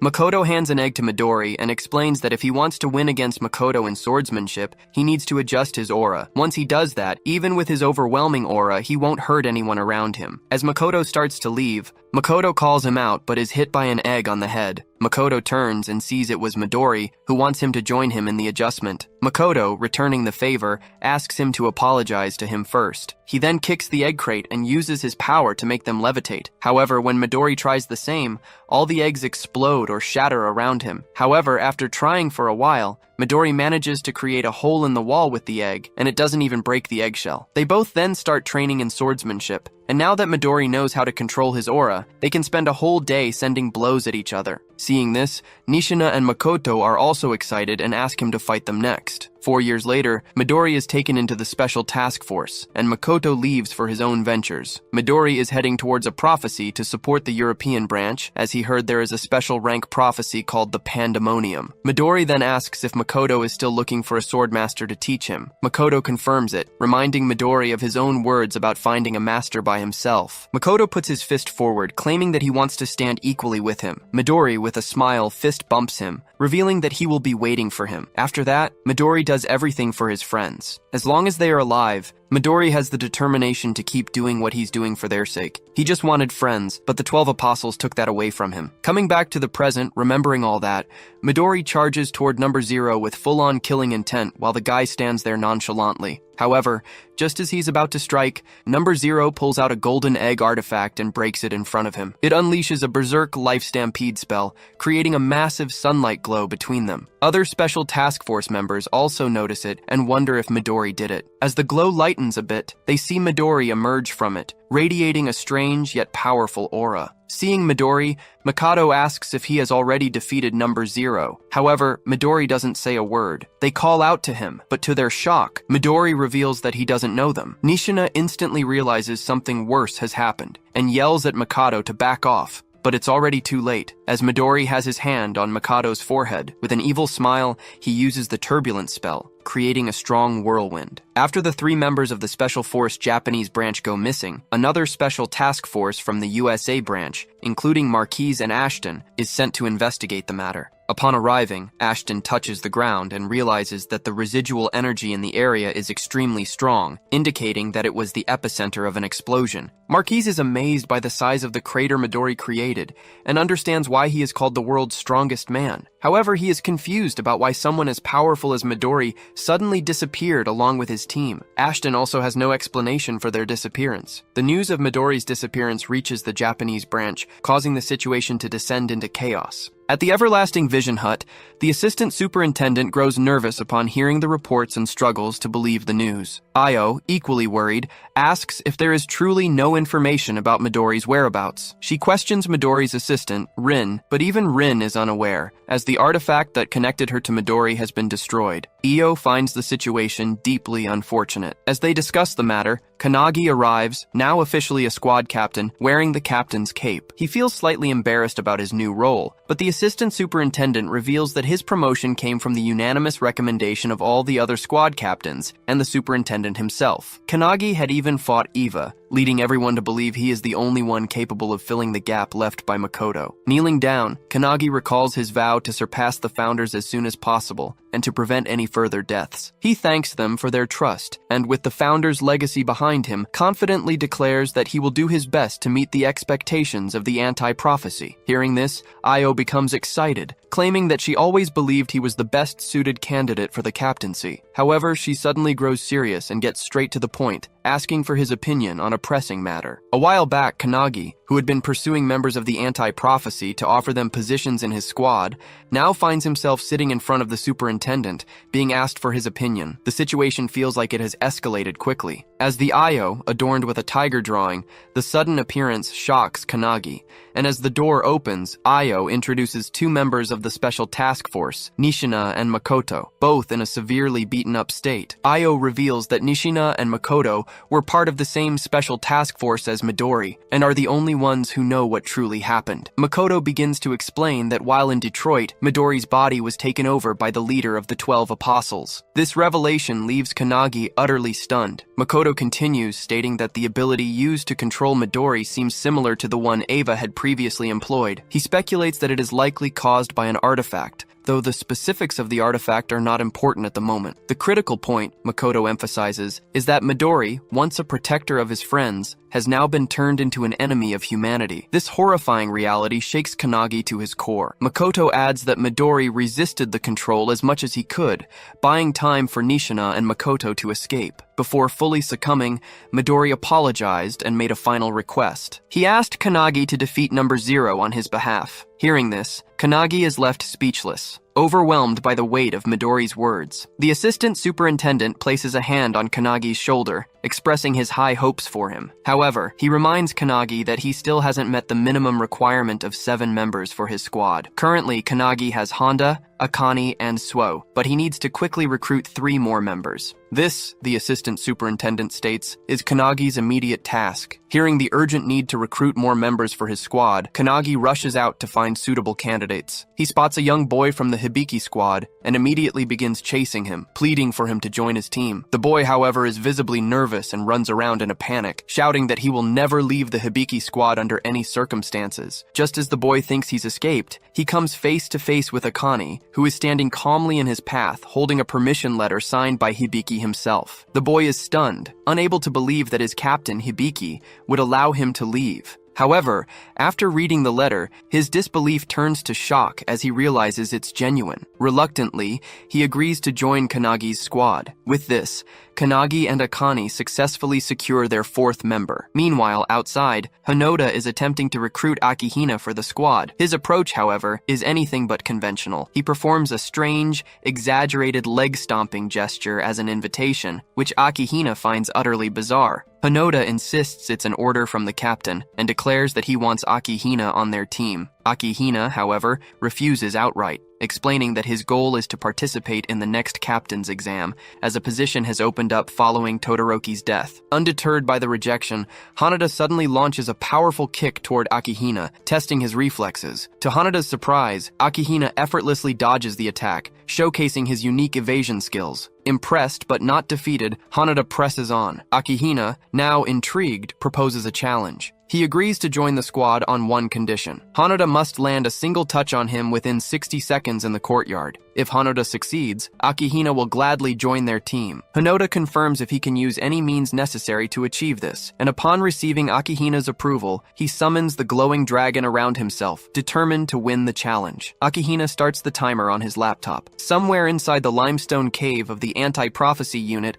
Akihina meets Captain Tsurukai, who appears to be fishing in a 17th dimensional crack called the Underjaw. Tsurukai reveals that sometimes he catches big fish there. Noticing Akihina, he asks if he is applying for the replacement exam for the Todoroki squad. Akihina confirms it, but states that he wants to be a captain who doesn't want to die. Tsurukai responds by telling him that his goal is still achievable without even becoming a captain. This shocks Akihina, who asks if the captain thinks he's not suitable. Tsurukai, reeling in a monster shark, claims that he believes Akihina is lacking something. Coming back to the present, Honoda is charging at Akihina, who is trying to avoid any physical contact. Despite getting inches close to him, Honoda isn't able to touch Akihina even once. Honoda is amazed, realizing that Akihina is using some kind of evasive skill to dodge his attacks. Akihina is using Omni-Egos, a skill he has tried to hide from everyone for a long time. His Omni-Egos allows him to teleport to a designated location within a 100-meter range. Although he needs to visit the target location at least once before the skill can be used,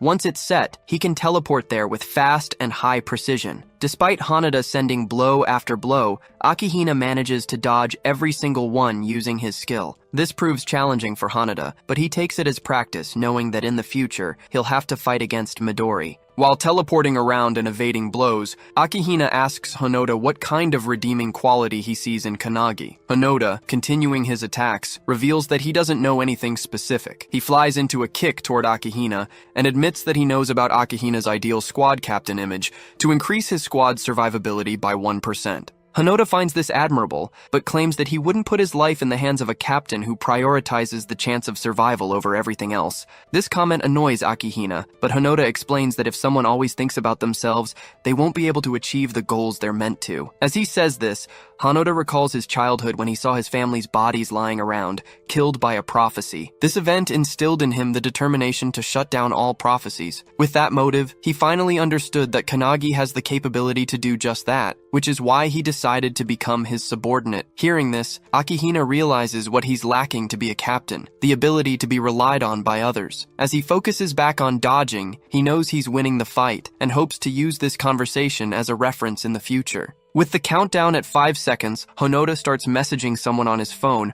claiming that someone is just on time. Akihina is confused when suddenly Suo, using his Calendula spell combined with Skyfall, strikes from above, destroying the entire courtyard where they were standing. This completely removes Akihina's ability to teleport, and Honoda seizes the opportunity. He leaps off the building and uses a flash kick to tear off a piece of Akihina's clothing. The clock hits 0, but tearing off the cloth counts as a touch, making Haneda the victor. He lands down while Suo asks if destroying the entire courtyard was worth it. Honoda brushes it off, praising Suo for his help. Meanwhile, in the background, Akihina is furious, but after typing something on his laptop, he calms down and agrees to join Kannagi's squad. Hearing this, Honoda and Suo high-five, while Kannagi and Akane bring in another member, Iryu, who is chained up. Kannagi, noticing the destroyed courtyard, is in shock, but Suo reveals that he's counting on Kannagi to write an apology letter for the damage. Honoda tries to calm everyone down, suggesting that Rin could fix the courtyard, but the main problem is that they still need one more person for their team. Akane doesn't know anyone else and asks if Kannagi has any recommendations. Kannagi points toward the special task force members, Ichika, Mikado, and Nishina, and reveals that he has already accepted them into his squad. From that day on, they are temporarily Kannagi's subordinates and will fight in his squad. Somewhere else, at the Watchtower, the remaining members of the 12 Apostles of the Apocalypse hold a meeting. Only 5 of them are left, but they are confident because they have the world's most powerful weapon, Midori's body. To them, it seems like they are one step closer to wiping out the anti-prophecy unit. Number 0 reminds everyone of their motto. Everything they do is for the sake of the emergence of prophecy in this world. Inside the prophecy research room of the anti-prophecy,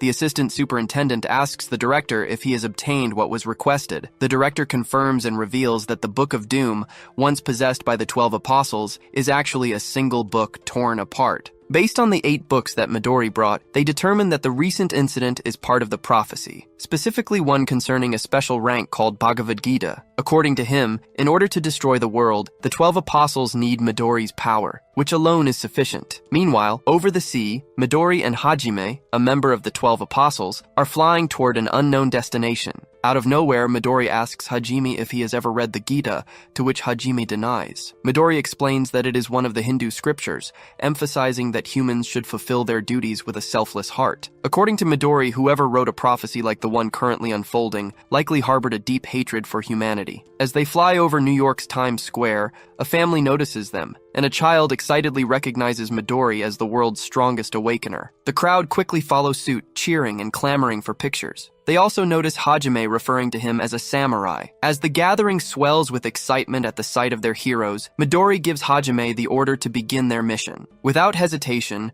Midori starts channeling an energy ball in his hand, while the crowd continues to cheer, unaware of what is about to unfold. As a father captures a picture of his child with Midori in the background, Midori suddenly unleashes the energy ball into the air, engulfing the sky completely. The ball transforms into a massive tornado, and from within it, the real Midori desperately yells at Number Zero to stop. However, it is already too late. Number Zero has already cast the spell Turbulence upon them. At the cafeteria of Anti-Prophecy, Kanagi is busy lecturing when Suo rushes toward him, urgently showing him something on his mobile. It is breaking news. New York is burning like hell due to Midori's attack. The report claims that an awakener has attacked and destroyed the city. Meanwhile, at the Everlasting Hut, the American branch superintendent, Vice, is screaming at Io to do something, furious that Midori has just erased an entire city. Io tries to calm him down, but the tragedy has taken countless lives in the heart of the world's economy, New York. She reveals that it is not Midori who caused the destruction, but rather the leader of the 12 apostles who is controlling his body. She further explains that they have already identified him as Warren Hastings, an Englishman. Io theorizes that he might be collaborating with invaders from another dimension. Vice is shocked by this revelation,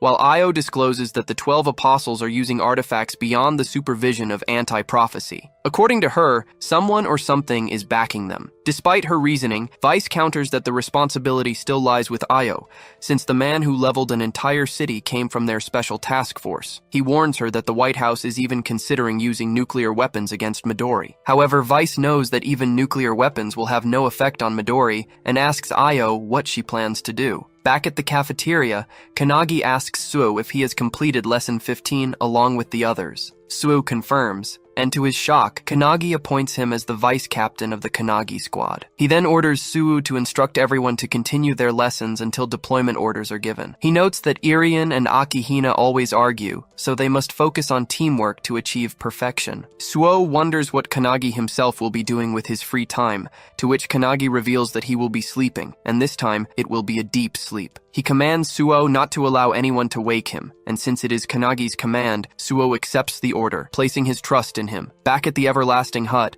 Io reveals she is planning to face Midori head-on with their strongest elite unit. Over at headquarters, Kanagi reaches his room and instantly falls asleep. In his dreams, he takes out his sword and starts practicing with Hinoki, while the other founders stand ready to teach him. However, to Kanagi's shock, Hinoki slashes him into pieces in a single flash. He regenerates immediately, only for Hinoki to cut him apart once more. Hinoki reminds Kanagi that he was the one who insisted on not holding back in training, so now he will devour him. Saying this, he charges at Kanagi with his full force. Another founder attempts to intervene, but Wantak and Mage stop him. Other founders argue that while short-term training might demand such extreme measures, Kanagi is dying too frequently, and his soul could soon be dispersed. Still, they all understand that Midori is the strongest awakener of this era, and the current Kanagi has no chance against him. It might be a desperate training method, but it is their only path to victory. The founder from before warns that there may be a limit to how much Kanagi can endure, but the alchemist reassures her, saying there is no need to worry. Kanagi is not a delicate man. Mage, witnessing Kanagi being sliced apart again and again, still believes that he will overcome this. Kanagi apologizes to Hinoki, feeling an immense pressure just by standing in front of him. It feels as if he's been thrown into a blizzard atop a frozen mountain. Regaining his breath, Kanagi stands against Hinoki once more,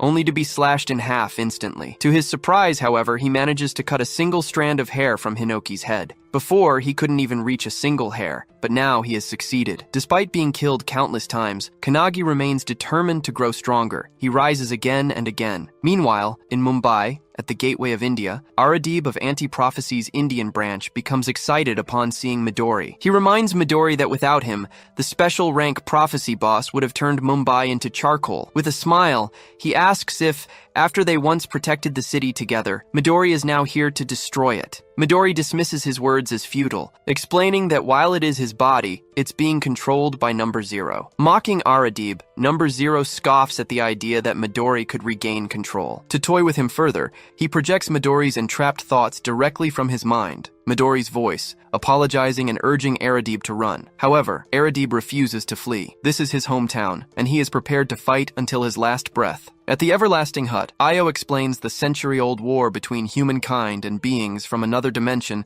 to the superintendent's assistants. During the Founder's era, the tower appeared first, followed by the crack and the prophecies. Throughout the long history of war, there have always been humans who collaborated with these beings to destroy the world. As she explains, one of the assistants, watching the news of India's fall, grows alarmed, realizing the enemy now seems to be heading toward Europe. Io expected this, but remarks it would have been preferable if they had gone straight to Japan. When the assistant asks why, she reveals that since Number Zero only recently took control of Midori's body, he shouldn't be able to fully harness its power yet. Io then turns to Tengen, her assistant, and informs him that he will also be deployed to the battlefield. Tengen responds with a joke about how they only use him for manual labor during peacetime. However, the real shock comes when Io announces that she will personally join the fight as well. Meanwhile, the Kannagi squad is in the final stages of preparation. They are the only true hope of defeating Midori, but until they are fully ready, Io orders the other squads to stall him. Hibiki and the other squad captains, visibly tense, ask how long the preparation will take. Io reveals that, according to Kannagi, he needs 2 days. She then announces their destination,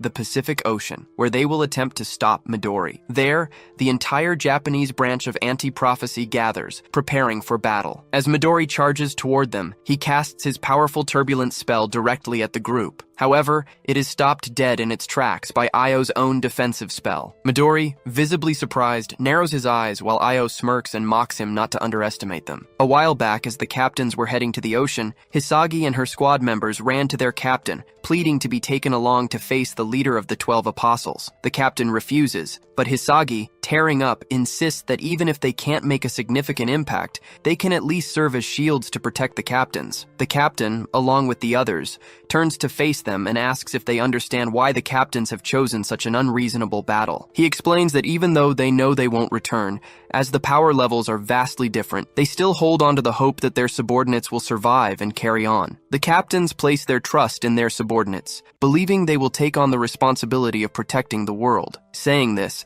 the captains leave their subordinates behind. While some break into tears, others steel their resolve, determined to protect the Kannagi squad until their preparation is complete. Even though their eyes are filled with sorrow, they know they must act instead of merely crying, and they must act quickly. The squad captains, along with the superintendents and assistants, teleport to the ocean, where they now stand face to face with Midori. As Io effortlessly blocks Midori's spell, the other captains watch in amazement at her immense power. Midori, too, is taken aback by this unknown ability. Number Zero, reading through Midori's memories, recognizes Io as the superintendent of Anti-Prophecy, a mother figure to Midori who has always kept her true strength hidden. Io, standing before him, declares that this is the first time in 100 years she has used her abilities on the battlefield. None of the captains have ever seen her unleash her full power before, but now, before their very eyes, she activates her 8-Ida mirror spell. This spell has 2 stages. The first allows Io to completely nullify any ability as long as she understands its effects, granting her a 100% defense rate. The nature of this ability is a direct countermeasure, combining perfectly with a mage's advanced analytical skills.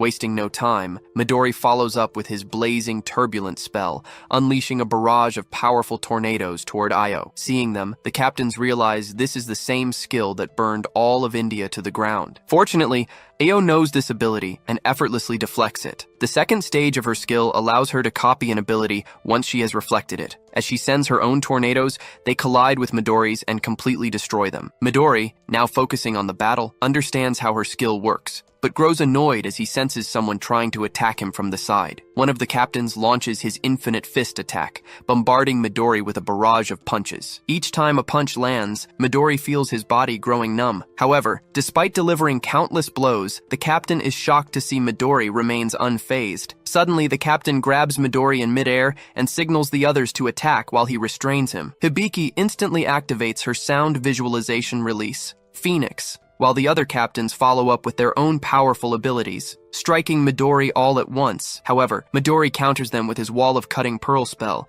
generating a massive blast of tornadoes that crashes into all the captains. As the smoke clears, Midori emerges unscathed, mocking Io for bringing weaklings to fight him. But just as he speaks, he senses a powerful aura above him. Looking up, he sees the superintendent's assistant summoning a massive, sun-sized energy ball, preparing to unleash it upon him. Midori immediately realizes this ability grows stronger the longer it is channeled. As he attempts to summon his own energy ball to counter it, the female assistant uses her Slave Maker spell, shackling his hand. Midori is stunned. He hadn't expected them to have an Warp Awakener. Now trapped in the shackles, he is unable to cast his spells. Meanwhile, the male assistant finishes channeling and hurls the massive fiery sphere toward the immobilized Midori. Seeing the attack closing in, Midori realizes he can't dodge it. However, if he unleashes his most powerful wind-based attack at the last moment, he might be able to lessen its impact. But just as he processes this plan, he notices another identical fireball coming from the opposite side, created by Io using her mirror spell. The lady raises her arms toward Leone's vault,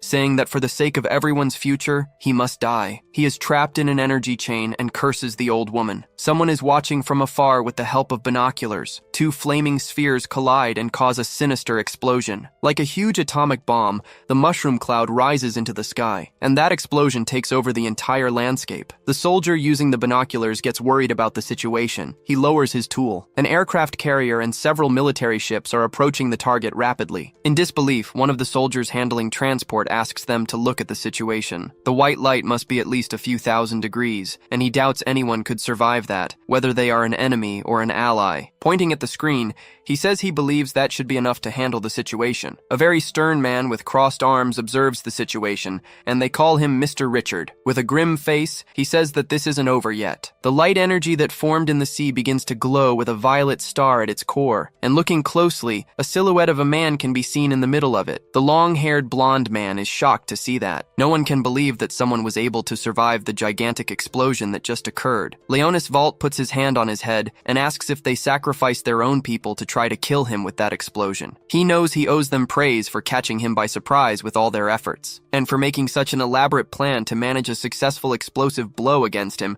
but he bets they didn't imagine what was coming next. He grits his teeth, trying to contain all the emotion in his chest. Then he starts yelling, telling them to look at him, because he is completely unharmed. The boy opens his arms and says he was just hit by a 1,000-degree fireball, and there isn't even a scratch on him. While the blonde guy boasts about surviving the situation, a crosshair begins to lock onto him, and at that exact moment, a troop of several planes starts hitting him with multiple direct shots to his body.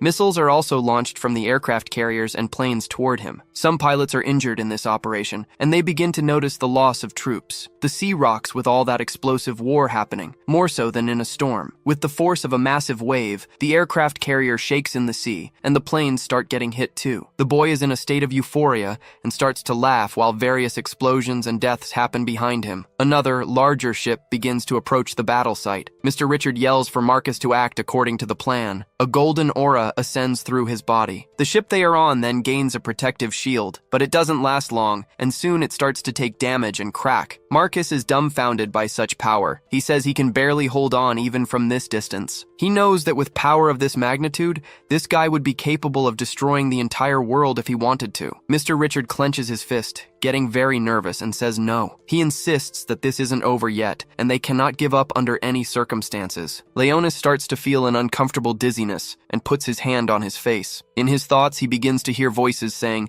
they knew he would use too much energy at once. Now he is in the company of a white-haired lady who asks if he finally ran out of energy. She holds an empty vial and calls the boy number 0. In another location, we see a small house with a thatched roof and a few people gathering. Setsuna asks if they have no chance against the guy by, but a blonde man with glasses tells her not to ruin their morale. She asks if she always needs to sugarcoat things for him. The boy gets annoyed, but the lady warns that they probably won't be able to defeat him anyway. The white-haired woman asks how the commissioner lady intends to stop him. She says that even without winning the battle, they can still achieve their goals. And to do that, they will need to use an artifact they possess. She picks up a vial with a liquid. This artifact is the sandglass cage, and it is now imprisoning Leonis' vault. He observes the bars of that prison and feels that it looks very familiar. The commissioner lady bets that he recognizes that cage, as it's just like the artifact he gave to his henchman. Leonis' memories come rushing back. He really has seen that cage before. It was used by the man who ended up losing his arm in that situation. He didn't imagine there was more than one of that artifact, but he maintains his posture and asks, so what? If he wants to get rid of that cage, he will need to use a massive amount of aura, but since he practically drained all his power, that will be impossible. With a dark look, Leonis stares at the old woman, and you can feel the hatred in his eyes. He lets out a small smile and asks if they are just finding a way to buy time, but this confuses him, because he says that trapping him for a moment won't change anything. The lady is confident and says he wouldn't say that if he knew what was on her mind. He has no idea what is coming. We can see 2 swordsmen training, and the lady continues, saying that if he just waits a few days, he will certainly witness something very interesting. Placing a hand on his chin, Leonis asks if she really thinks he doesn't know what they are planning. The blonde man asks if it's something related to a boy named Minato Kanagi. Io's expression changes instantly. She is shocked to hear that question. Pointing to his head, Leonis says he had enough time to fish out some memories from her brain. He asks if the lady knows what Midori Ichihara thinks about him,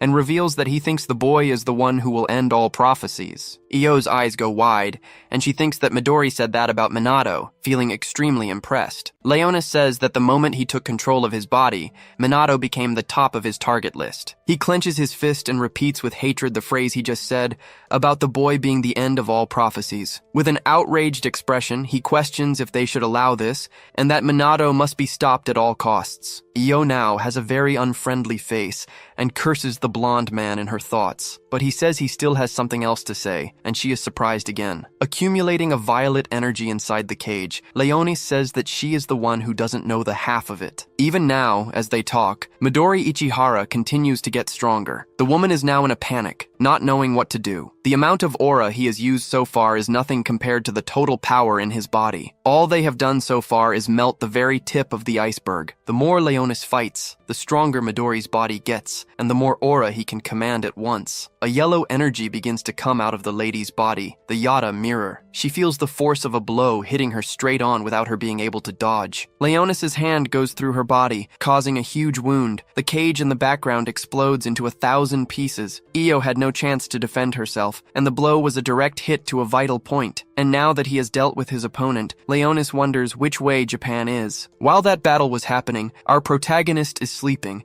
and the symbol on his hand begins to glow very brightly. The Japanese CPU did everything it could to try and imprison Midori, but their plan ended up failing miserably. Number 0 ended up learning how to release massive amounts of aura using Midori's body. A vortex of violet energy begins to form, and can be seen even from Earth's orbit. Leonis' power has grown significantly stronger. Meanwhile, in Japan, Shinji and Ichika are training, and he says he could feel a gigantic wave of dark aura approaching. Scratching her head, the girl with long black hair thinks the plan has failed. Midori is training, and they decide to return to the headquarters. Kurosagi is also in the middle of a fight, but can sense the different energy. Everyone at the academy becomes apprehensive and worried about what is happening. Ichika says they need to prepare to face the enemy. Shinji already readies himself to grab his sword. Meanwhile, at the CPU headquarters, inside the monitoring room, the woman with her hair tied up is desperate, asking if they are still waiting for the video images from the American fleet. Her assistant is working on the computers and says the American fleet was practically wiped out by the enemy, so she asked to see the satellite images. The woman is extremely apprehensive. She knows she can't use Raven Eyes at sea, and she wonders how the commissioner lady and her team are doing. A group of people appears behind her, and they call for Rin. She looks back, yelling for Shiki in a cry of concern. The group is badly injured. There are many people, and the white-haired girl says they need her recovery techniques urgently. Rin quickly approaches everyone, running as fast as she can. Her expression changes. She panics when she notices one thing. That Commissioner Io is extremely injured, unconscious. Shiki has tears in her eyes and says it's a very critical condition. Observing Observing Mrs. Io, it's possible to see that life is unfortunately already draining from her body. In recent memories, Mrs. Io asked Shiki to listen carefully. She said that their survival on that mission would depend on the girl. After going over the entire plan again, she said she needed the girl's help to stun the enemy while she and Tengen used the heavenly descent. Shiki gave a respectful bow and said she would give her life to ensure it, but as she was about to complete the sentence, she received a slap on the head which startled her. Mrs. Io got angry and said she was a fool and had misunderstood everything because she needs to stay alive no matter what to bring everyone home safely. She asked if Shiki understood that, because it is very important that she survive no matter what happens to her. Not accepting this, the white-haired girl tried to argue, but Mrs. Io made such a frightening face that it would silence even the bravest of stubborn people. With tears in her eyes, Shiki tries to express herself with a trembling voice. She remembers when she was just a child, and Mrs. Io took such good care of her and the others. She said she doesn't want to lose her. The girl recalls the woman's reassuring smile at that moment, and that afterward, she put her hand on her head trying to calm her down, saying that everything would be okay and she wouldn't let anyone die. Smiling, Io said that this was the main point of the mission they were about to execute. But now that calming smile is gone, and the lady is on an oxygen mask and extremely injured. The group mobilizes to try to heal her and save her life. Shiki yells for Commissioner Io not to leave them. She tries to pressure Rin, who is doing her best to help, but it's a complicated task. Her healing ability isn't working properly because of that artifact that stopped time for her. The woman with glasses and long hair tries everything to help, but says the most she can do is keep her alive for now. However, time only stays stopped for Mrs. Io if she is inside the CPU, so the idea of taking her outside comes up, but she is in a very critical state. But a very loud noise interrupts everyone's conversation. Tengen, Shiki, and the others are surprised. Tengen looks up and realizes they have already arrived. Outside the CPU building, someone with their head covered by a turban can be seen observing everything. He is accompanied by 3 other people besides Leonis Valt, who is wearing a frightening smile. Shiki has fire in her eyes and yells that she will end the life of every single one of those bastards. Rin warns her not to do it, but it's already too late, and the girl is gone. She appears near all those beings that emerged outside the CPU. With hatred in her eyes, she joins her hands and uses her spatial division ability. Shiki Kitamori's ability instantly connects different parts of space, allowing her to teleport between different places with extreme precision. But in large, open areas, this ability becomes very unpredictable and results in damage that can be catastrophic. Space and time begin to distort. The image of everything becomes confusing. Tengen is furious with the girl's recklessness and says that the commissioner lady is still there. Leonis Valt concentrates, observing the girl who just arrived at the battle. Then he calls for Hajime, who already prepares his next attack, holding his sword. He uses the artifact Relic of the Abyss, firmly gripping his sword and its sheath. Drawing his blade, he cuts space and uses the Kulika strike ability, causing a beam of light with his slash. This catches Shiki by surprise, and her eyes go wide. A part of the location is shattered like crystal, scattering various shards through the air. The girl's arm is severely injured by this blow. The girl in red lets out a little laugh and says that Hajime is truly relentless, making the villains almost feel sorry for the good guys. But while still holding his sword in a battle stance, Hajime tells them to stay alert. The swordsman looks out of the corner of his eye, suspicious. He realizes the good guys haven't been defeated yet, and he manages to locate Shiki. She is badly injured, but her friends have arrived to help her, and Shinji holds her in his arms, asking if she is okay. The white-haired girl doesn't let the injury shake her, and asks about the Kanagi unit. Leonis notices that more enemies have arrived for him, and he says he is getting really tired of swatting these little flies around him. Special Agent Ichika Hinoki holds her sword and already prepares to draw it from its sheath. All the enemies watch attentively at what she is preparing. An energy starts to come from the girl's body. She apologizes and says that her captain happens to be a sleepyhead and begins to approach. So until it's time for him to wake up, they will gladly be their opponents. The purple-eyed blonde man makes a disgusted face at the girl's statement. Leonis Valt is looking down on all the movement of the determined good guys, finding it very strange. He can understand why Makoto Suo's younger brother and Special Agent Ichika Hinoki are fighting him. His eyes scan over all his opponents, analyzing them one by one. He stares at Kaname and Eisuke and wonders why they are willing to fight him. There's nothing recorded about them in Midori's memories, so he believes they aren't a threat. So he questions why they would be risking their lives to this extent to save someone who is so far from their level. Kaname meets his gaze and gives a very suspicious little smile. This causes a peculiar unease in Leonis. He then begins to notice the boy's aura shining strongly. The blonde man gets in front of all his fighting partners, and stretching his hand toward the two, he uses his turbulence ability, and in the blink of an eye, they disappear. Shiki, who is injured on the ground, yells to everyone about what just happened, but the teammates also disappeared along with the disciples. She wonders if this is some kind of teleportation ability, and who was responsible for it. Kaname is overjoyed and strikes a pose, asking how he is. But suddenly Eisuke reappears and says he sent them somewhere else. He is holding a first aid kit and says he did this teleportation with his ability. Shiki is surprised by the young man's technique and asks how he managed to do that. Eisuke and Kaname start arguing because he says he helped too.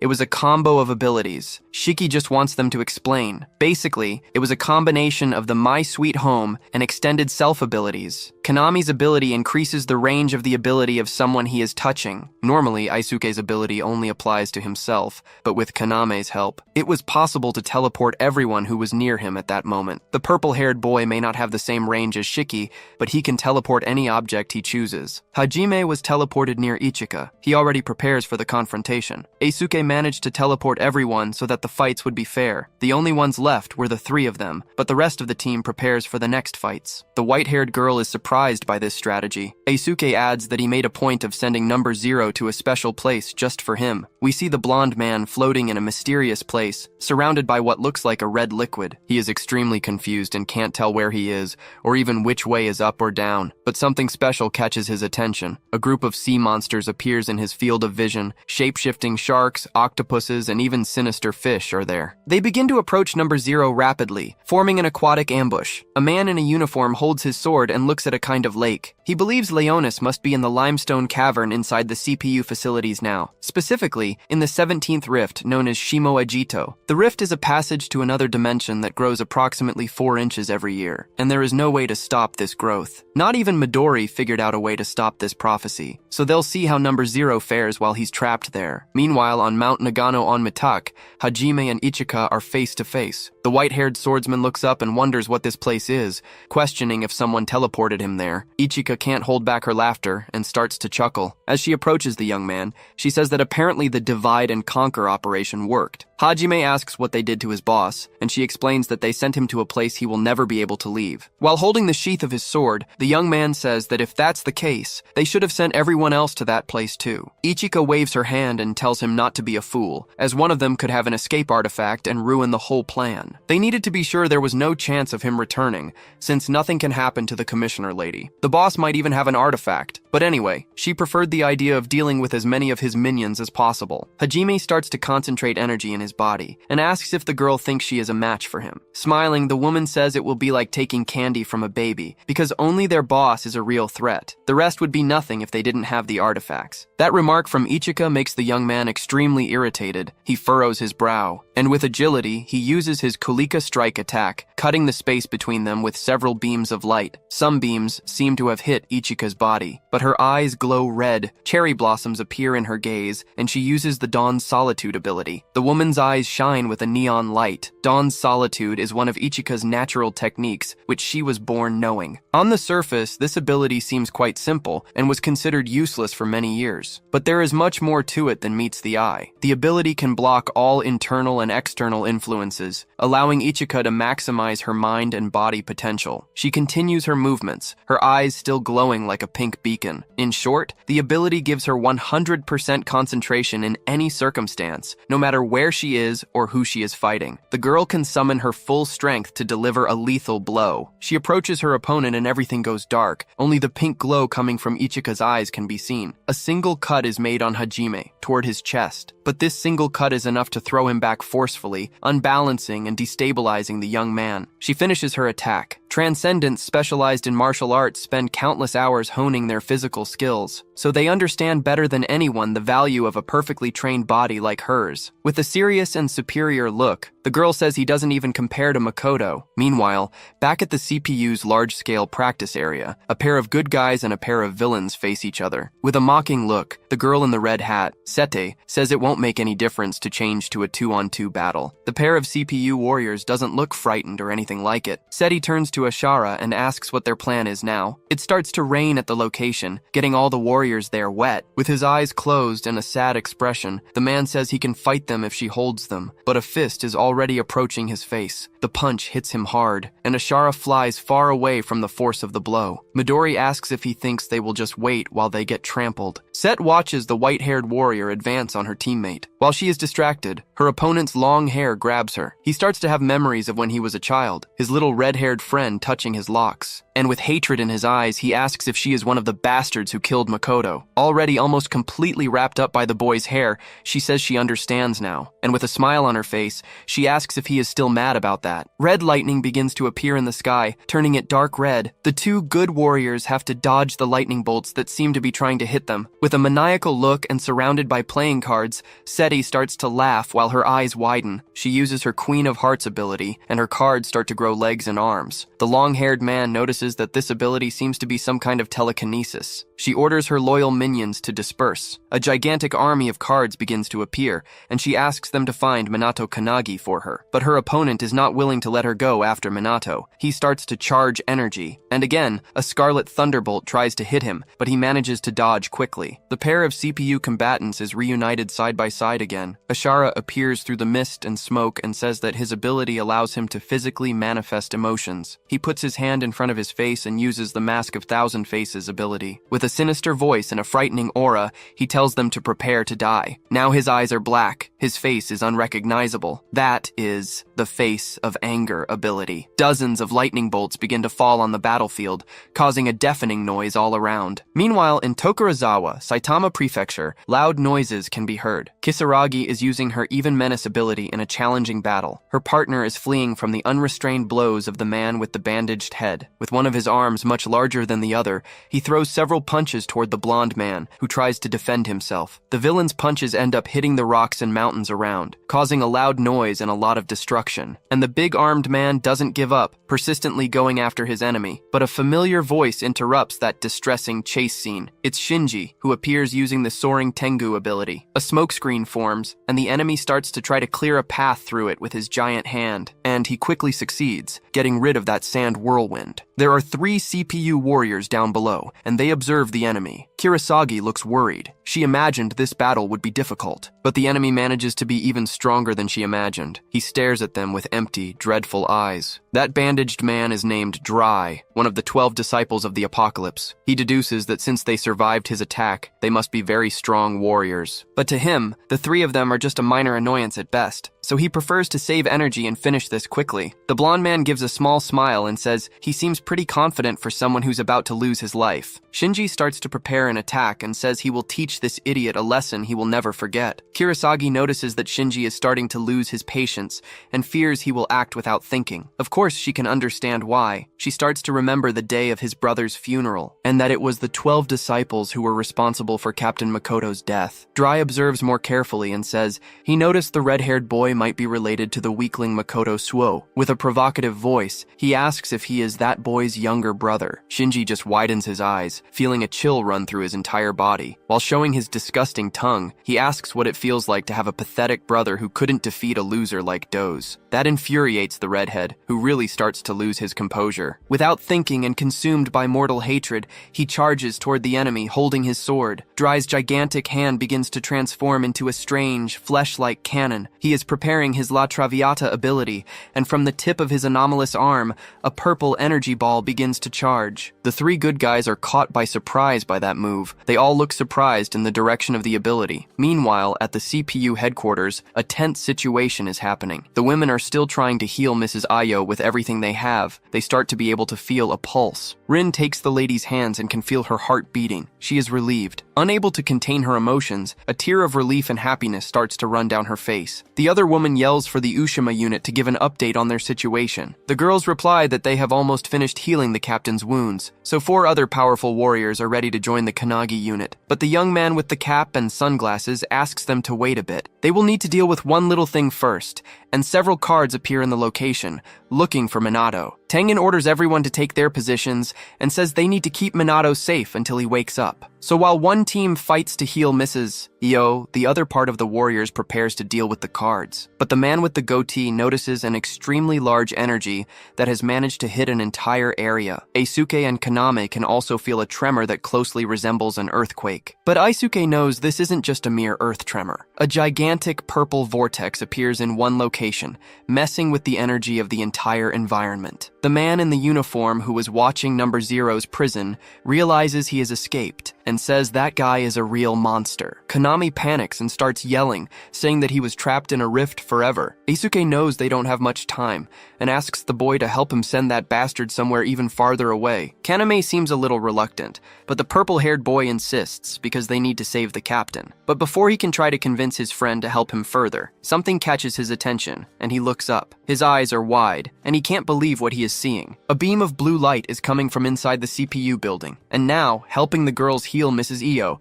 Kanagi Minato is there, passing energy to her. With tears in her eyes, still overcome with emotion, Rin watches the boy who just woke up. He is focused, his eyes fixed on Mrs. Io, determined to heal her. While helping with Mrs. Io's recovery, Minato asks how long he was out, and Rin replies that it was for a few hours. She fixes her gaze on the boy, curious to know how he managed to wake up so quickly. While they are with Io, Number Zero is escaping from his prison, and she asks if he is capable of defeating him. The protagonist looks at the girl and says, yes, he will defeat him for her. But first, there is one thing he needs to do, and his hair starts to change color. Now with white hair, he continues to pass energy to Mrs. Ivio. He asks her for forgiveness and says he didn't want to leave her waiting for so long. Believing that Minato must be strong enough to do it now, with the woman's help, he uses his sacred medical tome ability. An energy so strong it almost liquefies begins to flow from his body toward the lady. Sacred medical tome is an ability of Warrantine, the sovereign apothecary. It allows the user to instantly activate the supreme healing ability. Inside the imaginary medical tome in Warrantine's mind, the wound that was previously very severe on the woman's chest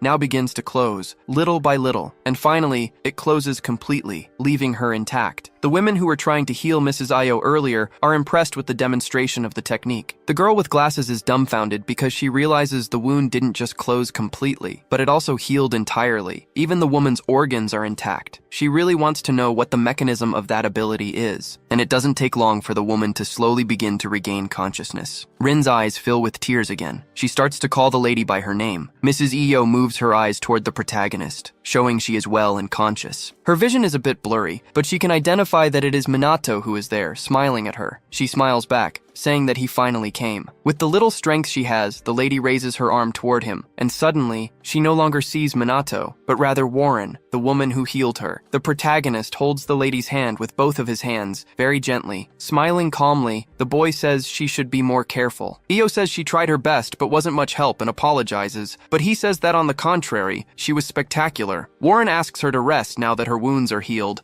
and as soon as she wakes up later, they can all have a meal together like in the old days. Then the memories of the two of them when they were very young surface, having fun and eating together. That memory makes Io emotional and her eyes well up. She agrees with her old friend's plan. Warren observes the situation from a screen and addresses the other souls who are there, so everyone is ready to continue the protagonist's actions. Meanwhile, a shower of cards with legs and arms begins inside the CPU building. One of the young men there grabs his sword and uses the metal reinforcement and thousandth blow abilities. With this, he uses his body's momentum to use the sword like a baseball bat, knocking the cards away as well as cutting them. Some little cards are chopped into several pieces, being defeated. The blonde woman uses her martial arts skills and the lethal chain blast ability. The two join forces to defeat those minions. The girl is giving it her all but only managed to knock out one card. This is very similar to when they fought Ava. Each of these minions is as strong as En Shikami. In fact, they are much more powerful than that. She fixes her eyes in a direction behind her, trying to protect herself. A 3 of clubs card lands a direct kick to the girl's face, sending her flying from the force of the blow. But with perseverance, she manages to regain her balance and hold on. Determined, she thinks that she refuses refuses to give up without a fight. A flood of cards approaches her,